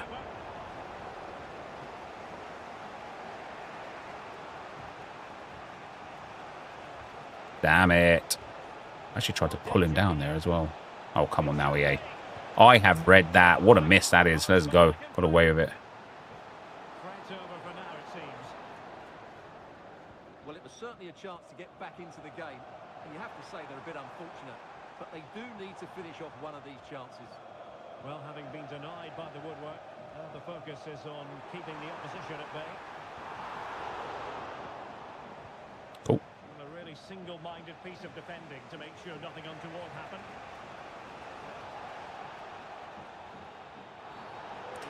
Look, a little flick of the aim one way or the other. We want the ball just between the 6-yard box and the players in the pen spot. I'll give it a try next time we get a corner. Great ball.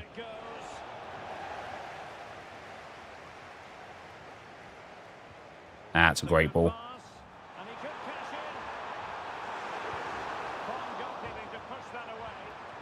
Here we go. That's what I was playing for. Just aim it just there. There. Or there. Or there. Now sending it in. Well, not away properly. But that definitely wasn't it. Did I aim it the wrong way? Oh. Bodies forward and the break looks on.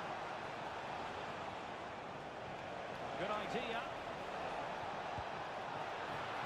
Outrageous that he scored off of that. What a match this is turning out to be. Oh, and he's been in swinger? Okay. Neither side shy about shooting in this match.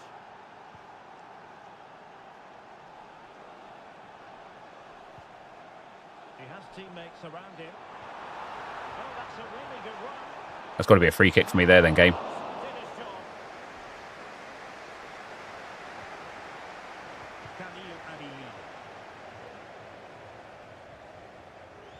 Incisive pass.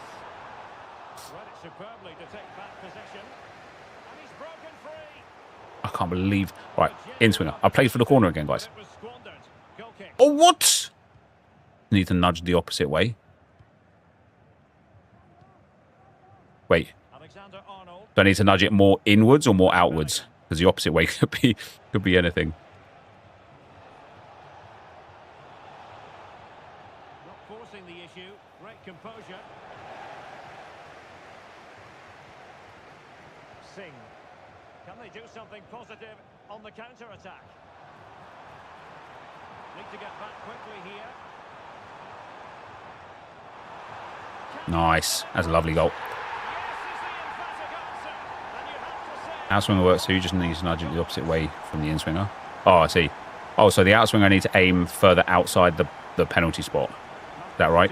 And then the in-swinger nudge it away to be outside of the penalty spot. Plenty of support here.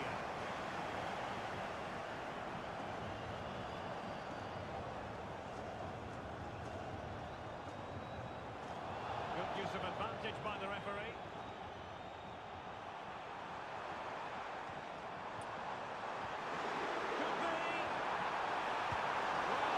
I don't know how he's managed to save that.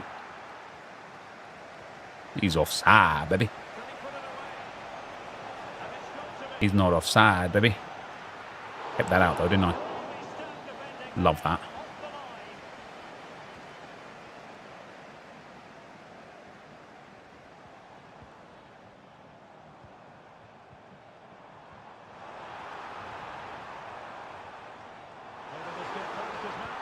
Bosh.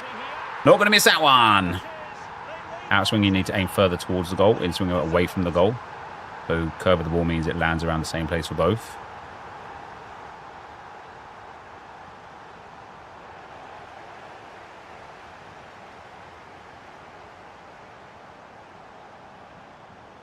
Singh. And he has options available. Oh, I shouldn't have passed it. Overplaying again. Be applauded. Slow it down right there. Now, can they hit them on the counter? Well, they seem to be onto something positive, but it faded away. Oh, he's left his marker for dead. And a good-looking ball. Don't know if that was offside or not, but it Came of it. would have been a bit of fun if it went in. Able defending, but can they keep it out?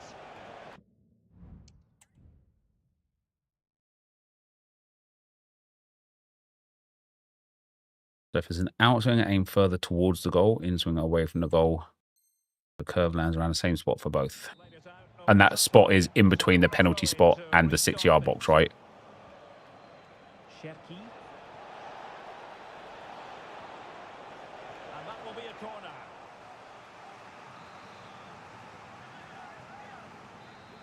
So the thing that I was talking about though wasn't that. The thing that I was talking about, like, see the guy that I'm selecting. People are scoring bicycle kicks against me from around this area here, Option preferred. off like straight away off the corner, just like whipping it to that like kind of far side, Intervention. whipping it to that far side, and then hitting a bicycle kick across goal.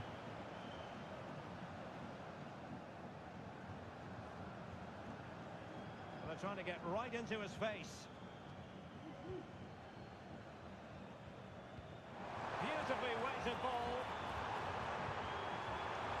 Oh, Really had to get it spot on. so close. From there, and it was miles off target. Close, Maybe not the so right choice close. there. That's a poor effort.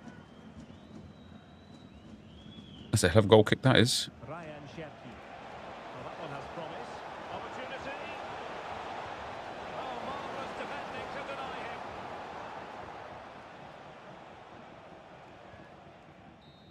The Jad is left foot, doesn't it? Yeah, yeah. That was a Travella banker if that was a right footer there. Disappointment of their supporters.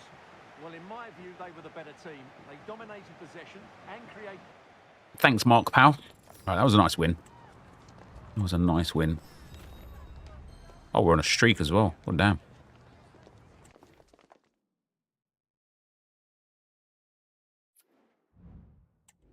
Claim that Evo.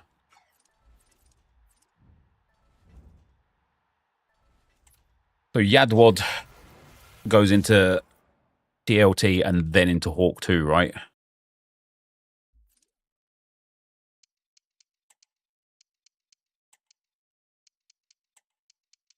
Oh, wait, has he already been put in it?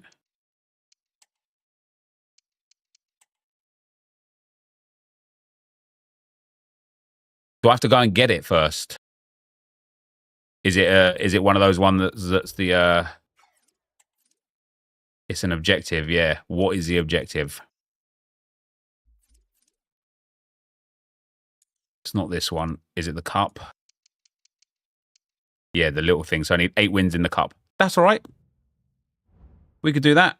No, we can't do that because don't have any Dutch or French players.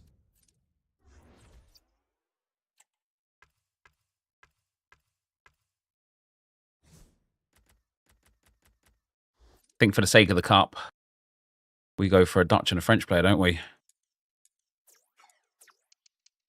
See, if we just had Van der Sar, that'd be the Dutch goalkeeper figured out. Might actually just put a Dutch goalkeeper in anyway. Let's put Flecken in. And then a Frenchman. Gonna need to sort out our bench as well. Get rid of these bronzies. Oh, it can be subs, can it? Oh, it can. So we don't actually have to deviate. We don't have... Oh, that's great. Now it doesn't feel like I'm cheating. Amen. Up front with Yadwad. Zheng way up there. It says silver players. So we're going to have to put maybe like Wu Lei in there. And get ourselves a French.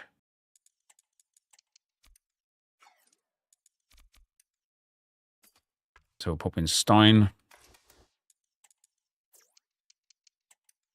And we'll pop in Les Duron. And later on, pal. Silver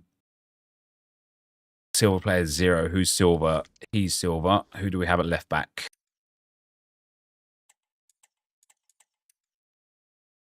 Zothampuia. What a card that is as well, by the way. Then the overall just needs to come down a little bit. I guess we'll take off Kim. That should bring us back down. Yes, it does. Right. Good. That's not a bad little outfit, to be fair. What have we got? Finesse shot plus with Yadwad. 5-star, 5-star. Finesse plus, quick step plus, and trickster plus. His dribbling is stinky, isn't it? And then Amen's got power shot plus and tech plus. A lot of our strikers got really weird play styles, haven't they?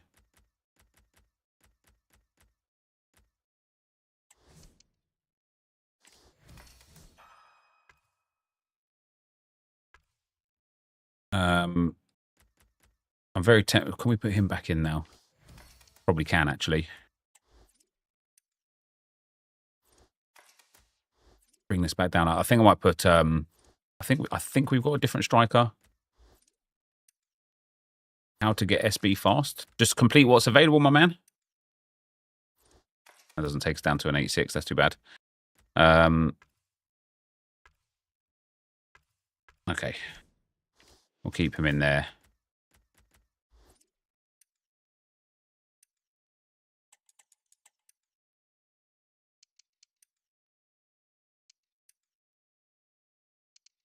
Him has got press proven and rapid. Sings who I want. Finesse shot and ping pass. That's who we're popping up front over Amen. There we go. Switch strikers, but why? They are both 5-star, 5-star. The cup was a lot of fun. Only took me 11 games to complete it. Kept my attackers on attack. All were consistently offside positions for easy goals. Yeah, this cup is a ball ache to play in. It is not fun whatsoever. I'm not a huge fan of the golden goal stuff either, but that was a lot more fun than this. This cup is not fun. People want to see finish the season pass way too fast. Yeah, and then complain that there's nothing to do. My commentary partner, and it's all about no rules action coming right up for you. Stuart, tell us about your pre-match thoughts. Well, Derek, this should be great. No fouls, no offside, and no cards.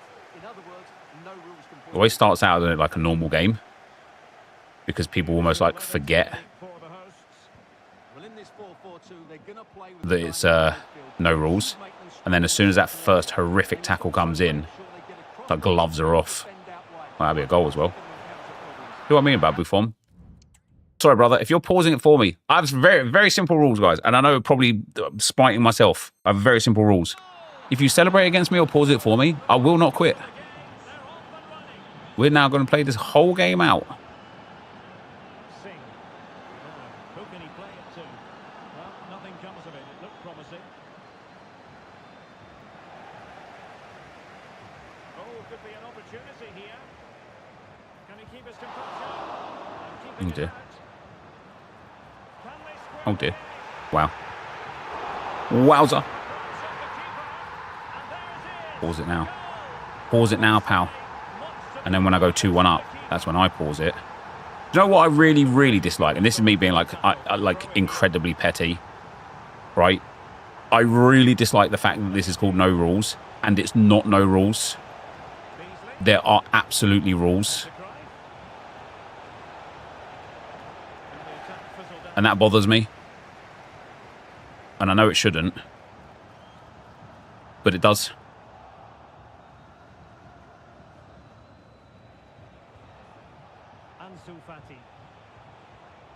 Oh, he's on. Well, he's not on, but he's not off. Do you know what I mean?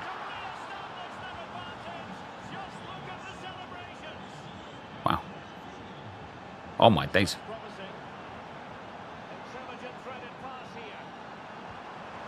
Brilliant. Oh, what a miss. It's nearly gone out for a throw-in. Yeah, if the ball goes out, it shouldn't stop the game. Exactly. Fucking run and get it, mate. Goal kick? You put that ball down for a goal kick. I'm just going to put it in the back of the net. That's no rules.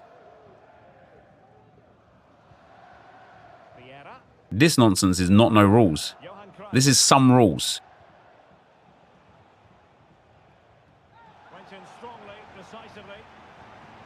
Shouldn't have turned there. Good looking sequence this. And players waiting in the centre. Vieira.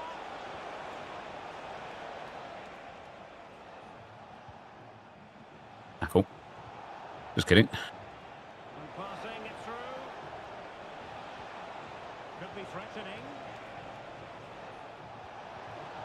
Brilliant. But doesn't have to do it on his own. Brilliant. Beasley. How many times am I going to have to win the ball back to get the ball back? De Vrij. So nearly at half time. It's just no fouls. No fouls, no offsides. Albeit not by much. Stuart, your thoughts up to this point? Well, it's been a good game so far, and they've played a big part in that. Oh, hang on, Stuart. Big chance here. I genuinely tackled this guy about 9 times there. And the lead fully merited. Use tactical fouling more than fouling. Yep, thank you very much. Here's the half-time whistle.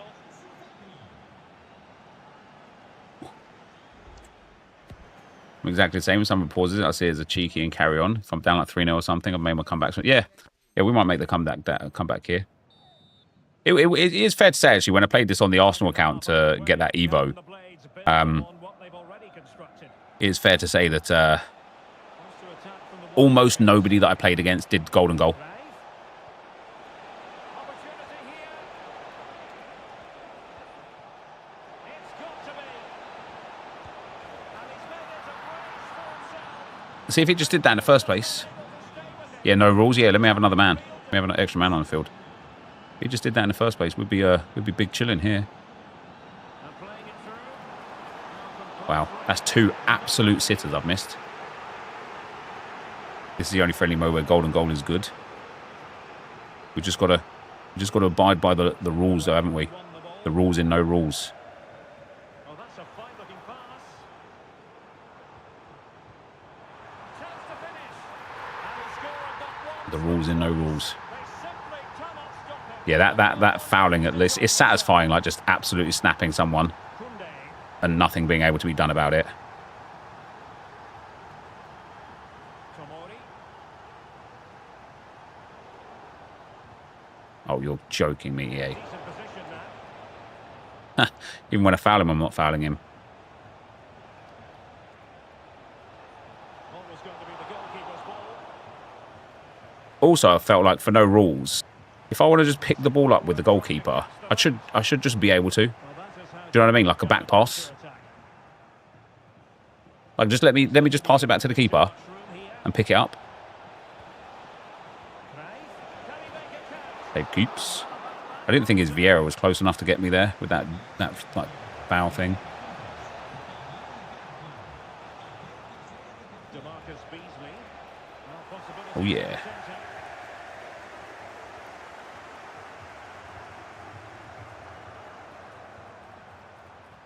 Well, the defenders know they need to get tighter. Can't really allow Oh yeah, we coming back in this one, baby.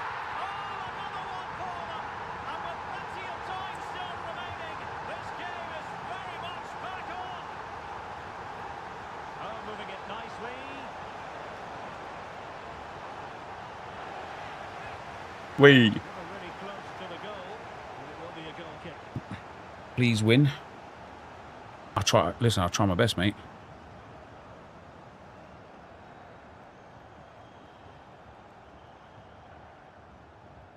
Minutes left for play. Well, no time to waste. Can they find an equaliser? Oh yeah. Oh yeah. I'm back in this one fully now. And wild celebrations on the touchline. De Vrij. Jules Koundé on the ball. That's where I need that foul. I tried. Price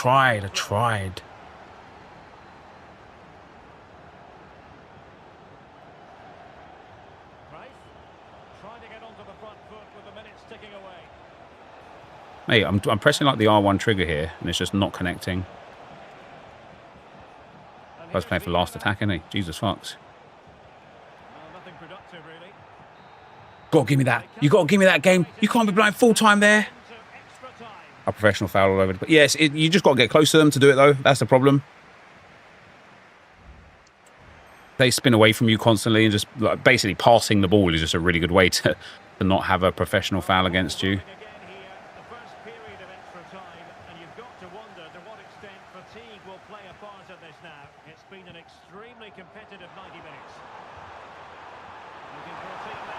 Yeah, please. Pause for me now, bitch. Pause for me now. Why don't you do intentional fouls? I do.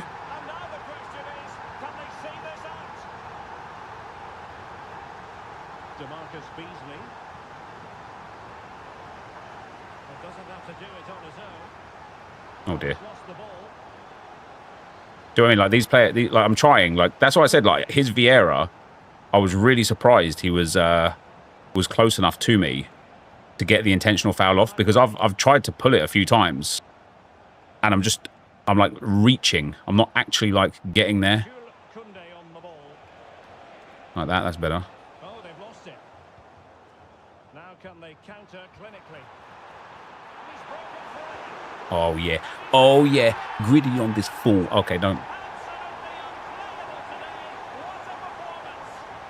Also, there's no rules was at the time. Exactly, man. So many things that go against this whole no rules policy. 1 minute of stoppage time has been added on. See, look, they keep trying to trip up instead of grab. It's actually quite bizarre.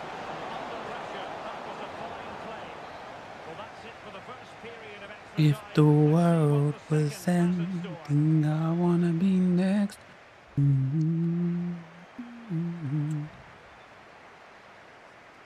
That's my first Arsenal game as an American for the game versus Newcastle. Any recommendations for me? Long-time watcher of the channel. Keep up the great work. Not really, mate. I haven't really been up to London much in the last 10 years. And when I do go to games, I kind of like go to the stadium, go to the game, and then immediately come home. So I don't really have much for you, if I'm being honest. DeMarcus Beasley.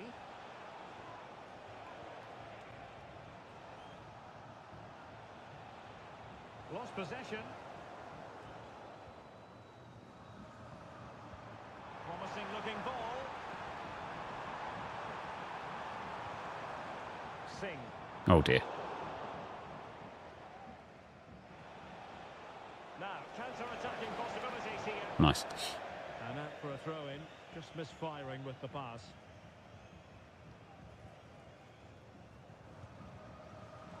Oh, could be an opportunity here.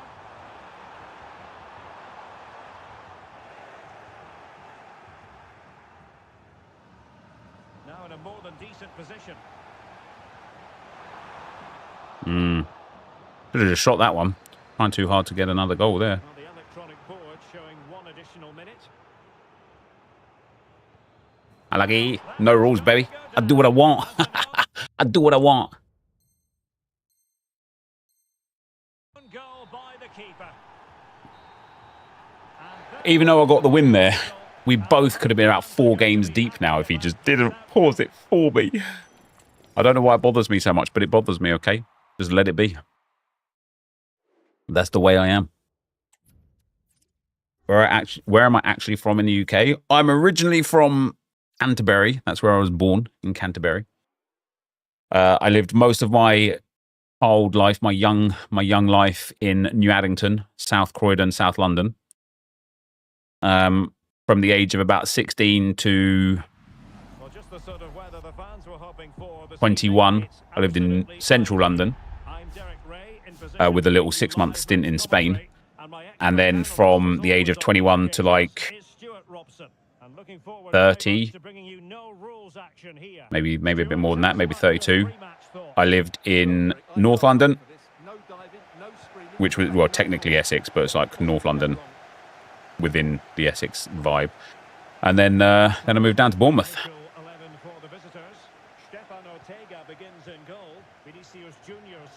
I've travelled, mate. I've travelled a bit. Don't foul me, you dick. Don't foul me, you dick.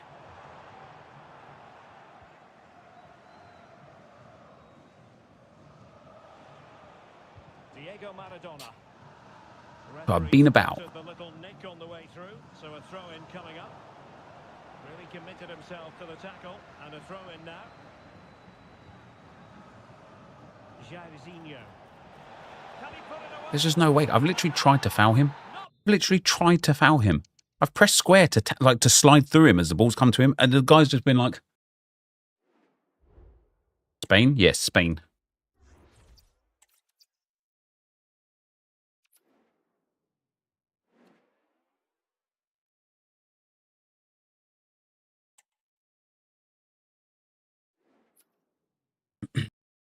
The bounces after patch are worse than ever. Ball bouncing off of defenders like never before. It's a joke at this point. But the patch did nothing to bounces Z4 Morrow. My name is Derek Ray, and sitting alongside me in the commentary position is the former Arsenal and West Ham midfield player Stuart Robson. And we have no rules action coming up for you. How do you see it panning out, Stuart? Well, what a great... Is there anything I missed from living in London? No, not really. Yellow cards. This should be a great watch, I have to say. The lineup then for the hosts.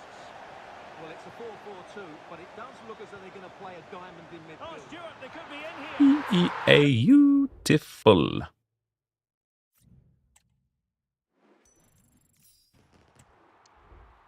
think we need more info on Spain. I moved to Spain. I lived there for 6 months. I moved back to England. That's about as much of the information as there is, mate, to be fair.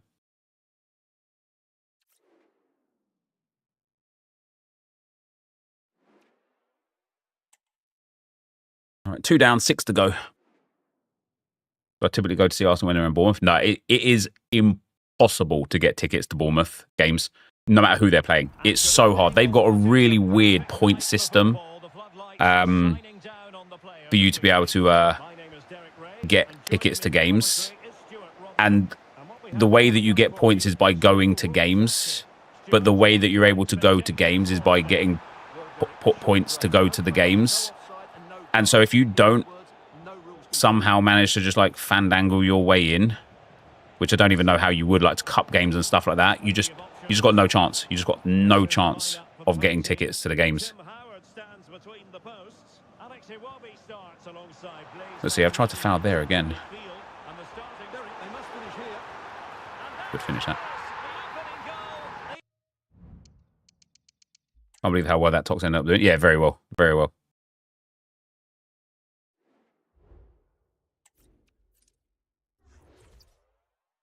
Give us the full Spain rundown. I did.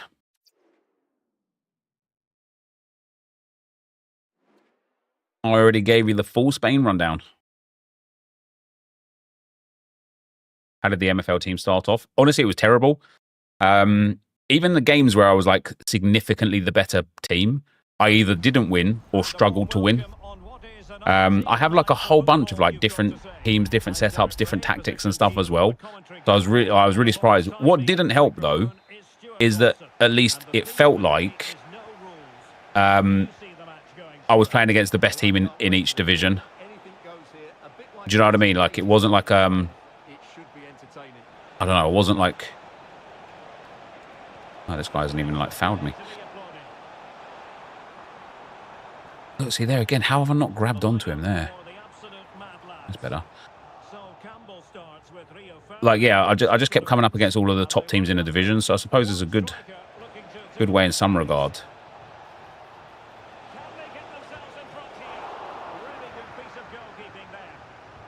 Oh, you're joking, EA. Come on now.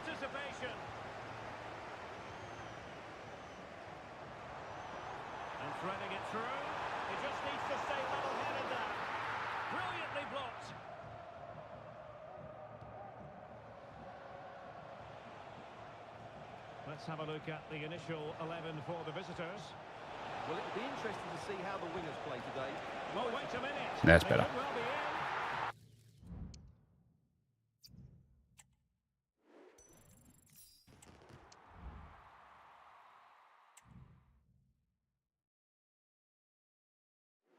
What part of Essex? Well, it was like Hainault. So it was in Essex, but it wasn't really in Essex.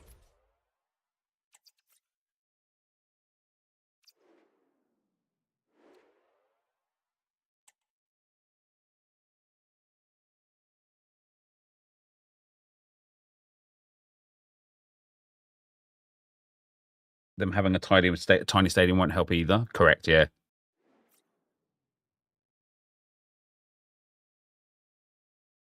Correct. Was there ever patch notes about nerfing the deliberate fouls? Feels like they're so hard to do to compare. I think just players are just faster now, aren't they? My name is Derek Ray, and sitting next to me here on the commentary gantry is Yeah, we need to do a bit of MFL today. You need to do the need to go and like do my lineups, have a little full scout around. I didn't actually do a video today on the results. Maybe I'll do a video tonight on results after the games tonight. Might work out, and he might be in here. And a goal, it was served up on a silver platter for him.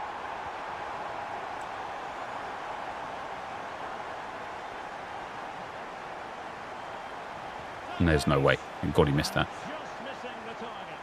Well, they're at least making chances. Now they need to be more clinical.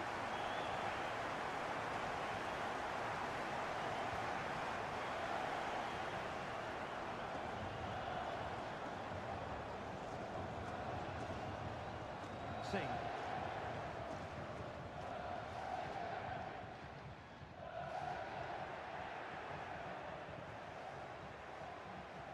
The defenders know you can't really allow space like that. A fine reading of the situation.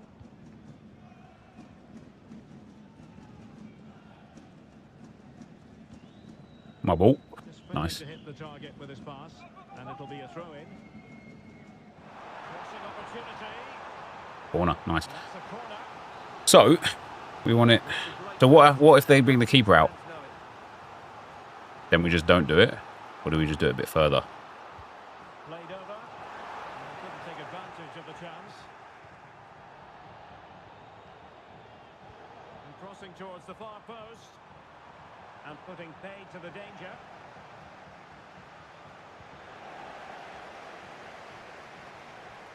Will it happen for them? Let's go, baby.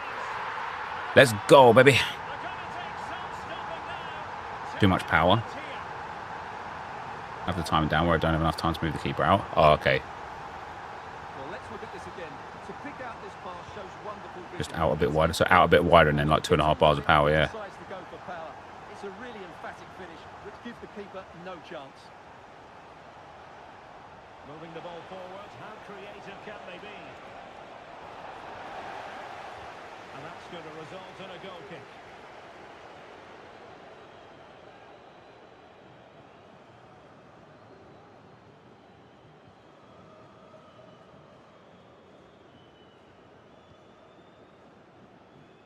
Oh, great vision.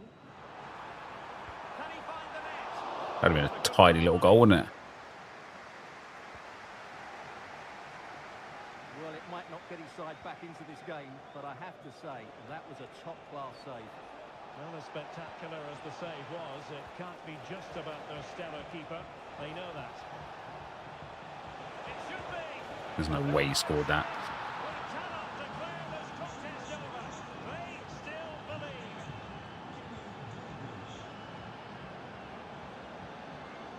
Now, options are plenty.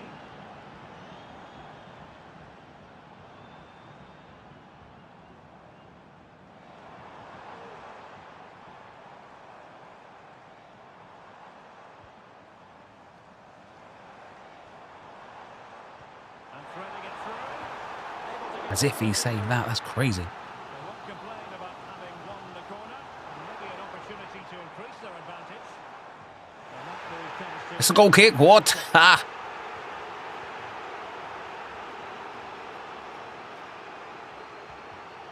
Jones. Marco Llorente has it.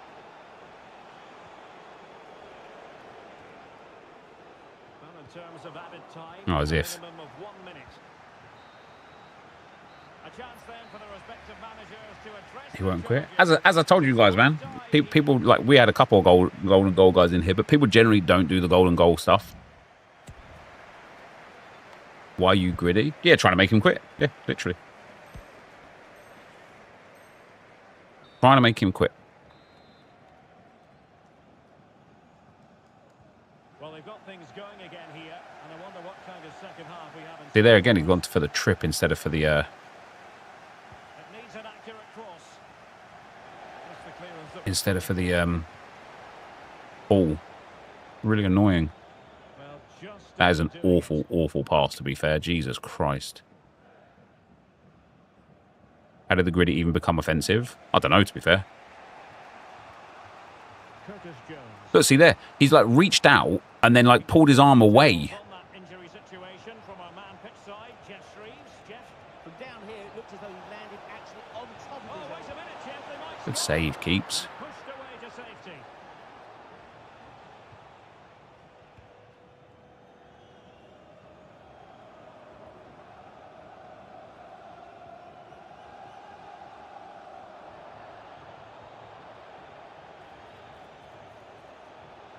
This could be the Now he's going to get the goal there, isn't he? Takes. I like 3 players in really good spots to play the ball to there as well, and I just didn't. moving the ball forward with purpose. Can they take that? Just shoot first time like I've asked, please. Hands on it. Good goalkeeping. Look, see, he's gone to trip again. Just fucking grab him, you prick. Wow, that guy did all the hard work and then came and passed it back again.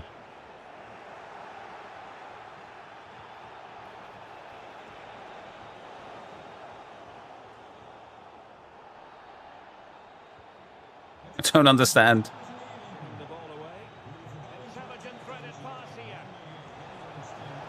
Keeper, just fucking pick it up, you tramp. And this really takes your breath away. Oh, this game's annoying, man.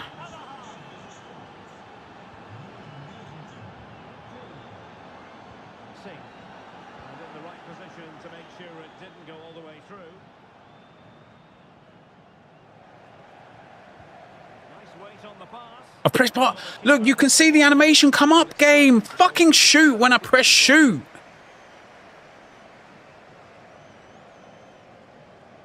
Sorry for swearing. Carlos Alberto. Look, I pulled it. Oh, I'm pressing the button to pull him. EA, fuck off. That little bit short. Stuart, your thoughts? Well, what a finale this will be. They've had so many chances throughout the game, but they just need to find a composed finish in the dying moments. They've certainly deserved something from this game. Oh, they could No way. No way. No absolute fucking no way. That is bullshit. Brilliantly, didn't he? Top stuff from the keeper. Oh, come on, man. I've literally run. Whoa. Kenneth Taylor. Look, I've done it again. I've pressed it again. And just 1 minute of time added on for stoppages. Chance to play it in. And there it is, the full-time whistle here, and it's a victory for... Just slide tackle is easier. Oh, I don't think it is. I don't understand, though. What's the point? What's the point of playing out the full game? I should have just backed out at 2-2, shouldn't I? There's definitely something to first-time shots. They just aren't the same as they used to be. Just like 2 times there, I press shoot. You can see the little arrow come up to like for the precision shot, and the player doesn't shoot.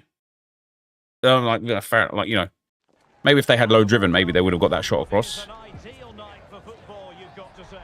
I'm Derek Ray in the commentary position, and I'm joined for expert analysis by my partner Stuart Robson.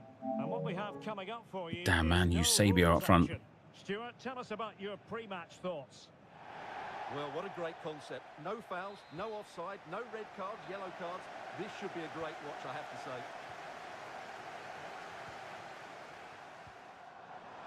In position.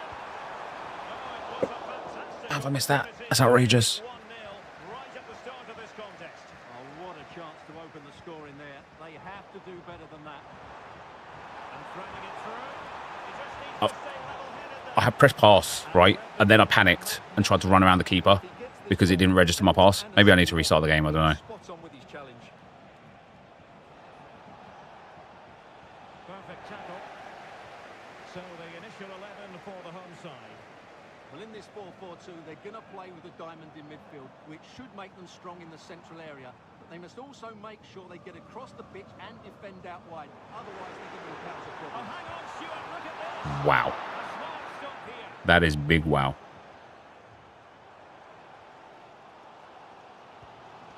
And a poor ball. Mate, I couldn't even be offside in this game if I fucking wanted to be. This guy's backline is standing with his goalkeeper.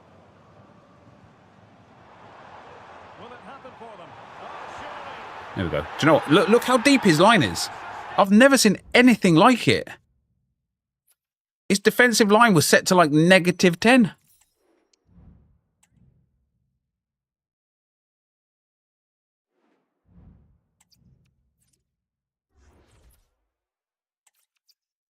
Don't think it's your game net update. Since update patch has been really delayed, slow and unresponsive. That was the first game for me personally that felt that way. It hasn't felt bad, other than that one game. And it wasn't even the game. It was the first time shots, man. It just wasn't registering them. Which I think is something more to do with first time shots rather than to do with the game.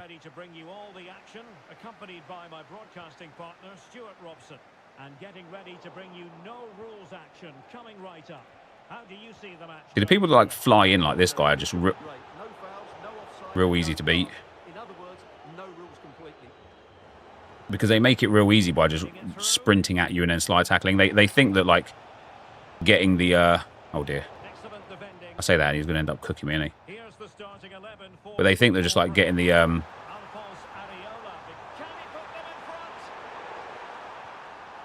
getting like rushing to slide the ball is going to be what wins them the game and gets them a goal. It's very rarely the situation.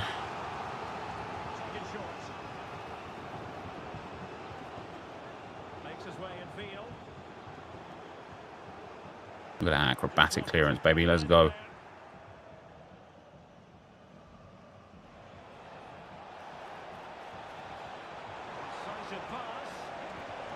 Oh, I love that.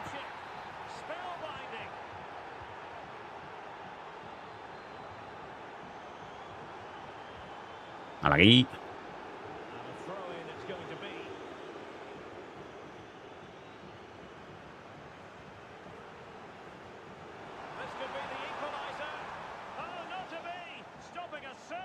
Hope you get them, pal. Keep up, thank you.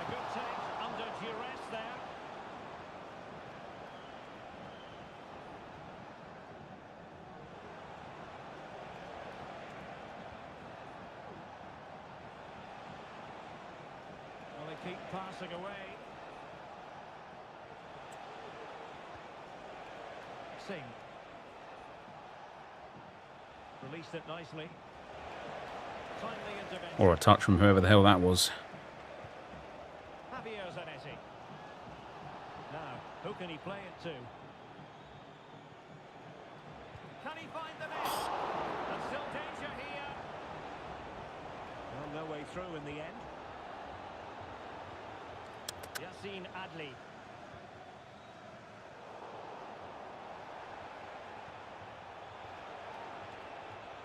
And threading it through. Look, see, I press shoot again. It's something to do with the shooting. 100% something to do with the shooting.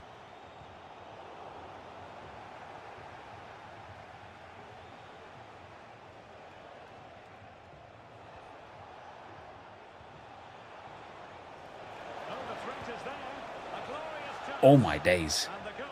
How the bloody hell have I missed that? But he couldn't take advantage of the chance. Well, that would have extended their lead. What a golden opportunity that was. Oh, not getting his shots off.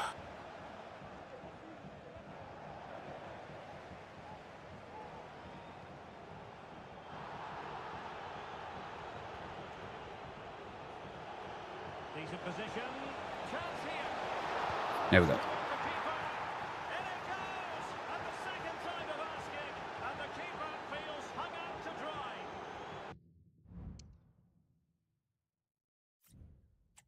What's that, 4? I think 4 more to go. Not gonna lie, no foul is annoying in this game mode. Yeah, this game mode is probably the single least enjoyable. Like, I'd prefer like mystery ball or something compared to this.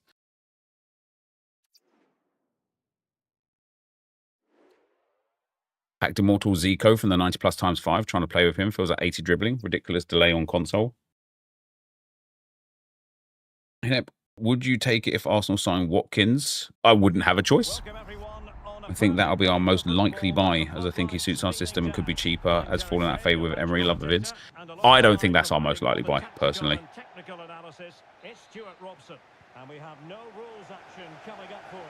How do you see it panning out, Stuart? Well, I'm glad I'm not out there. From all of the things that I hear, Sesko is our most likely buy. It should be a fun watch as a neutral, though. The first 11 for Terriers. Edwin van der Sar begins between the posts. Gaillard starts with Diogo Dalot in the fullback positions. Patrick Vieira plays alongside Odegaard there again. Valverde in central midfield. And up front, Victor Osimhen plays with Dries Mertens. Oh, you're pausing for me. No, pal. It just doesn't work like that. Love a Rashford for Watkins swap. I can actually see that as well. And given away.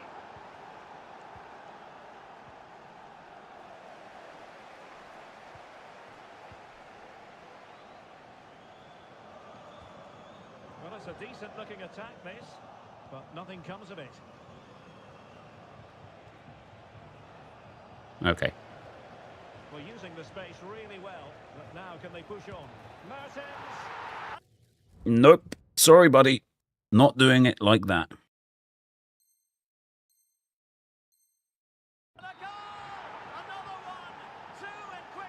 Sesko don't score in the Bundesliga. He's not the answer. I mean, he does.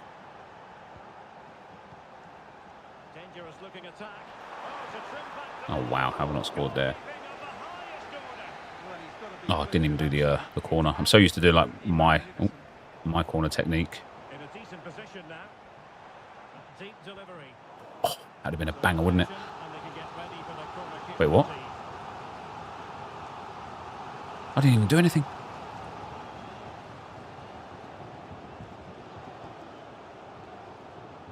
He won't get 20 Prem goals a season. Almost nobody gets 20 Prem goals a season. Valverde. So if that's the barometer for a quality striker, there's like 2.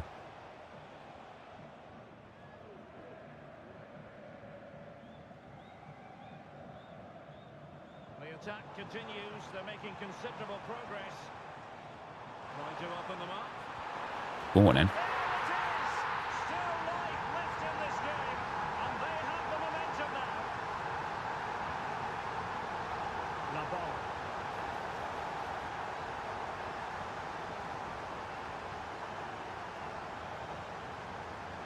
Sing.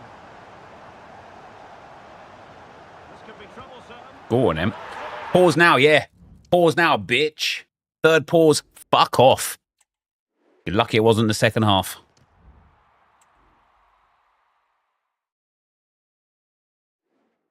He's got 12 goals. That's not the quality of striker for you. But Watkins is, who's got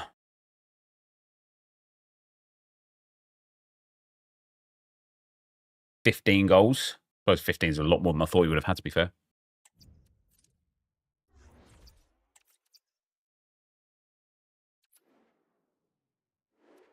Watkins makes the most sense, personally, because he's Prem proven. But we could have got Watkins in January. And we decided not to, which means Watkins isn't who we're going for.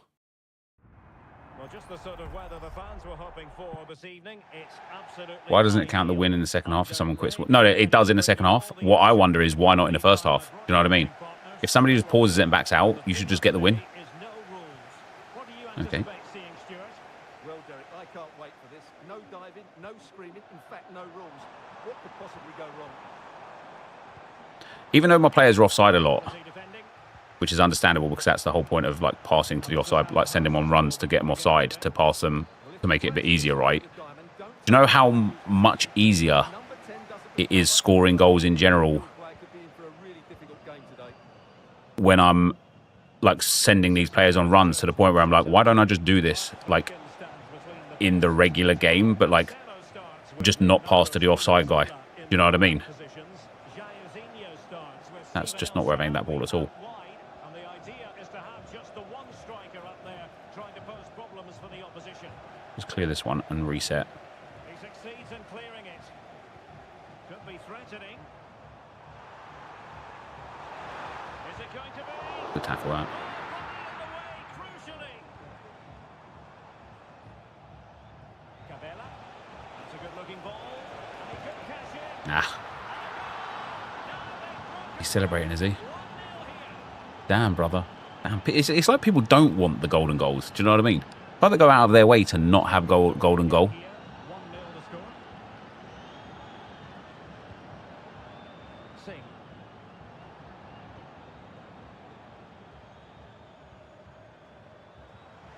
And now can he keep calm? And now I celebrate too. Now we're just two guys that like watching our celebrations.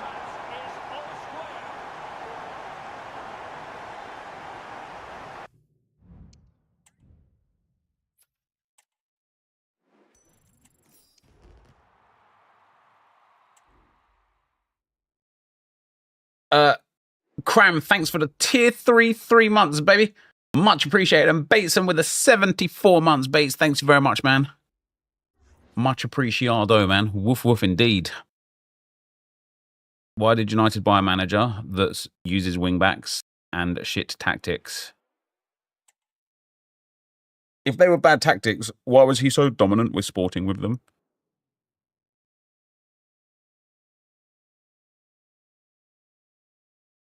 Yeah, Cram with that tier 3, baby. Much appreciated, man. Very, very grateful for the support. Have I seen MLS official card? I haven't. Let me get through. Like, we're on a bit of a time crunch here, so let me get through these. I still need four wins, I think.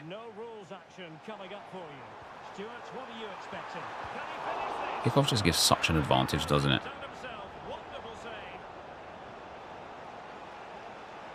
Here's how it looks for the biggest snakes. Trent Alexander-Arnold plays with Theo Hernandez in the wide defensive areas, and the focal point in attack is Gianfranco Zola. What a finish that is. Oh, surprise, surprise. No golden goal. I skipped celebration. Didn't pause for him. Surprise, surprise. What a brilliant pass. No golden goal for me. Yet people want golden goal. That's the thing, man. When they're not the beneficiaries of golden goal, they don't want golden goal. When they are the beneficiaries of golden goal, they're like, yeah, cool. Like, is this golden goal? Is that what we're doing right now? This is golden goal. Well, the perfect tackle, really. And now a throw-in. It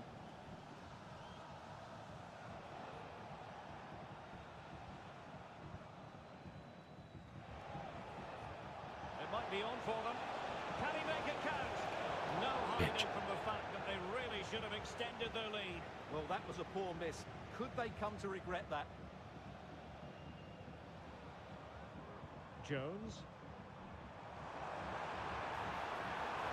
What a tackle that was. That wasn't even a bad tackle. That was just a tackle and a half, mate. That was.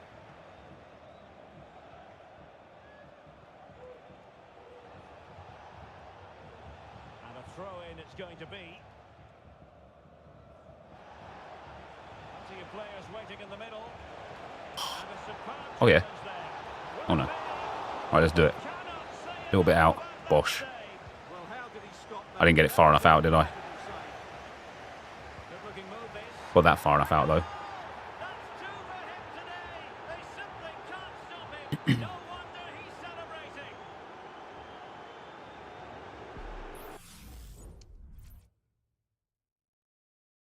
Hey. All right, it's 5. 3 more.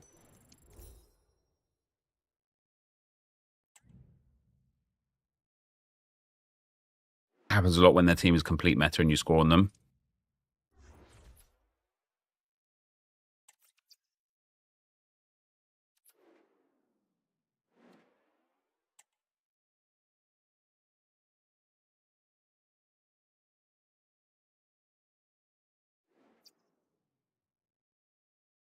Amrim has good tactics. He plays with 7 defensive players and barely scores goals. But again, if they were bad tactics, how did they work so well for Sporting? Glorious night for football. Right? Perfect playing conditions. And then you're going to say something about the league, but that's irrelevant to the tactic then, isn't it? Like, that's irrelevant to your point about Manchester United as well then, isn't it?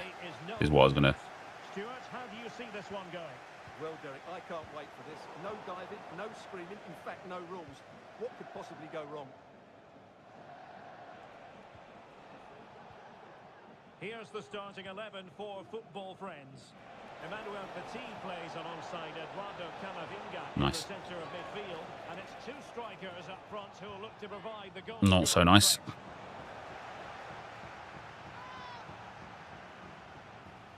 Are they going to forge ahead? And a goal it is! No long wait for the opener today.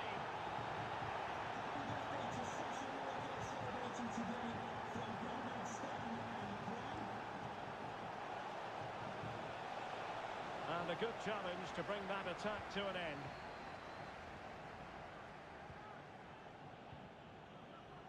Plenty of support here. What a challenge. But quick thinking defensively.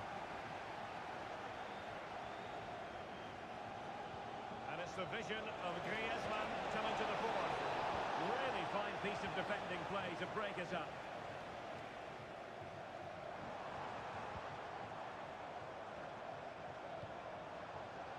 Passing it around as the search goes on for an equaliser. This fucking kick clash doesn't help, to be fair, on this one. I'll just back out of this one anyway. He has time to play it over. Some kick clash, yeah, it really is. And possibilities here. Spot on with that tackle.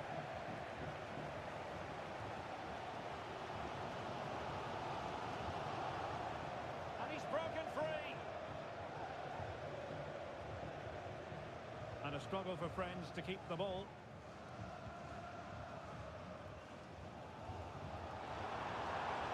Now options are plenty. Good idea. That's a great goal, to be fair. I know he was offside. That was a great goal.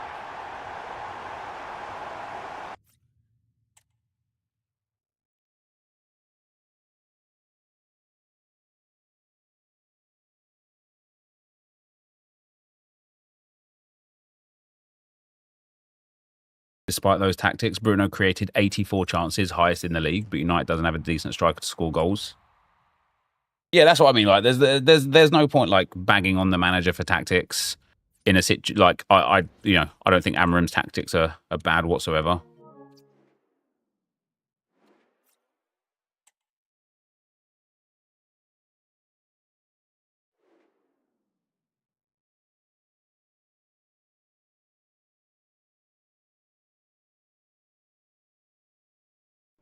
Well, just the sort This of weather game's the so fans were dead. hoping for this evening. It's Don't play it then. absolutely ideal. Don't play it. Have a break. Have it like play a different game for a week. Is the former Arsenal At least and got no West kick Ham clash this time. player Stuart Robson. And we have no rules action coming up for you. How do you see it panning out, Stuart? Well, I can't wait for this, Derek. Anything goes here, a bit like it was in the 80s when I was playing. It should be entertaining. And there it breaks down, but credit to the defence. What is that? Oh my days. Here's how it looks for the biggest snakes. David Alaba plays with Presnel Kimpembe in central defence. Rafinha starts with Ansu Fati out wide. And leading the line today... This guy was already gone. Give it up. He was already going. I hadn't even scored yet. He knew. Two more.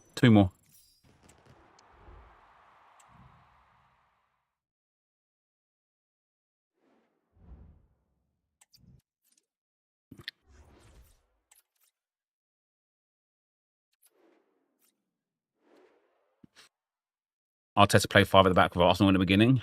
He used what he had. Ruud van Nistelrooy did a better job with United than Amarim. Yeah, but it's not like, again, if you, like, what do you want though? Do you want a short-term fix to a long-term problem? Or do you want a fix to the long-term problem? I'm Derek Ray, and delighted to Do you want a manager that can actually carry you up and make you a great team again? Or do you want a manager that will make you just a little bit better than you are in this moment? Build quality of those shin pads will certainly be tested. It should be a fun watch as a neutral, though. Amarim's obviously not some bum of a manager. Do you know what I mean? do they mean business on this occasion? Well, Dear. not pretty, but very gritty. This is how the visitors will set up today. Edwin van der Sar begins between the posts. Joe Gomez plays alongside Virgil van Dijk. Derek, this could be a goal here. Nice. Good goal. To open the scoring, a very bright start to this one. I'd rather us have a shit season here with Amarim and possibly UEL win for us to have a good season next season after some window of proper pre-season. That's what I'm saying, right?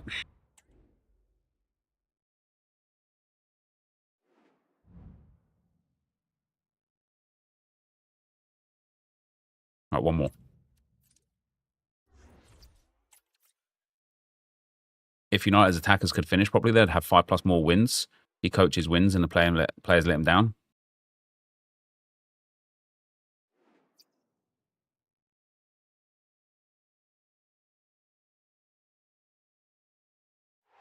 And good evening on what is a perfect night. Can you imagine United sack Amaring and bring in Big Ange? Things that will never happen. That would be one of them. And sitting alongside me is the former Arsenal, West Ham and Coventry midfield player. Just nipped that, hasn't he? And it's all about no rules action coming right up for you. How do you see the match going, Stuart? Well, what a great concept. No fouls, no offside. Villa Boas, remember him? Yeah. This should be a great watch, I have to say. One of the interesting things actually about being an Arsenal fan, and I've been an Arsenal fan obviously for a lot of years, is we just haven't had many managers over the years. You know, since I've been an Arsenal fan, like pretty much Wenger, Emery, Ljungberg.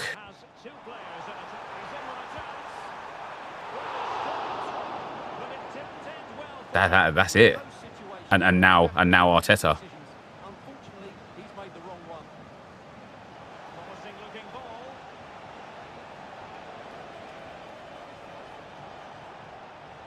Well, nothing for them to worry about in the end. Good defending. Now options are plenty. Oh dear, that was just for the fullback. Joe Gomez. Now with Smith. Took a really smart piece of defending to stop them. That's a good looking ball. Can they get in behind them? The jam, the cheese, the cheesy jam. Well, the Snakes couldn't hang on to it. And scope for them to produce something exciting. That's a delightful goal. Ljungberg was Arsenal manager. Yeah, like interim manager for a few months. Joe Gomez. Zambrotta being afforded too much room here. Disappointing end to the move. Nice weight on the pass. Could it be? Oh, come on now. Only by the crossbar. Well, nothing comes of it. Well, that would certainly have put them in a great position.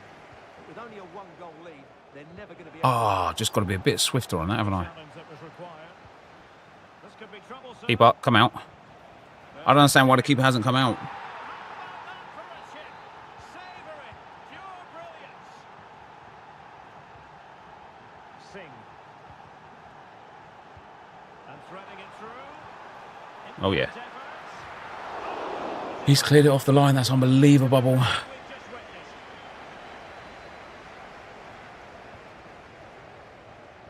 Neto. Oh yes, what a pass. A real opening now. Oh, masterful defending to prevent what looked like a certain goal. Now, who can he play it to?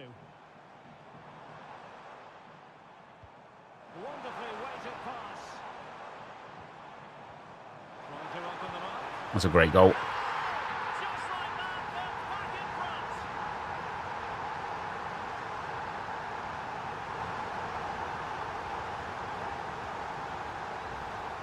Well, here it is again, and it's a superbly weighted through ball to break that... What do you think if they introduce these types of game modes in rivals? For example, no rules, look how much space you have in midfield. Yeah, it would be terrible, wouldn't it? This is like the worst game mode, man. It's the worst game mode. The first half draws to a Anything, literally, even King of the Hill is better than this, man. This is the worst one.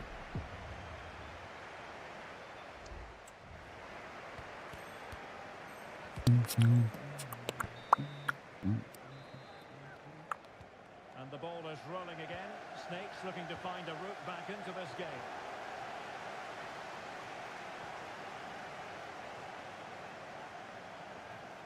Yeah. Genuine opportunity. Stick it up, you pal. Goal kick.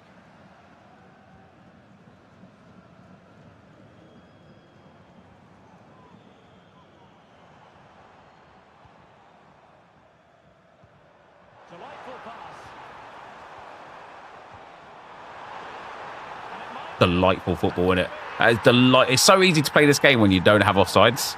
How nice was that?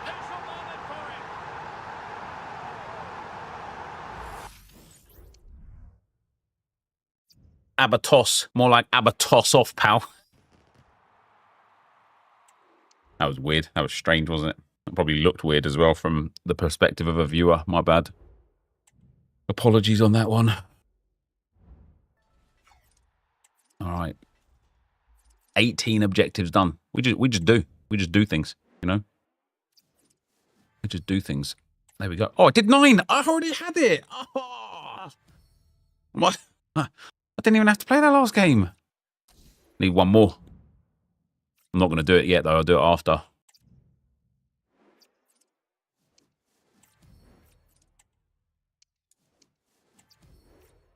Oh, look, we're just, oh my gosh, we're just finishing things here.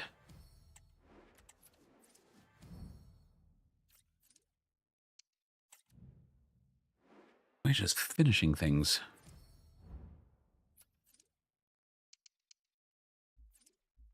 Four foundations. Grinding the reps, baby.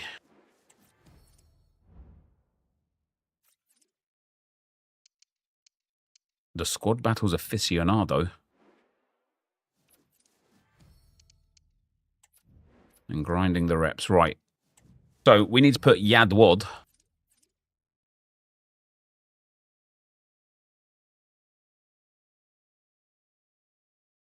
Into that new Evo. Oh, it's in rewards and cosmetics, obviously, isn't it?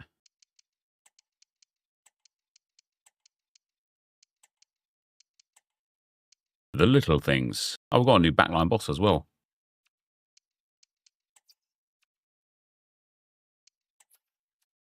So there's Yadwad. And this brings him to this here. That already is like a nice boost on him. What do we have to do? Play 4 matches in any mode and play 4 matches in any mode. So do you know what we're going to do on this one? We're gonna skive this one. If anybody wants to send me an invite, it would be very much appreciated.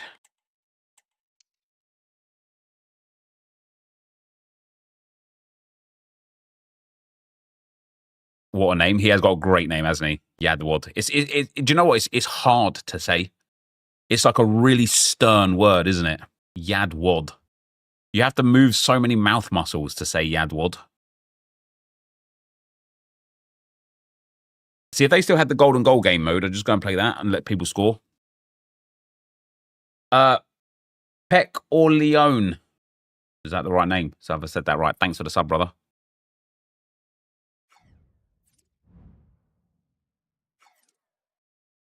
Yeah, if anyone's got me on friends on UT Tradings, what is it, 127? Please send. Where is it? Yeah, there you go. Just send friend request, then game invite for 8 games. I'd appreciate.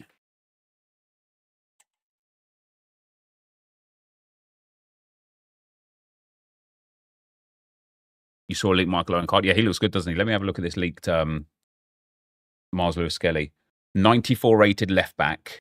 Intercept, bruiser, and press proven plus.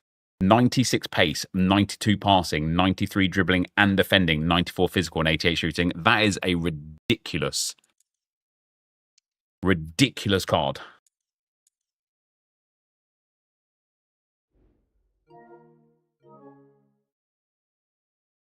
If he doesn't have like 99 short pass as well, that is a crazy card, man.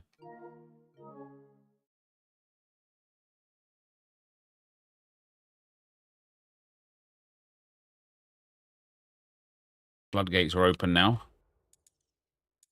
No, wait, what? I just... Friend request, what? Thanks, Matt. So I need 4 games and then to get the Evo up and then 4 more games.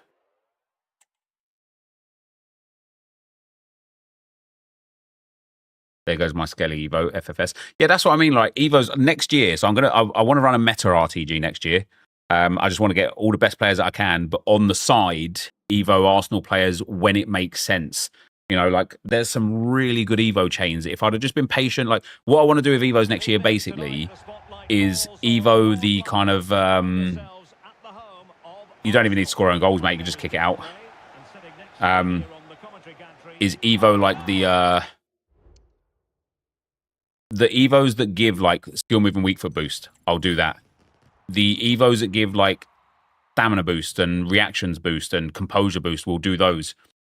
The Evos that give the actual kind of like meta play styles that are good for the player's position, I'll do that. But if it's an Evo that looks good but isn't actually that enticing, I'll do it on a different player instead. And for the Arsenal ones, I'll just focus on like the really high-end Arsenal Evos. And just have fun with other Evos and other players. Alternatively, I might do some like I might get I want like a real cool Evo theme for next year. I might like wheel of Doom a team. Thanks, Jordan Powell. Do you know what I mean? And oh, that's interesting. Yeah, I might wheel of Doom a team and just like whatever team it gives me, that's a team I've got to Evo.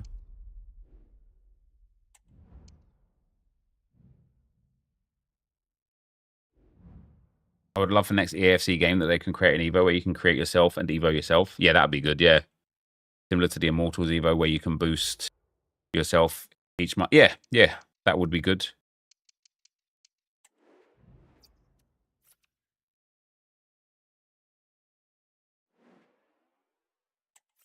You miss the Arsenal RTG? Well, I'm going to get on the account today before 6 to build packs and stuff. And then tomorrow, like after 6 as well, to build packs for Friday. And then I think the Arsenal RTG will come back during Team of the Season to get the best versions of all the Arsenal players and see what we can do with it. I need to kick off though, Matt. Please. No, I need to kick off. Doesn't work otherwise. At least I don't think so. Let's try.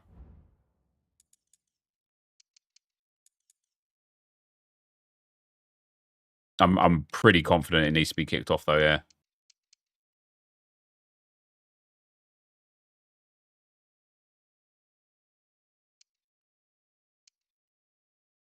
You need to kick off. Yeah, I thought as much.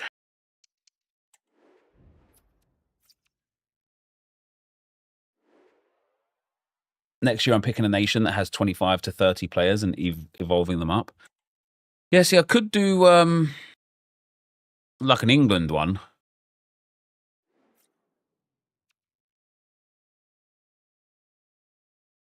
I don't know.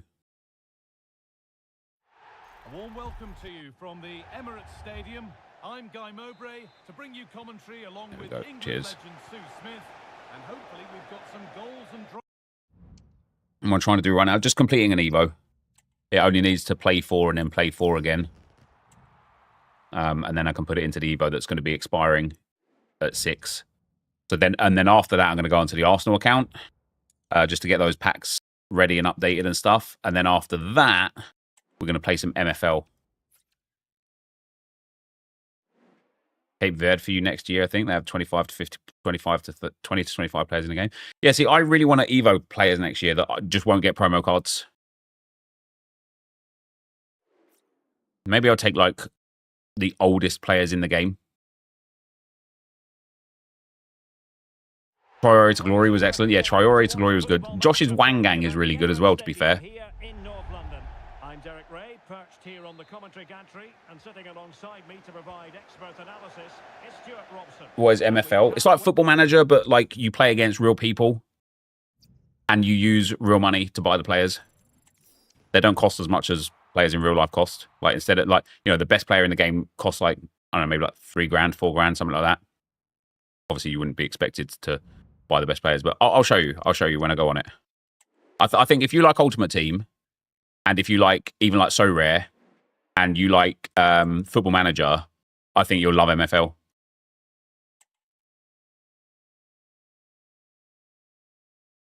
most annoying thing is doing a sick chain Evo, then a cheap promo card comes out that is better. Well, look at Nwaneri, man. I just got my Evo Nwaneri to being quite good. Then he got the Future Stars card. So I did that Future Stars into an icon, and I was like, that's well sick. And then like 2 weeks later, he got the Dream Chasers card. And it's like, god damn, man. Like, wow. Just frustrating, isn't it?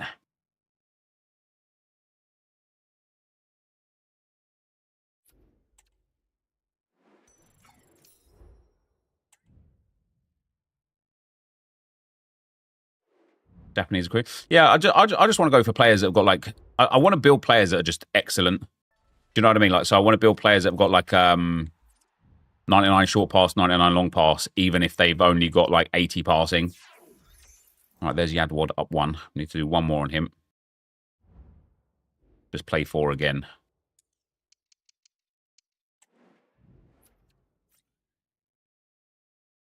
And even like Gabriel, you know, Gabriel got that Team of the Year Evo.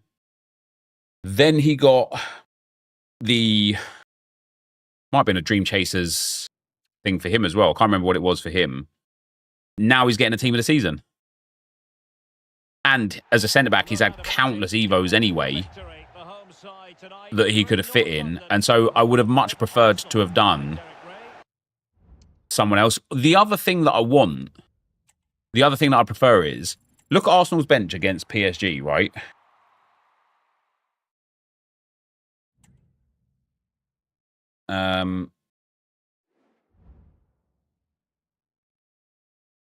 Arsenal's bench against PSG was Tommy Setford, not in the game. Doesn't really matter anyway because he's a goalkeeper.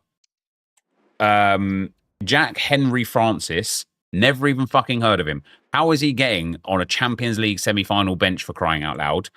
Ismail Kabia, Nathan Butler-Oyedeji, and then Raheem Sterling. But in terms of like those players, they're not in the game for Arsenal cards. They're just not. And it's like, why? If they were in there, I would Evo those guys. Do you know what I mean? So maybe EA can start giving more cards to big teams for Evo purposes. And I know that's a real big me issue, right? But I would love it if like the Arsenal under-21s were just in the game. And then I could just Evo those guys up. Same with City Nep. Mumba, O'Reilly, Simpson, Poussey, etc. Yeah, and 2 of those are regularly starting for you. How mad is that? Holy crap, 90 rated cards are 10k. Yep. The game is in disarray. Doué and Dembele gonna rip your ass open in Paris. Okay, and then what?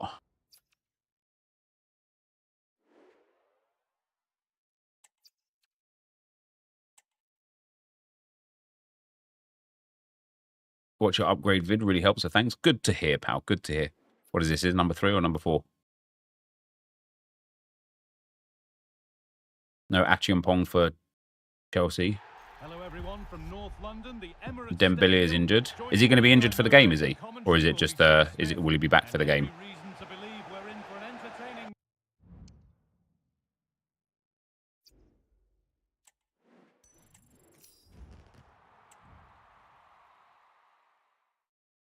I'm currently still missing 9 squad players that are actively playing for the club since the summer transfer window. That's mad, isn't it? Right, 1 more. He went off injured. Will look like a thigh issue, but it might have just been like a pull or like, you know, a muscle injury that lasts like a couple of days or something. Oh, this should be the last one, Matt. Thanks.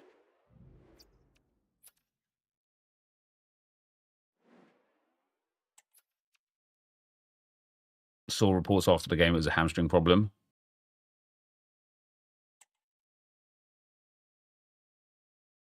If it's true, minimum 2 to 3 weeks.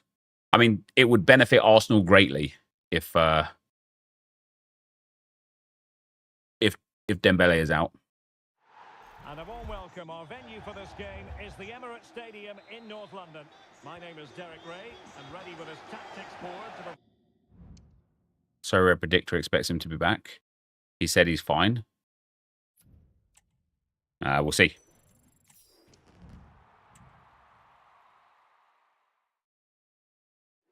All right, that should be the Evo done. It most certainly is. Yadwad up to the 87 and can now go into Huac Tua.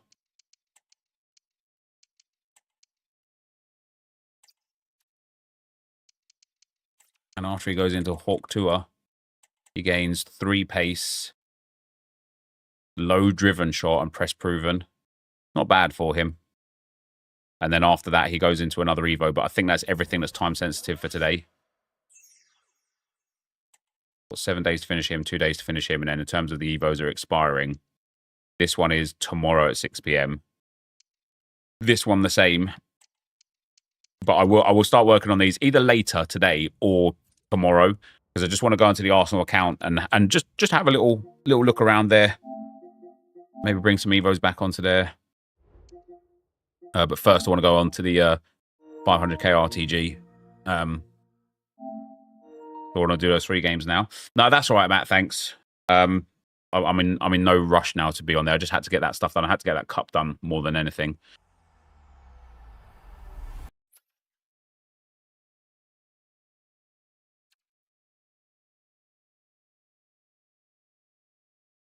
See if any of those cards sold. And just relist them in any case.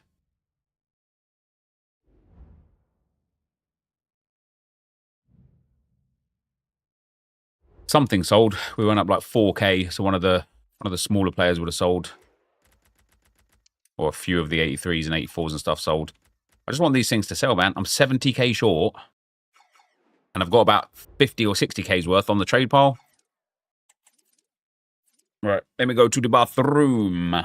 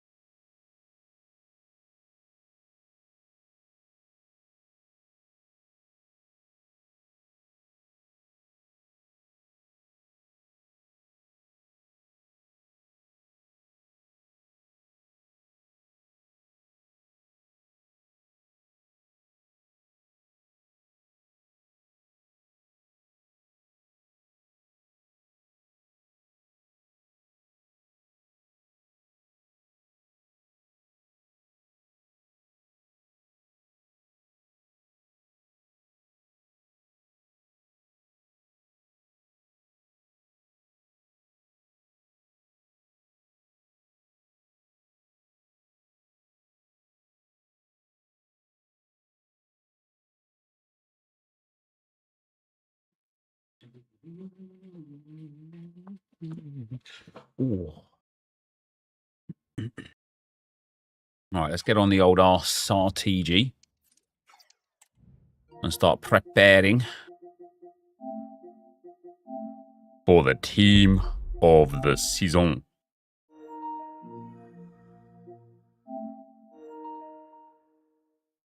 The pass is rubbish. Not worth 500k coins. Ribery will just be another random card in a few weeks. I massively disagree. He might just be another random card in a few weeks, but the value that you get from the pass, I think, is quite significant. In fact, I might go through my whole Arsenal account, discard and delete everything as well, and buy the season pass from this one as well.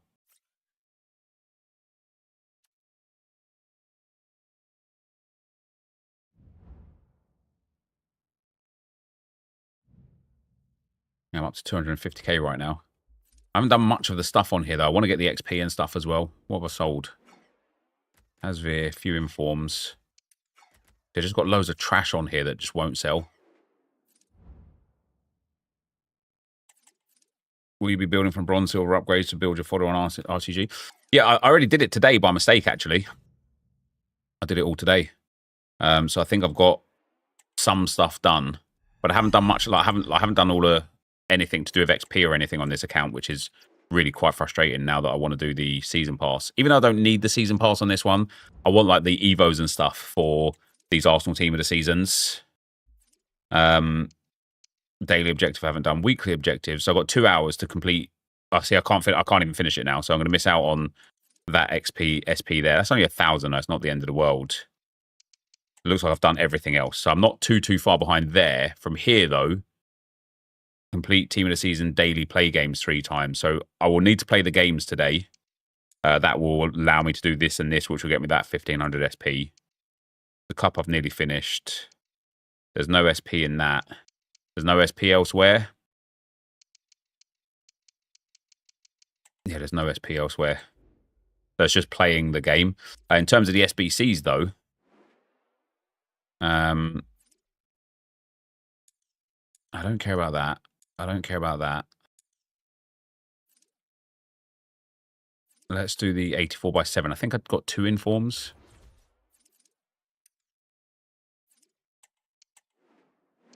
I don't think I've got many low-rated players here either. I think it's all 87s and above.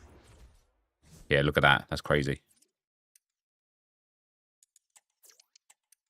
And then team of the weeks, I've got 3. That's not bad.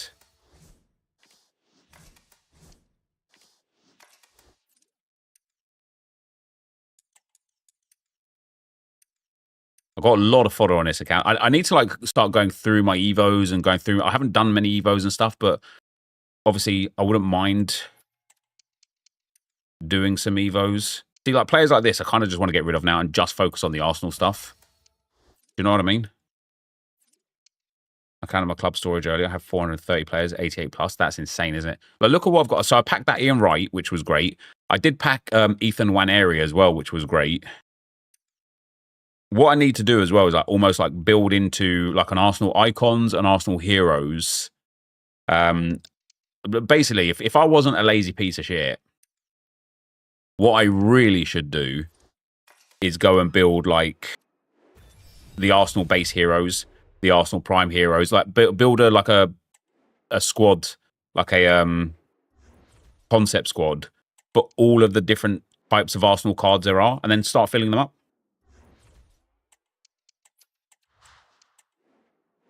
Because that could be a little bit of fun trying to pack all of them. Do you know what I mean?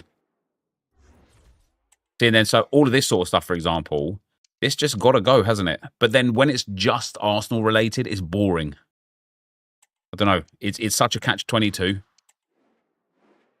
Like, I've done nothing with so many of those promo cards, and I will do nothing with so many of those promo cards, yet I still feel like I should keep them for some reason, just in case.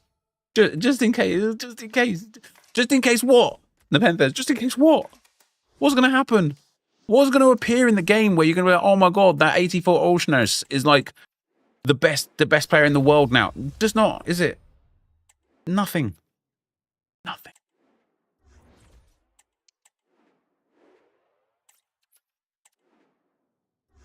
Nothing. If the world was ending, I wanna be next.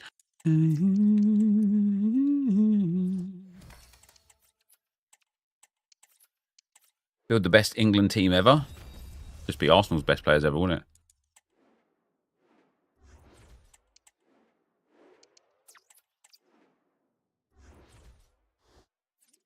I'm gonna have to put. See, now I can put something like I can actually put like some 84s in here if I want to use those deadbeats Henry is English. He is, yeah. Voulez-vous coucher avec Angleterre, mon frère? You know what I'm saying? You know what, though? Robert Sanchez has probably got 100 games. Yeah. he plays a lot for me. Good old Robert Sanchez gets those games in, son. You know what I mean? Like this Gould, like I bet you actually these guys barely have any games. Gould 19, Torrent 4, Van Uwijk 17, Nonto 7.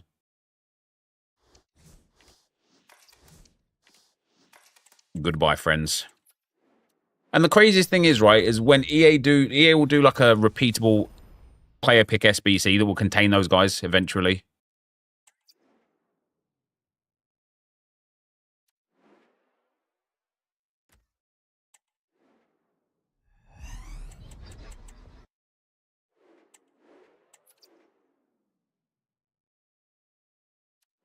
Untradeable cards, player exchange, and Evos is all you need.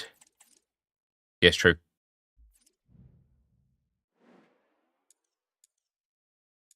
Here's the last 84 by 7.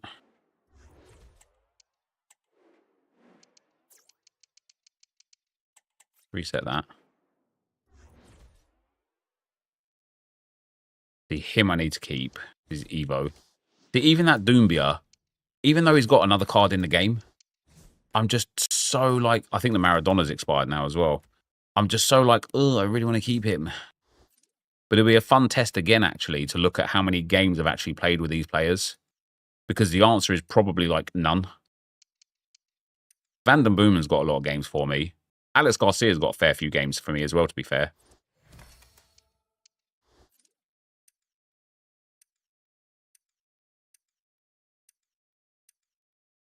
I need to like just have a proper clear out because there's some Evos and stuff as well that I don't want anymore. Yeah, let's have a look. So Orsnish, 35, 11 for Classy, none for Mina. He's got a better card now if I wanted it as well. None for Rilo, none for Obradan, 43 for Charisma. He was in one of my first weekend leagues, actually. My Tane, none. Just get him gone, right? Just get him gone. Who's the best Arsenal card I've made or used this year?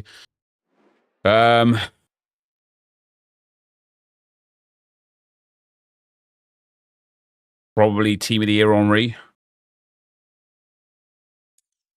All right, have I got... I don't really want to... I kind of want to do this, but use them. I don't even think I had enough 84s left anyway. No, I don't. Look at that.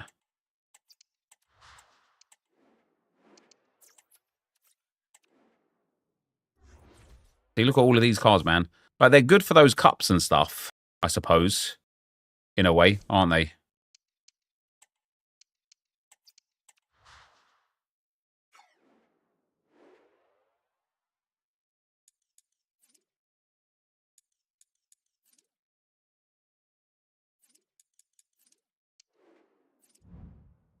$7,000 coins is all you need now. Is that right, is it?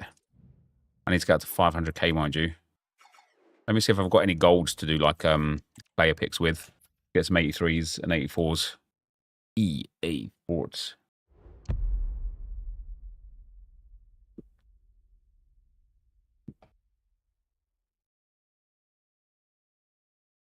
Team of the season crafting / grinding SBC needs to be done in this game. I've already done it today. I did it by mistake earlier. On your way on public transport watching. What's up, Reese, pal?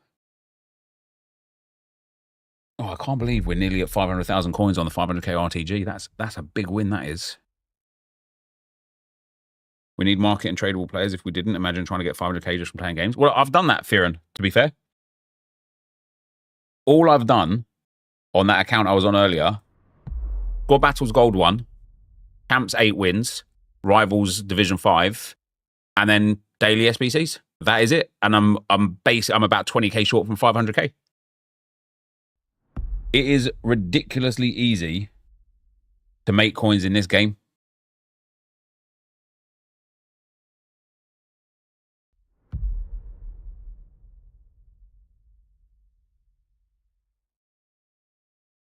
I have no more commons. I just don't have anything available to on this account. Got to go and actually play it. Yeah, I did the tradable team of the week twice as well, which was a little bit helpful. And then after 6 p.m. today, I'll be good there as well. Right, let's have a look at what we've got for an Arsenal team. N'Golo Kante. So we've got Martinez in goal. I've got Timothy Van Saliba at centre-back. He's there. Along with that Gabriel.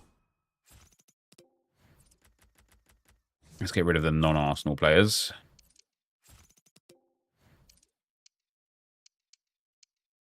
I also now have the 93 Nwaneri. We've got Gabriele Martinelli out here, or Thierry Henry. See, then I look at like Ronaldo and Bale and stuff, and I'm like, oh man, like I really just want to use those players. Do you know what I mean?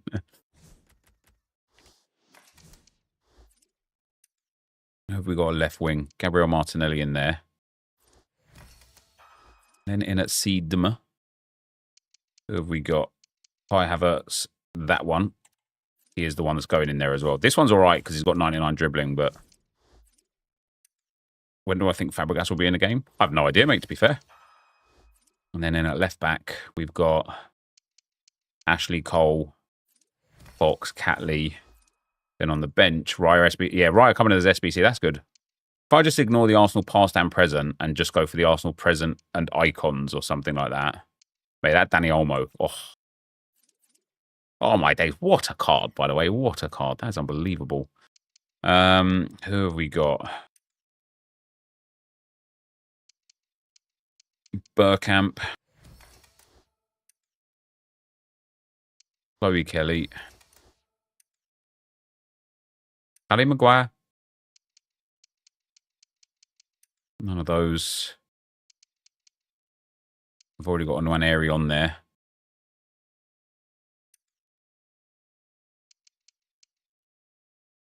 Maybe I should do this as like I spent 12 hours reviving a dead account. Something like that.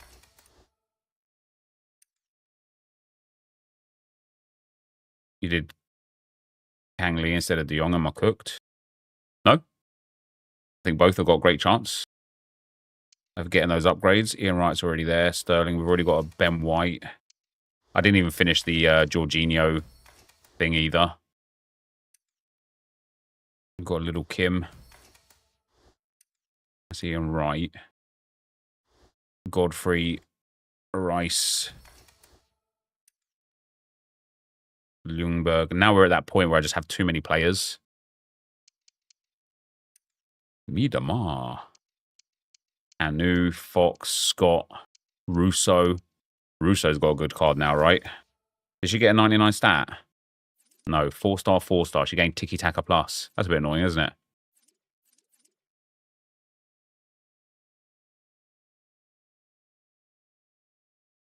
$96 overall and 5-star, 5-star if they win the final. That's, like, this is why I've struggled with the Arsenal account this year. Because look how dead that is for a set of playstyles. Power Header Plus, Aerial, Trickster First Touch, Rapid, Finesse Shot, Power Shot Plus, and Tiki Taka Plus. No Travella, no Relentless, no Quick Step, no Technical, no Press Proven, no Low Driven, no 5-star, 5-star. It's just terrible, isn't it? Right, so this is pretty much my best Arsenal team right now. What can fit into Evos? Oh, I have still got Jorginho to finish, but then I haven't got the rest of his stuff, so I'm just going to have to forfeit that one. Ball-winning midfielder.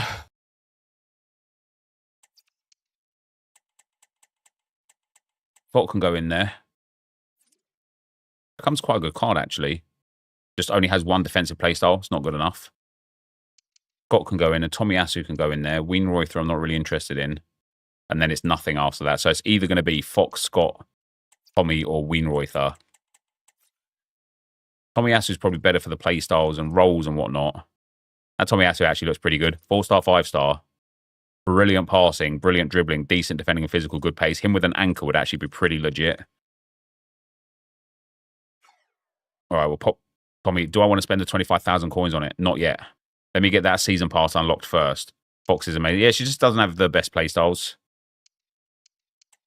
What have I got that's expiring today? So we've got Mirror for tomorrow. I don't mind spending 10,000 coins right now. We've got Beth Mead. There's no point me doing Ethan Nwaneri because I've already got a much better version of him.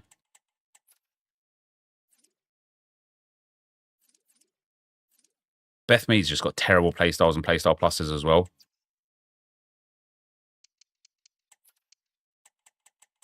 Like this Nwaneri would just be pointless to do. Absolutely pointless. When I've got that 93. We've got Mariona, McCabe, Ljungberg. That's it, really. So for this one, it probably is going to be Beth Mead.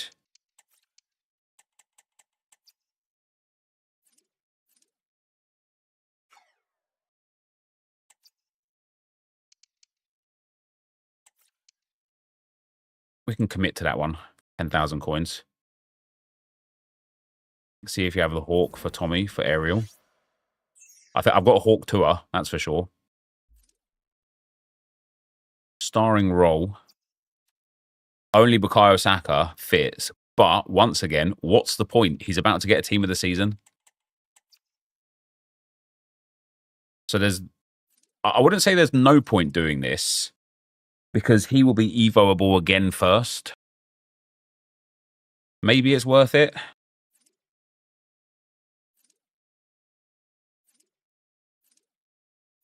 Maybe it's not.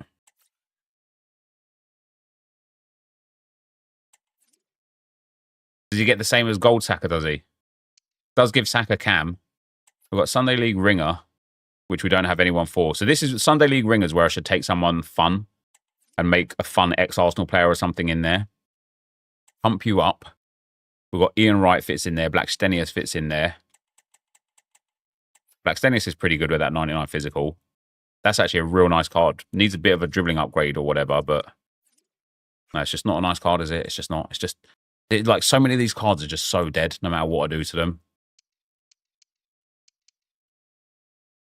A Nikkei with 99 physical could be fun. It's got terrible agility, though. Sago Jr. fits Silver Evo. Yeah, but he's not on the market. He's not in packs. Dribbling in the shadows. See, this one, we've got a couple of good options. I think Godfrey is probably my favourite option for this one as well.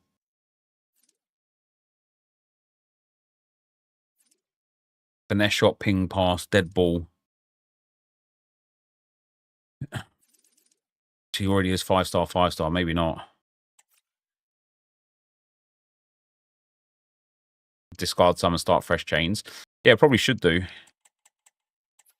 Steph Catley is not bad in here, to be fair. More as a winger, but quick step, incisive, and finesse shot plus. That's not bad. Goes up to 5-star, 5-star. The specialist. Put this Gabriel Martin. It could put Russo in there. Takes her to 5-star. That's probably better for her. But then if she gets the 96 upgrade. See what I mean, though? Like, there's, like, even now, months on since I've last done an Arsenal Evo, I'm looking at what's available, and it's all just stinky. Like, there's nothing here that I'm like, okay, yeah, that's the play.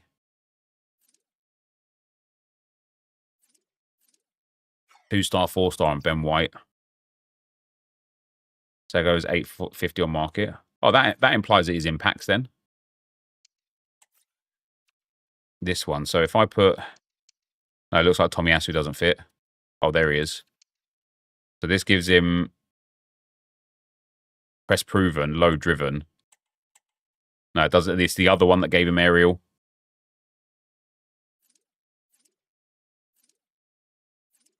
And then I don't think he fits into that other Evo then, does he? I definitely need to restart Calafiori. I need to restart Urian Timber. No, Urian Timber's actually solid. He just needs, like a... He actually just needs to be played more because that's a pretty sick card. He needs some defensive stats. That gives him press proven and a big defensive boost. That's a pretty legit card. Thago Jr.'s 200 coins. Oh, he's definitely in packs then.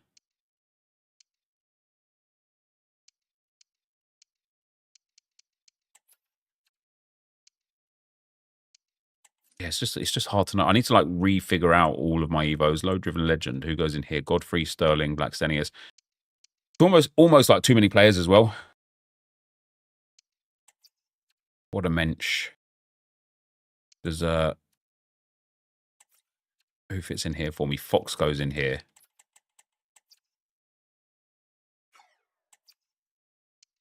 Calafiori goes in here. I just don't like the fact Calafiori's got Dead Ball Plus. And he just doesn't have good defending or physical either. And he doesn't have good rolls either. He's just not good.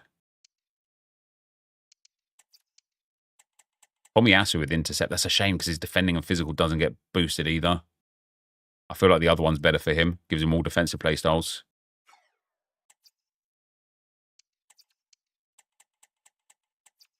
Like this one just doesn't even look like a great thing. I'm gonna have to like have a little look at what I can restart, because I wouldn't mind getting rid of some of these and restarting them.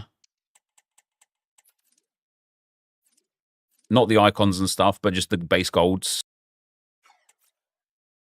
There's not really much here that interests me a lot. What does this give? Incisive pass, holding, tiki-taka. Incisive plus on Ben White. No point in that. Yeah, no, it's just not it's just not ideal, is it? Where are my rivals? Division 6, Jesus Christ. That's how long it's been since I played in this account.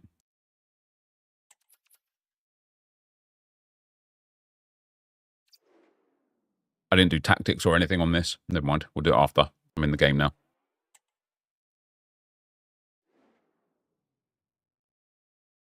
I just need to get like my head fully around like what cards I've got, what things they've got, how I can improve them, what they look like afterwards, how they can be chained. With the way that I've been playing, I feel confident playing with this team. I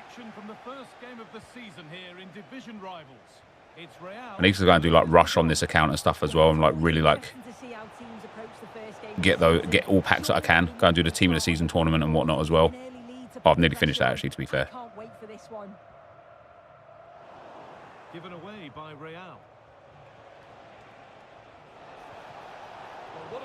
I don't even know what anyone can do on this account. Like I don't know what their play styles are and stuff. Fabio Cannavaro starts alongside Rafael Varane as Bought from me that. and they'll play with a lone striker up front.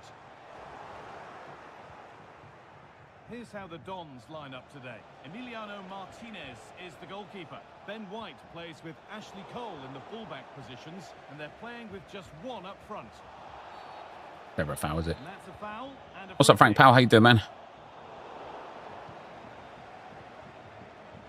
Well, Jeff Shreves is pitch side for us and has an update on that injury. Medical staff. Surely he's off, right? Yeah.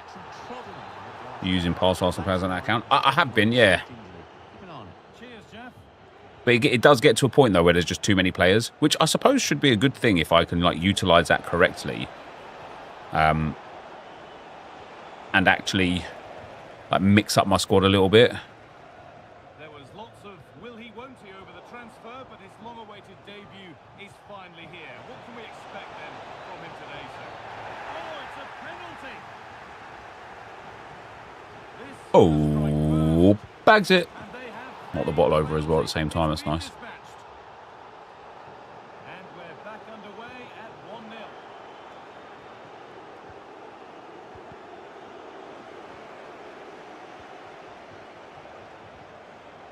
Oh, he's going to get there. Read the pass well and cuts it out. And that's nicely won to see off the threat.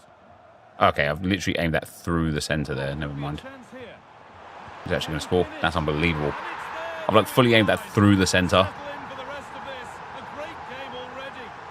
This guy 5 at the back as well. He is. Fuck me, man.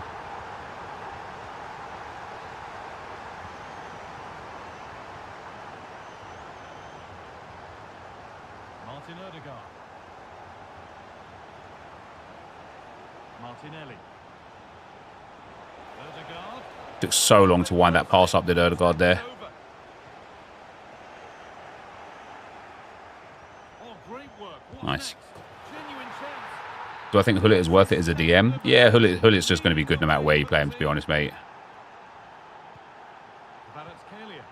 Could be something building here for Real. And the promise of something happening is over. Nicely played. Great chance here. Bosh. Top bins, mate. Top bins. Come on. As he completes his hat-trick.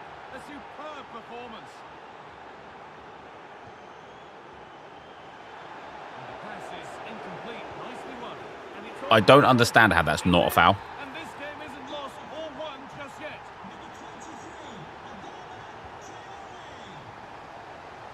And he's got behind it. It's back off the bar.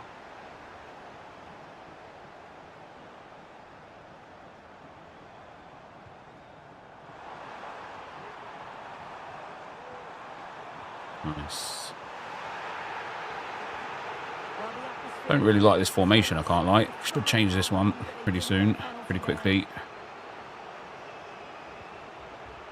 Henry. Real have possession again. I just think I much prefer two-striker formations. And the forward progress continues. Oh, a great chance.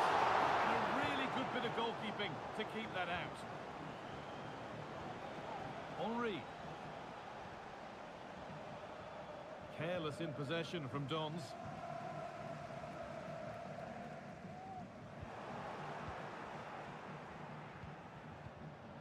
Havertz. Oh, this Havertz has got anticipate, has he?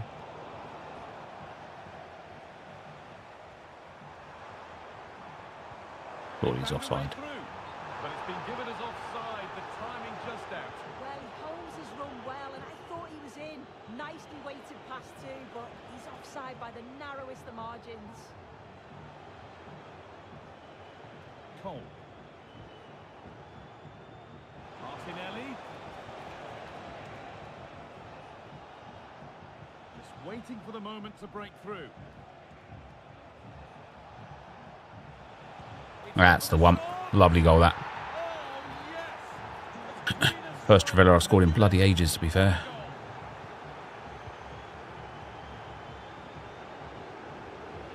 White.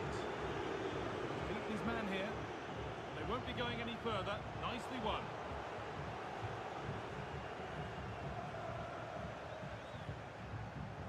Okay.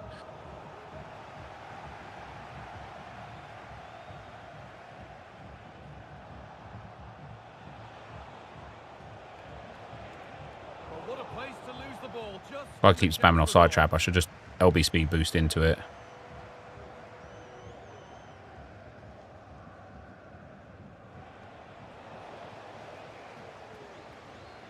Maybe not with Vieira though, hey? in behind. Can he finish? Oh, well saved. That was a really good chance. Traore. It's gone astray, and it was far too easy. Martinelli. Real Unlucky from him, innit?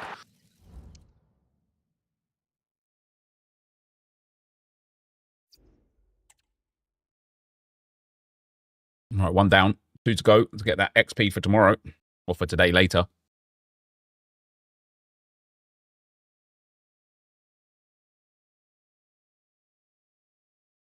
Oh, what's he done? Game's crashing. Here we go. Division 6, mate. Division 6. Oh. Right, my son's home from school, guys, and we're going to say hello. I'm going to go like, hello. Is it me you're cooking for?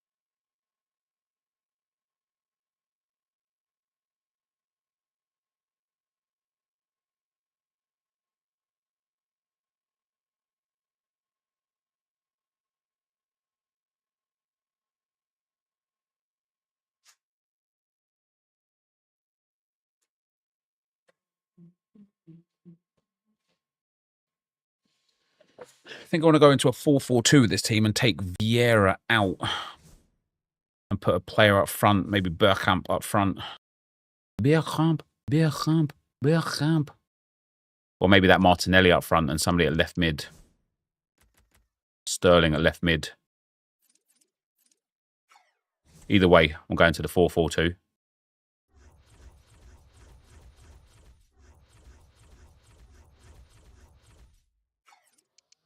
Havertz, Erdi, Nwana's out right. And then Sterling. Oh, I want to use Ian Wright up front, actually. Let's put Martinelli at left mid. Let's pop Ian Wright. Ian Wright. Right and Henri up front. Right, bit of team management.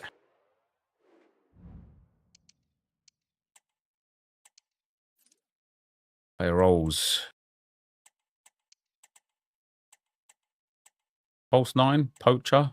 Do a bit of poacher on him. Managerial's got inside forward. I don't mind using it, but it's going to push Ian Wright a little bit further infield. And it means I'm not going to have any width on that side. Martinelli doesn't have any roles there. I also need somebody to be a holding mid. Odegaard box to box is fine. All right, that'll do for now. That'll do for now.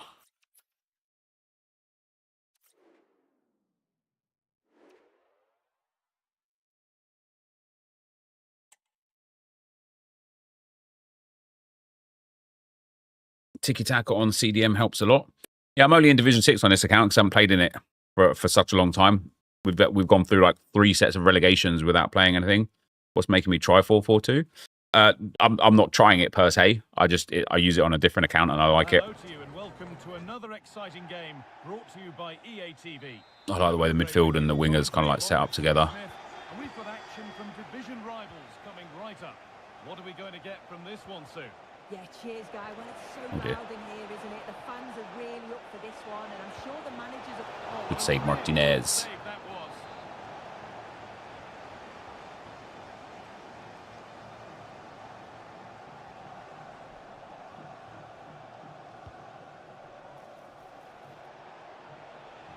Decent chance, this. Oh, That's a bad save. Should just be catching that one, shouldn't he?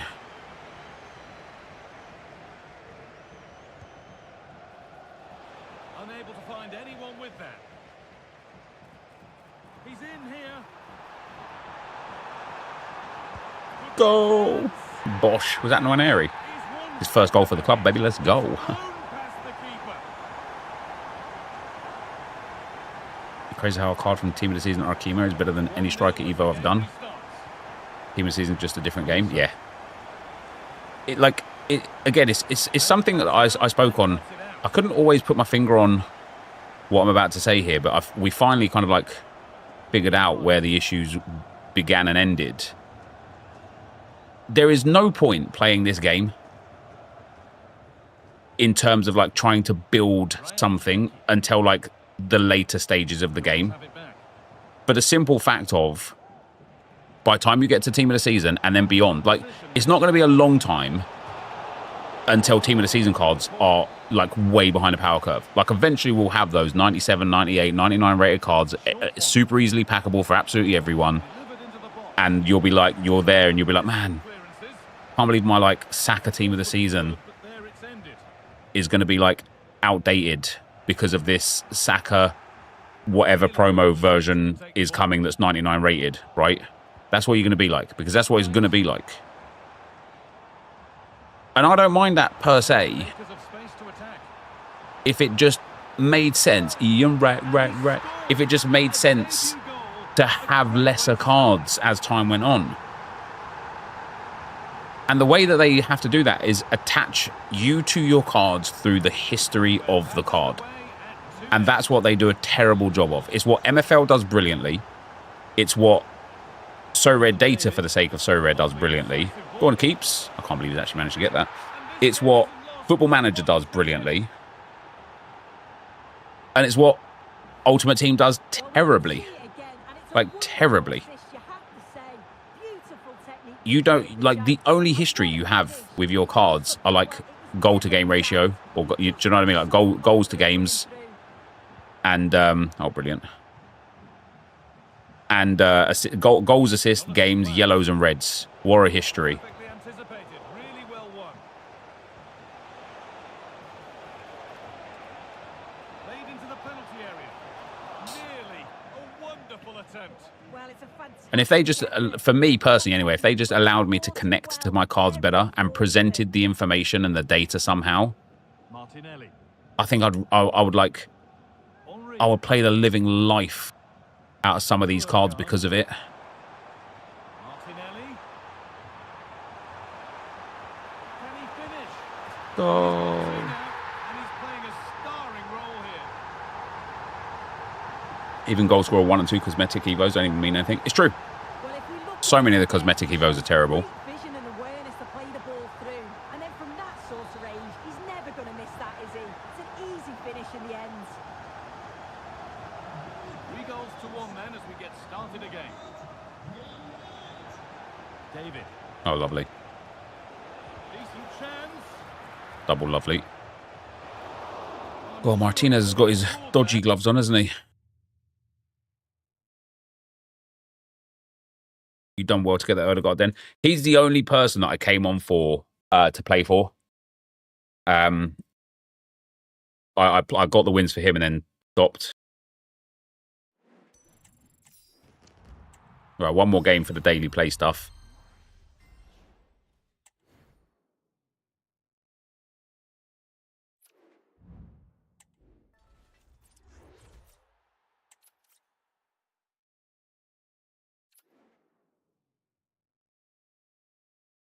Examples? Do you mean like examples of what things they could do to attach you to a player? I mean, there's like millions of things, right? Like separating their goals, games, assists by competition, allowing you to see, allowing you to have like a historic understanding of like where you finished in champs and stuff. Like, do you know what I mean? Like, imagine you going to like a champs data center, and it would show you the teams you used, the players you used, the rank that you finished, the way the games went and like ended. Having like pass rate on a player, that would be amazing. Because then I'd be sitting there like, okay, you know, I'd use 3 or 4 midfielders. I'd get my feel for who I enjoyed and who I didn't. And then I'd just go and look at the data. I'd look at the stats and be like, okay, Odegaard has got a 98% pass success rate.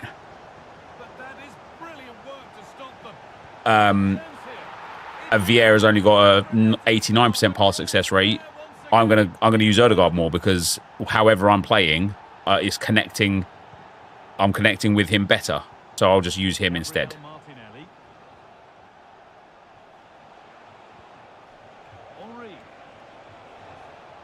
That's tough.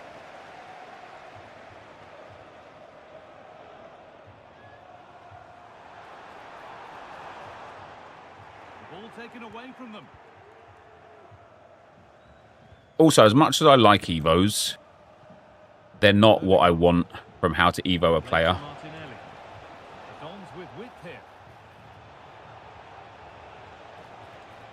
What I want from how to Evo a player, or what I want from the ability to Evo a player, is like, I want to be able to build my players. So I want to unlock, let's say, I want to unlock low driven on Thierry Henry. And for me to unlock low driven on Thierry Henry, I have to score 100 low drivens with him in champs and rivals, right? And then once I've scored that, I can unlock low driven. But I can only select a maximum of, let's say, like 8 or 9 or 10 playstyles. And that's fine too. Like, I'll get the playstyles that I want. Then to get low driven plus, I've got to... Then to get low driven plus, I've got to score 500 goals with low driven with the player. And it's like, eventually I will just have the player that I want. And I know that we could certainly look at that from like a meta standpoint, that everyone will just build the same meta bear as always. But that already exists, do you know what I mean? People already just take the meta players. So why not let people build the meta players that they want to use?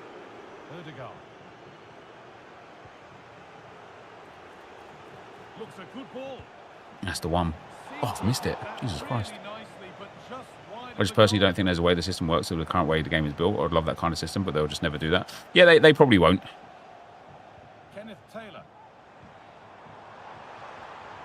I'm surprised we even have evolutions, genuinely. Oh, well saved. That was a really good chance.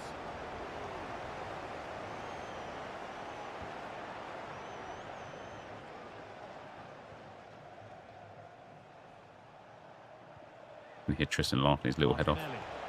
He's beaten his marker here. Thierry Henry. Good job done to keep it there. In behind, can he finish? Another goal, and surely there's no way they can throw this away. Like Skyrim, the more you use a skill, the more it levels up.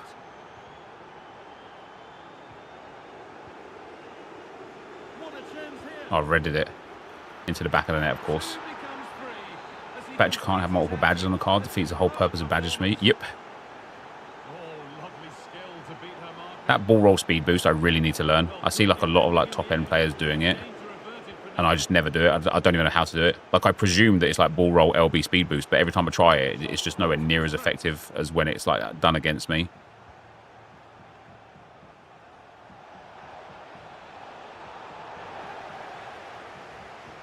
Clean challenge, no foul, says the ref. Yeah, I also wish they gave us the ability to remove playstyle pluses and playstyles in general. That would like remedy like some of the issue that I have here. Oh dear, my bad. The Dons need to That's keep on the ball me. much better. What a chance. Trying to place it inside the post. In my opinion, there's not enough to do with the cards we're all getting. Right now, there's a League One Cup. You don't even need League One players. So everyone just uses their meta players. Yep, I would agree with that as well.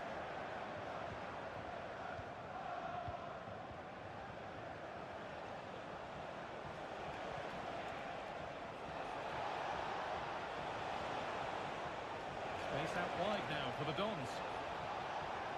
I don't know what one area he's got. Got incisive pass and quick step But plus. only up to a point. See that there, that little turn and then speed boost. I just don't get that. Long way with this. Real It's not that I don't get opportunities to do it. I just opportunity. it just That's a top stop. if I turned and tried to speed boost like that, I feel like my player gets like pulled up, almost like stuck in an animation and slows down more than speeds up.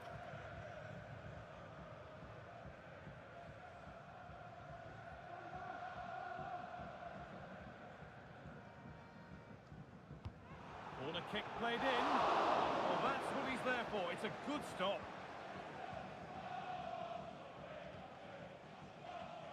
Oh dear.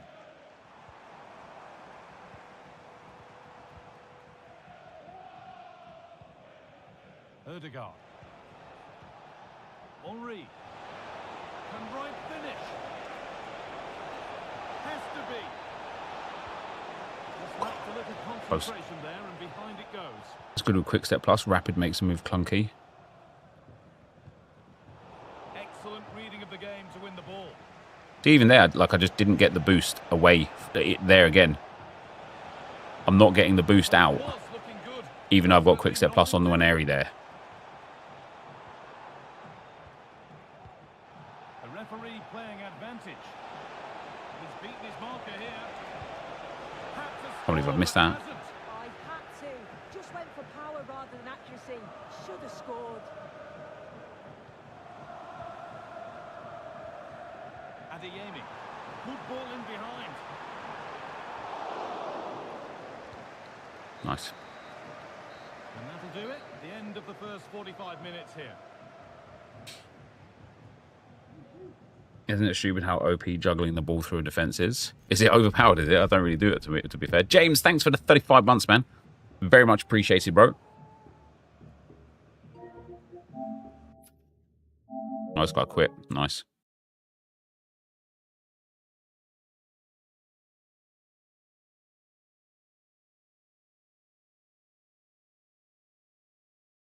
Maybe it's a controller setting thing? I don't think controller settings changes how somebody speed boosts.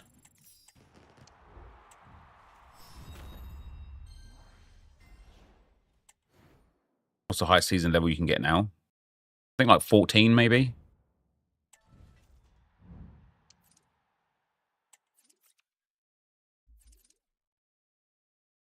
Right, so I'll be able to do the completionist for SP tomorrow.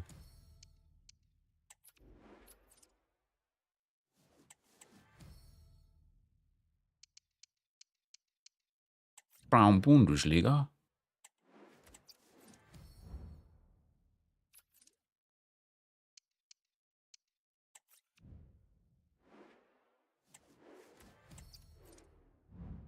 Yeah, I haven't got much SP on this account. I've missed out on a lot of it. Finish that tomorrow, or after 6 p.m. anyway. Labord. Yeah, I'm at 3,700 on this one. I'm way behind. I've missed out on a lot. I'll get 1,500 from there. I don't know what. I've missed out on like the daily stuff otherwise. There's no SP elsewhere though, so... Do I get anything nice from rewards? Yeah, I got Matuidi hero, actually. He was quite handy.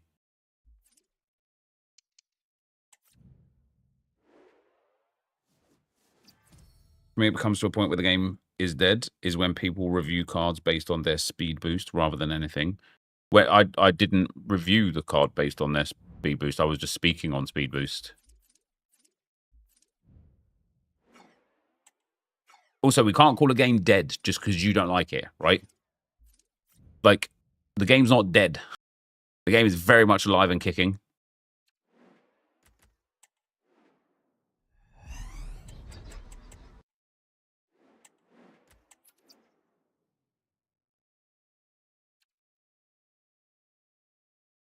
Arsenal team of the season about to go ham. That's why I'm back on here, mate. I'm going to do a few little Arsenal RTG videos now, I think. Try and pack all the Arsenal tots.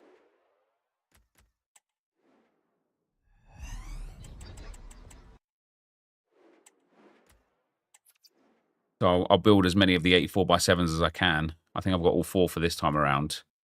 Yeah, I don't really want to build the 83x10s. I just don't find them valuable enough. So we'll build the 84x7s today and tomorrow, and then I'll have 8 to start with. What do you think about trying to pack players this year? I can't this year. My best pool is 93 NepentheZ, even though I play the game almost every day. Do you know, like, I just find it hard to believe. Like, if you've done everything that you can every day, and you still only have a 93 NepentheZ as your best card, I just struggle to believe it. But I also don't think that packing a big card represents anything, because A, it'll be untradeable, and B, you can pack loads of fodder and complete, like, Hullet SBC, right? So just because you didn't pack him, you've packed other players that help you complete him. So, I don't know.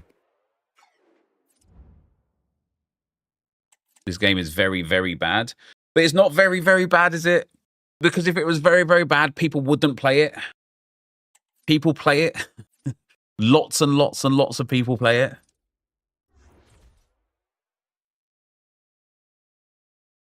This team's quite a nice team. Not ideal, but it's quite nice. Bad games are the kind of games that people don't play. Leaked Isaac card is ridiculous. Let's have a look. I need to do some MFL stuff now as well. Don't need to. I get to.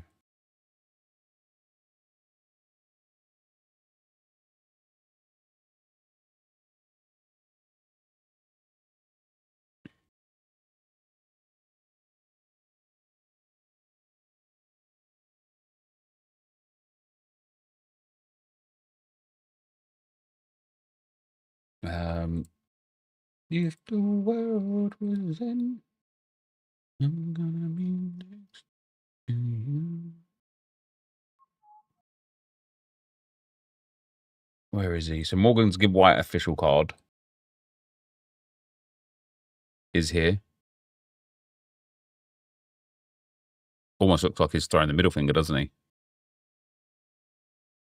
Why don't you play a PS tournament and get FP and buy the pass with it? Yeah, so I actually want to do a video on that. When do the PS tournaments play? I don't know, because I actually want to get the FP for doing my Evos. That card looks all right. Looks like every other card we've got. So Isaac, 96 rated, finesse shot plus, low driven plus, and rapid plus. He'll obviously have 5-star weak foot, 96 pace and shooting, 97 dribbling, 87 physical, 85 passing. That's pretty mad. But this Lewis Skelly looks ridiculous, by the way. That is insane as far as a card goes.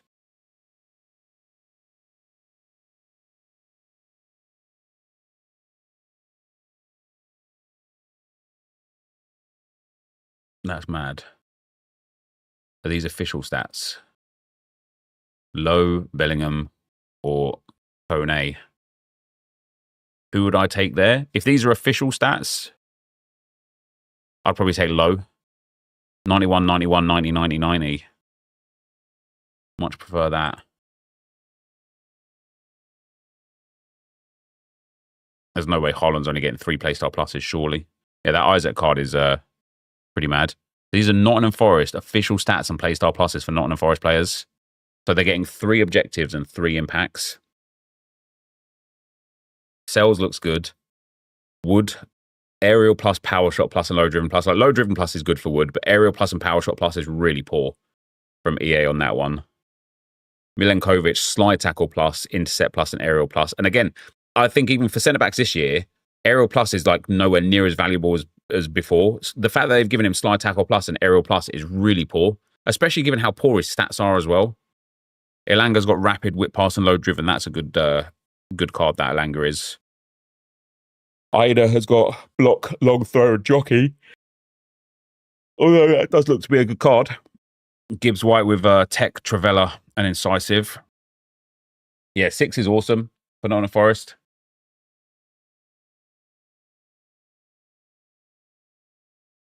The fact that Arsenal are getting 6 team of the seasons as well is mad. Right, let's go and do these tactics.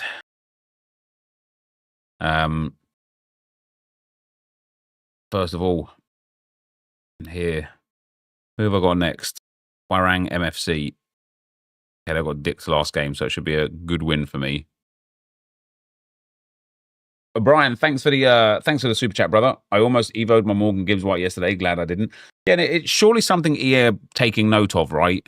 With the way people are like, oh, I don't even need to change that team. That's all right. Like the way that people like, I don't want to evo players anymore because they're just going to get better player, better thing. What's up, Wendirt Gast? How you doing, man? Is that Jimbo? 6 men doesn't even include the women. Yeah. When the input delay is 2 seconds, it's bad, real bad. Yeah, but that's not a bad game then, is it? It's a good game with input delay. How did you find yesterday, Jimbo? I felt like the gameplay was really strange. Like, let me show you, for example. Even in Prestige 26, I drew the first game. Really disappointing. I drew 0-0 to a team that is like ranked quite a lot worse than me, yet their XG was way higher, and just generally, like, I didn't do great in the game. And I'm like, damn, man, like, I feel like my team is set up really well. I've done really well in a few of the cups that I played in, a few friendlies that I played in. I absolutely dicked on people, and yet came to the league game and I struggled massively. I don't actually. There's one team I need to rotate. It was too bad for my first game with this team because I played up against the best team in the game, in the league. Still all right for fitness there, though.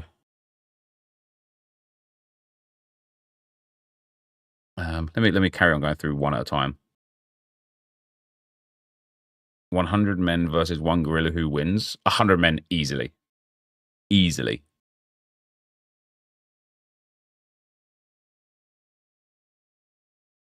This team doesn't have too much depth. I need to rotate regularly with this team. So you can go in at right back. Basically, anyone that's on 100% has to go in.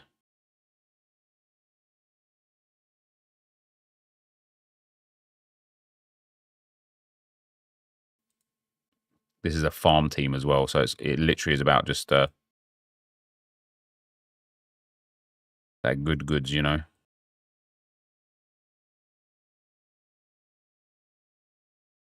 There we go. Which do you prefer, time finishing or precision shooting? I like them both, but I think precision shooting is more valuable, I would say. The agency. How much depth have we got in this team? Yeah, reasonable amount here. I don't have to rotate straight away on this one.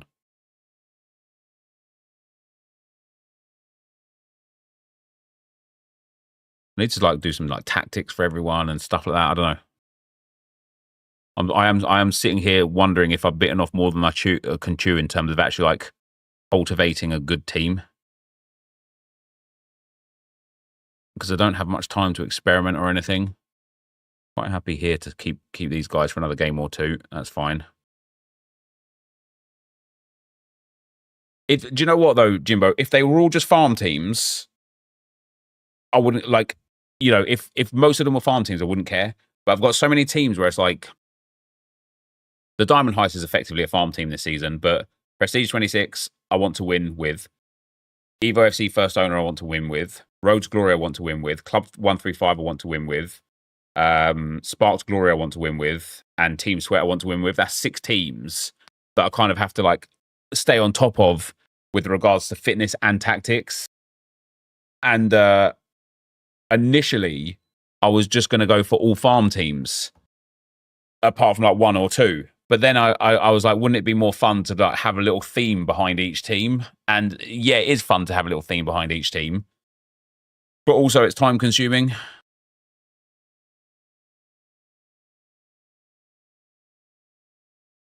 Which is a shame.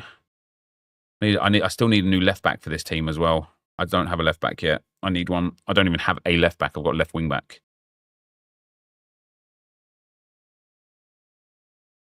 I need to start doing some tactics on everyone as well. What was that? That was Spark to Glory. Back to Glory.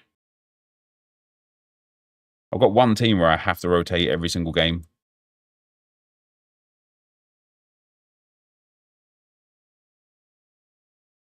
Golden oldies. Is it them? No, they got plenty. 135's got plenty. Chinese Ice Farm I don't care about. Oh, in fact, it might be the Chinese Ice Farm that I do need to rotate. They are definitely in need of rotation. So again, anybody that's got 100 energy will just get straight into the team. Every single time.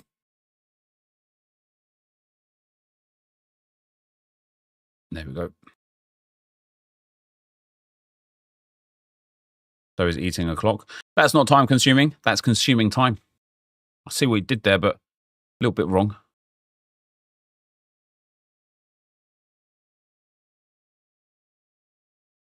Now, this team was given to me from Trust the Process. He said he changed formation to like 3 different formations to maintain fitness. I don't know if I want to kind of like... So we've got a CDM and a centre mid. A centre back and a right back. Cam and a centre mid. Striker and a goalkeeper. So I don't have left mid, right mids. So I need to switch into a 4-1-2-1-2 narrow to rotate the left mid and right mid out. But everybody else I can just maintain here. Apart from the fact I don't have a left back. So when I need to rotate the left back, I either put in a Patsy for if I'm playing up against a bad team to give him stamina, or I need to switch into a 3 at the back to give him stamina.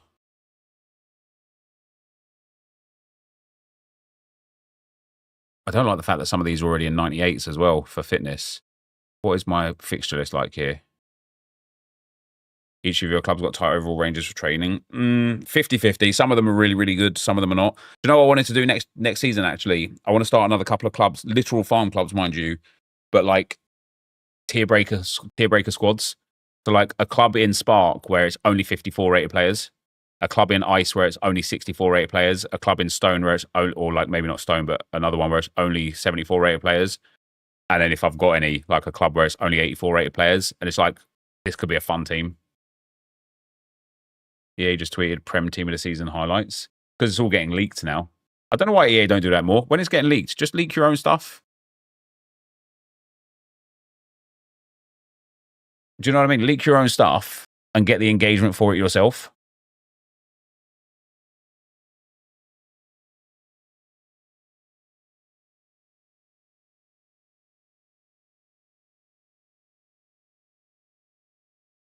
I don't see this tweet from EA.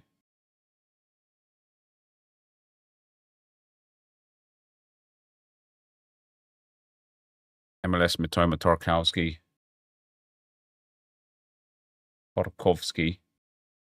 EA Sports. I don't see no EA tweet. Oh, is it this video thing that they've put up? Here we go. Yeah, Tarkowski, Lewis Skelly, and Mitoma.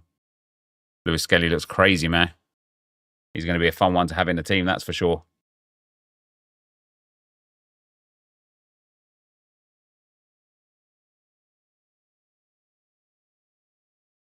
Yeah, who's my next team against here? Mole Academy. I think Mole Academy are a decent team, aren't they? Although they lost their first game as well. What are we on here? 4-4-1. Yeah, Mole Academy have got 7-1-7 best 11. I've got 7-36. And I'm going to keep a strong team out here. Try and get the win. I won't rotate on this team yet.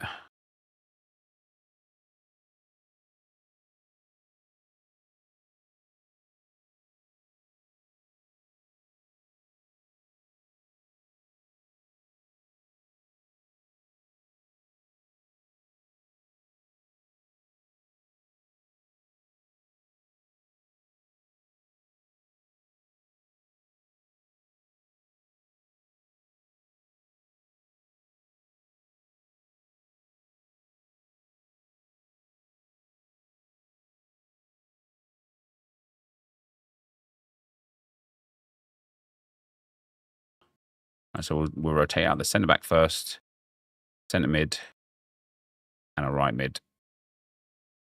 Bosh.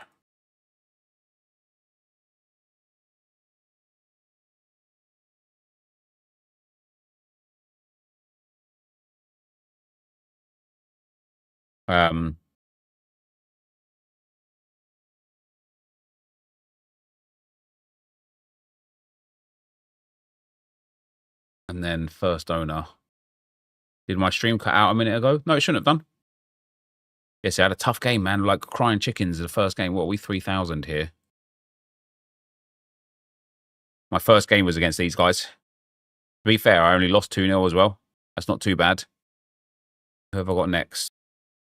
Bassi del Veneto. This team. So it's like this league, like this ice league is just so competitive. It really is. This is a difficult one. I might not even get out of this league. And then Prestige 26, I've got Club we here, 1893. I think I've got Constanta. I think they're like a mid-table team. Yeah, so my first two teams are against these and these. I need to play. Do you know what? Again, there's just not really many like easy games here. I'm gutted that I drew my first game. That's got to be a 3 points. Got to be a 3 points, and I missed out on it. And then for the diamond heist, what are we doing with tactics on this account, Josh? How are we going to rotate the team out? Are we going to be putting in a common every game? That's a strong ice. Yeah, it is. That is crazy. What was it? 3,000. Yeah, that's mad.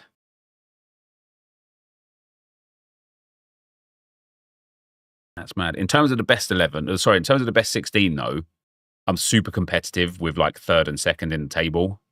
But when you look at like when it comes to rotation time, Mins, Los Andes, Goulson Bears, they might all struggle, but everybody else has got real strong best 16s. It could honestly, it could go anywhere this league. Yeah, with these boys here, I don't mind going and buying some 80s. Obviously, we're going to need to rotate at some point or another.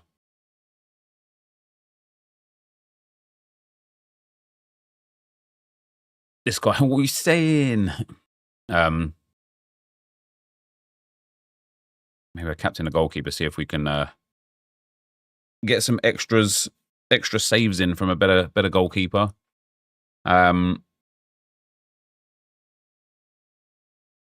Yeah, the tactics, man. I don't know. I just don't know.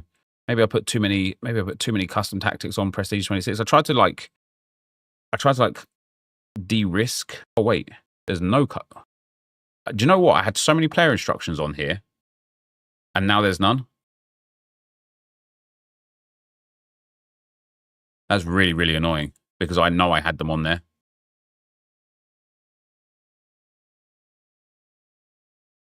I know I had them on there. Can you play this for free? No, you need to buy a team initially, but then after that, you don't need to spend money again. Passing risk a bit more risky.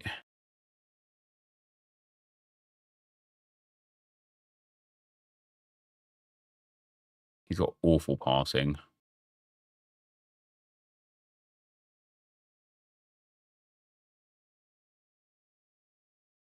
He hasn't got the best passing either. I just want him to position low, passing risk conservative.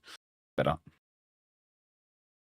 Maybe genuinely that's why I struggled.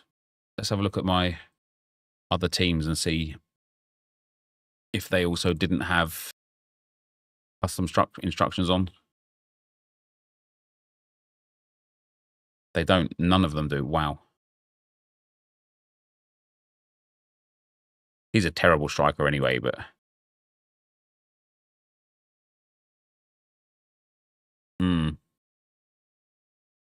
I'm gonna have to go through that in my own time because I'm gonna have to like start making spreadsheets around what tactics suit me and stuff, what tactics feel good. How did I discover MFL?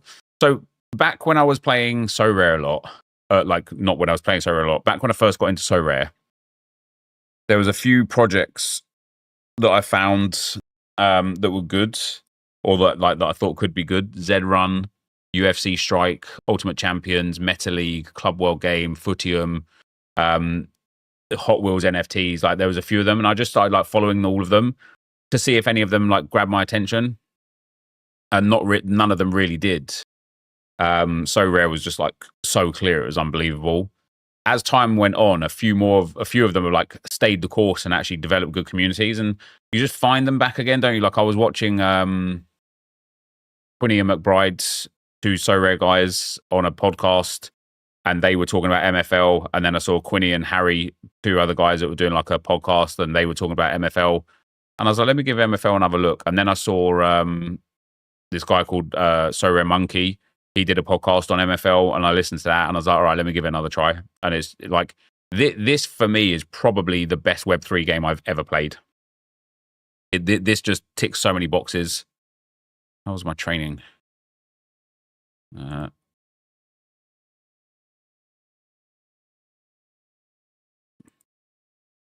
progression today was not great, but I did get some +1s, just 4. Just in general, though, the progression seems to be a lot slower than last season. Like last season, I feel like I was picking up.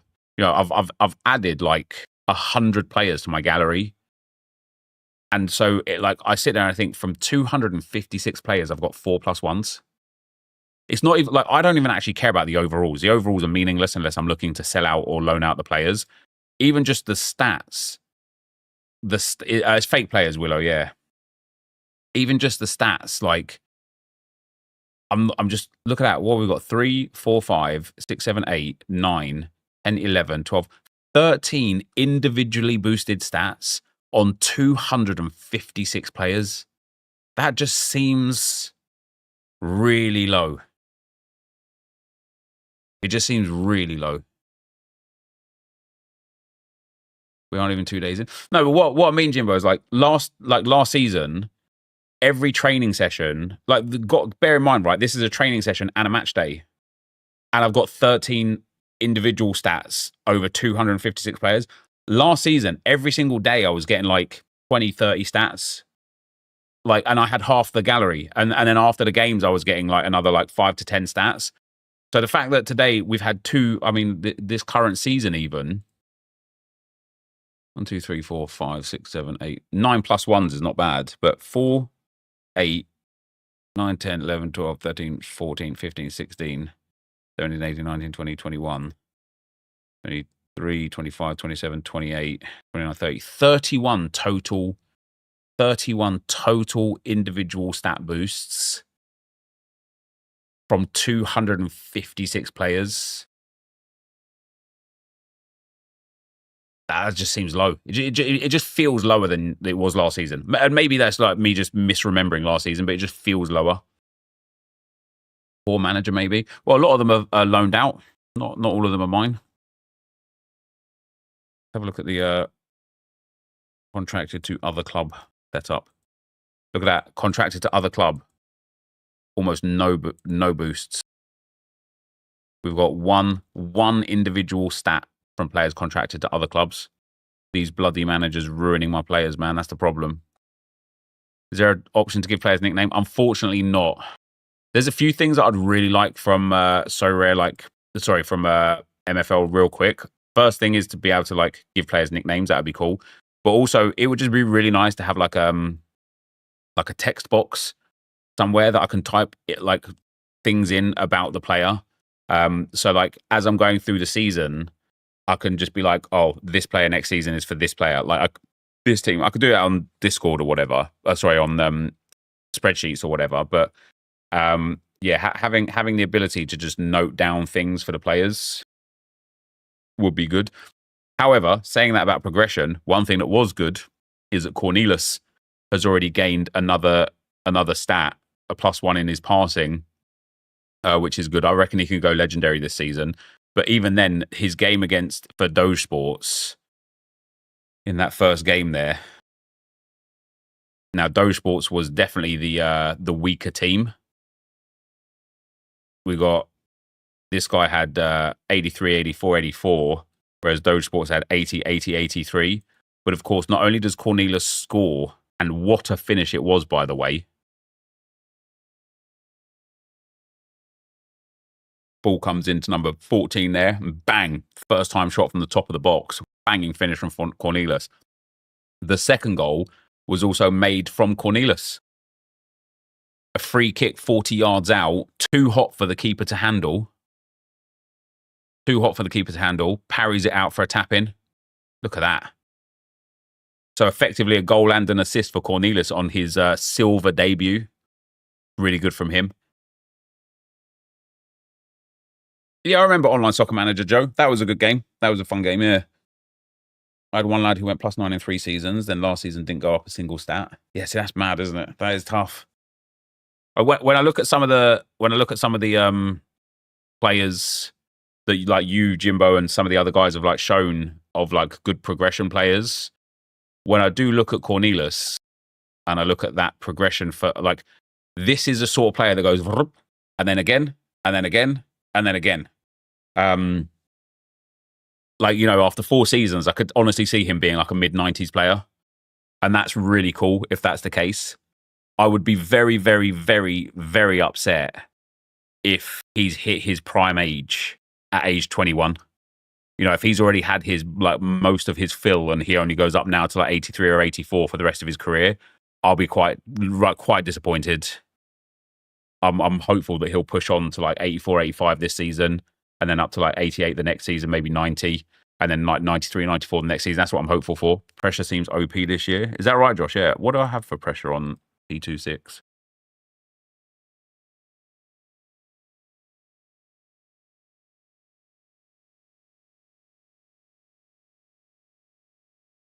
You mean aggressiveness or like the team depth?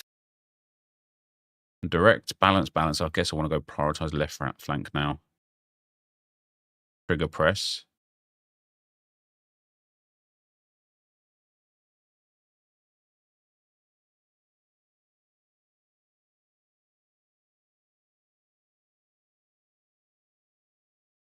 Oh, I can play against my own players. Let's do random.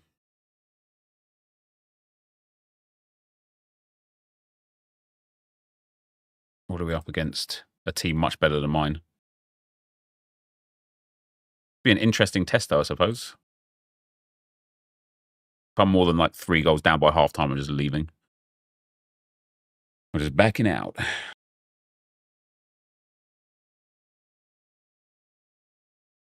Doesn't it usually go? I was going to say, doesn't it usually like go right down real quick? I do think as well, something you said yesterday, Josh, which I think I'm going to start doing as well, is like, especially in competitive teams, captain my goalkeeper. The guy that I played against yesterday, he already had a good goalkeeper. I think he was like 76 or 77 rated, and he had him captain, and I just couldn't score. And I do wonder if like making that goalkeeper better and captaining them, or just like, I've got 74 rated goalkeepers, so capping him up to a 76, like people will just struggle to score. Is this a chance for me? Oh.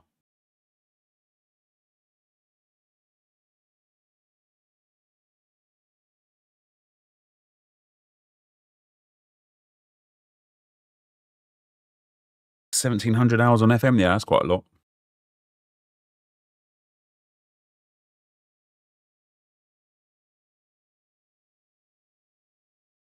Oh, that's a ball. That's a ball. Beckman, delightful, in off the post. Vuk's on less risky passing as well, so that was an insane ball for him to play. You shouldn't even really be trying those sort of passes.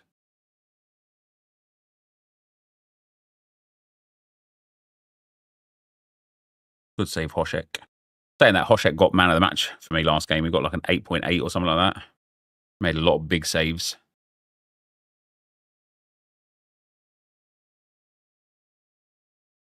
One Dragon, what a name.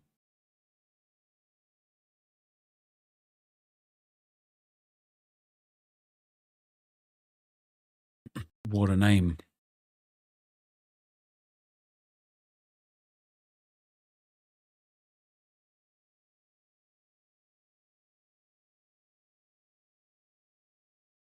There's a chance for me. Nope, turnover possession. Most of my goals come from... Sorry, most of the goals conceded. What a finish that is, by the way. Most of the goals I concede comes from a midfielder losing possession, and then 2 passes later I've conceded a goal. Got 67 shooting scoring from there. That's ridiculous. Look, again, I'm conceding a goal again from a turnover of... Okay, didn't actually score that time.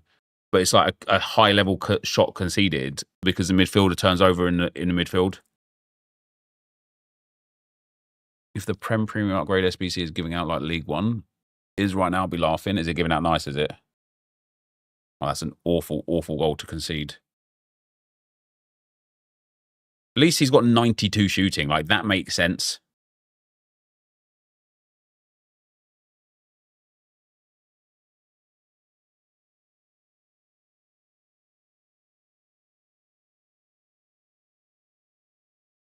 I'm getting absolutely railed here, mind you. Izquierdo though has 91 passing, man. This guy's going to absolutely destroy his league. 92 pace and 91 passing on a 79 rated midfielder. 81 pace and 89 passing. This guy's got 85 passing and good pace. And then his striker's got good finishing. He's literally just set up, isn't he, to defend with his DMs. He's a bit more well-rounded, but he's set up with like really good passing on his cams and then really good shooting on his striker. And he's just setting up for those simple passes, right? You got like 8 from 20 so far. That's pretty mad. Only 2-1 down at halftime. I've had some chances here. I am like losing the game fairly in stats as well, which is to be expected given how good his team is. I don't have anything like what he has. Durdevic is not going to be the guy. I'm going to have to put Tajima back in for a striker, I think. Durdevic is going to have to be the rotation player.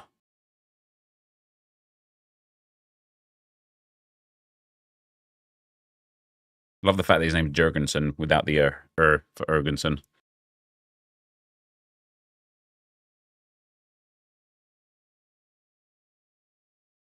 It's a nice interception, Silverio. Blixt, Beckman. That's where if he has 91 shooting, he's burying that, isn't he? He's burying that. What I will say, though, is it's been a reasonably impressive performance in the first 60 minutes. I've created almost as much XG as my opponent. I haven't conceded that much XG given how good his team is compared to mine. And it's only 2-1. It's not bad. If I end up conceding like a third and a fourth, though, it will look like a bit of a worse performance than it is.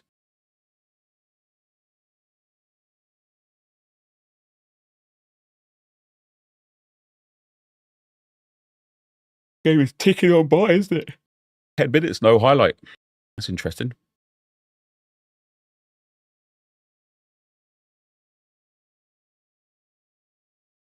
That's another 5 minutes gone by with no highlight. Here we go.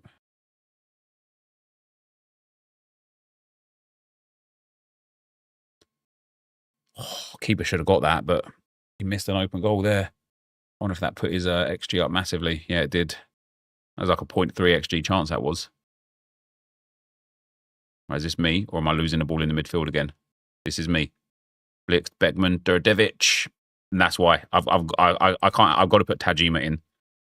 Tajima's going to have to be my striker. Look at that. He's on a 4.9, man. 4.9 as a striker where I'm only losing 2-1 is embarrassing. This guy's team's so good because when he gets into the box like this, he can pass it well.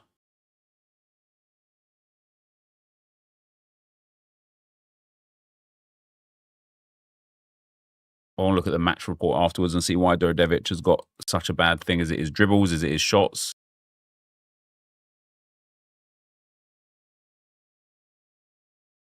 Jurgensen missing a sitter.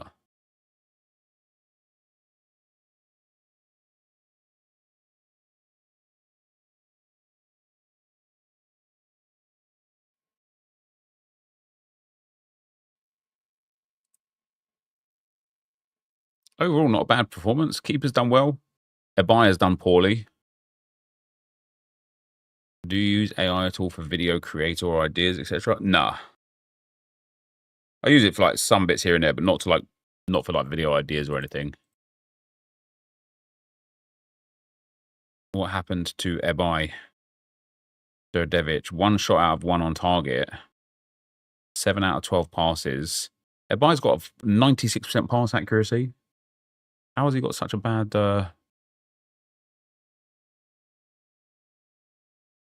1 foul suffered for him. 4 dribbles. Wow, even Aparicio only got 6 dribbles this game. That's wild. That's way low for him. Defensively, Ebay dribbled past 6 times. When it says dribbled past, is that he got dribbled past or he dribbled past? Fouls created. Clearances 3.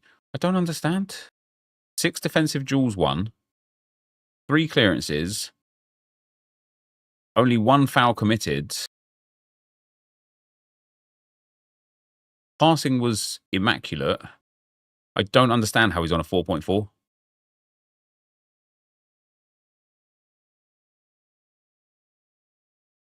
Interesting. Interesting. Anyway, guys. That is going to be the end for me today. Nearly a 7-hour stream today. That's crazy. We got through a lot of fun gameplay on FIFA today, though, which was good. But for today, yeah, that is going to be the end. As always, guys, I appreciate you a lot. We'll see you tomorrow afternoon, I think, for another stream. Do so rare lineups and stuff tomorrow. So cheers for watching.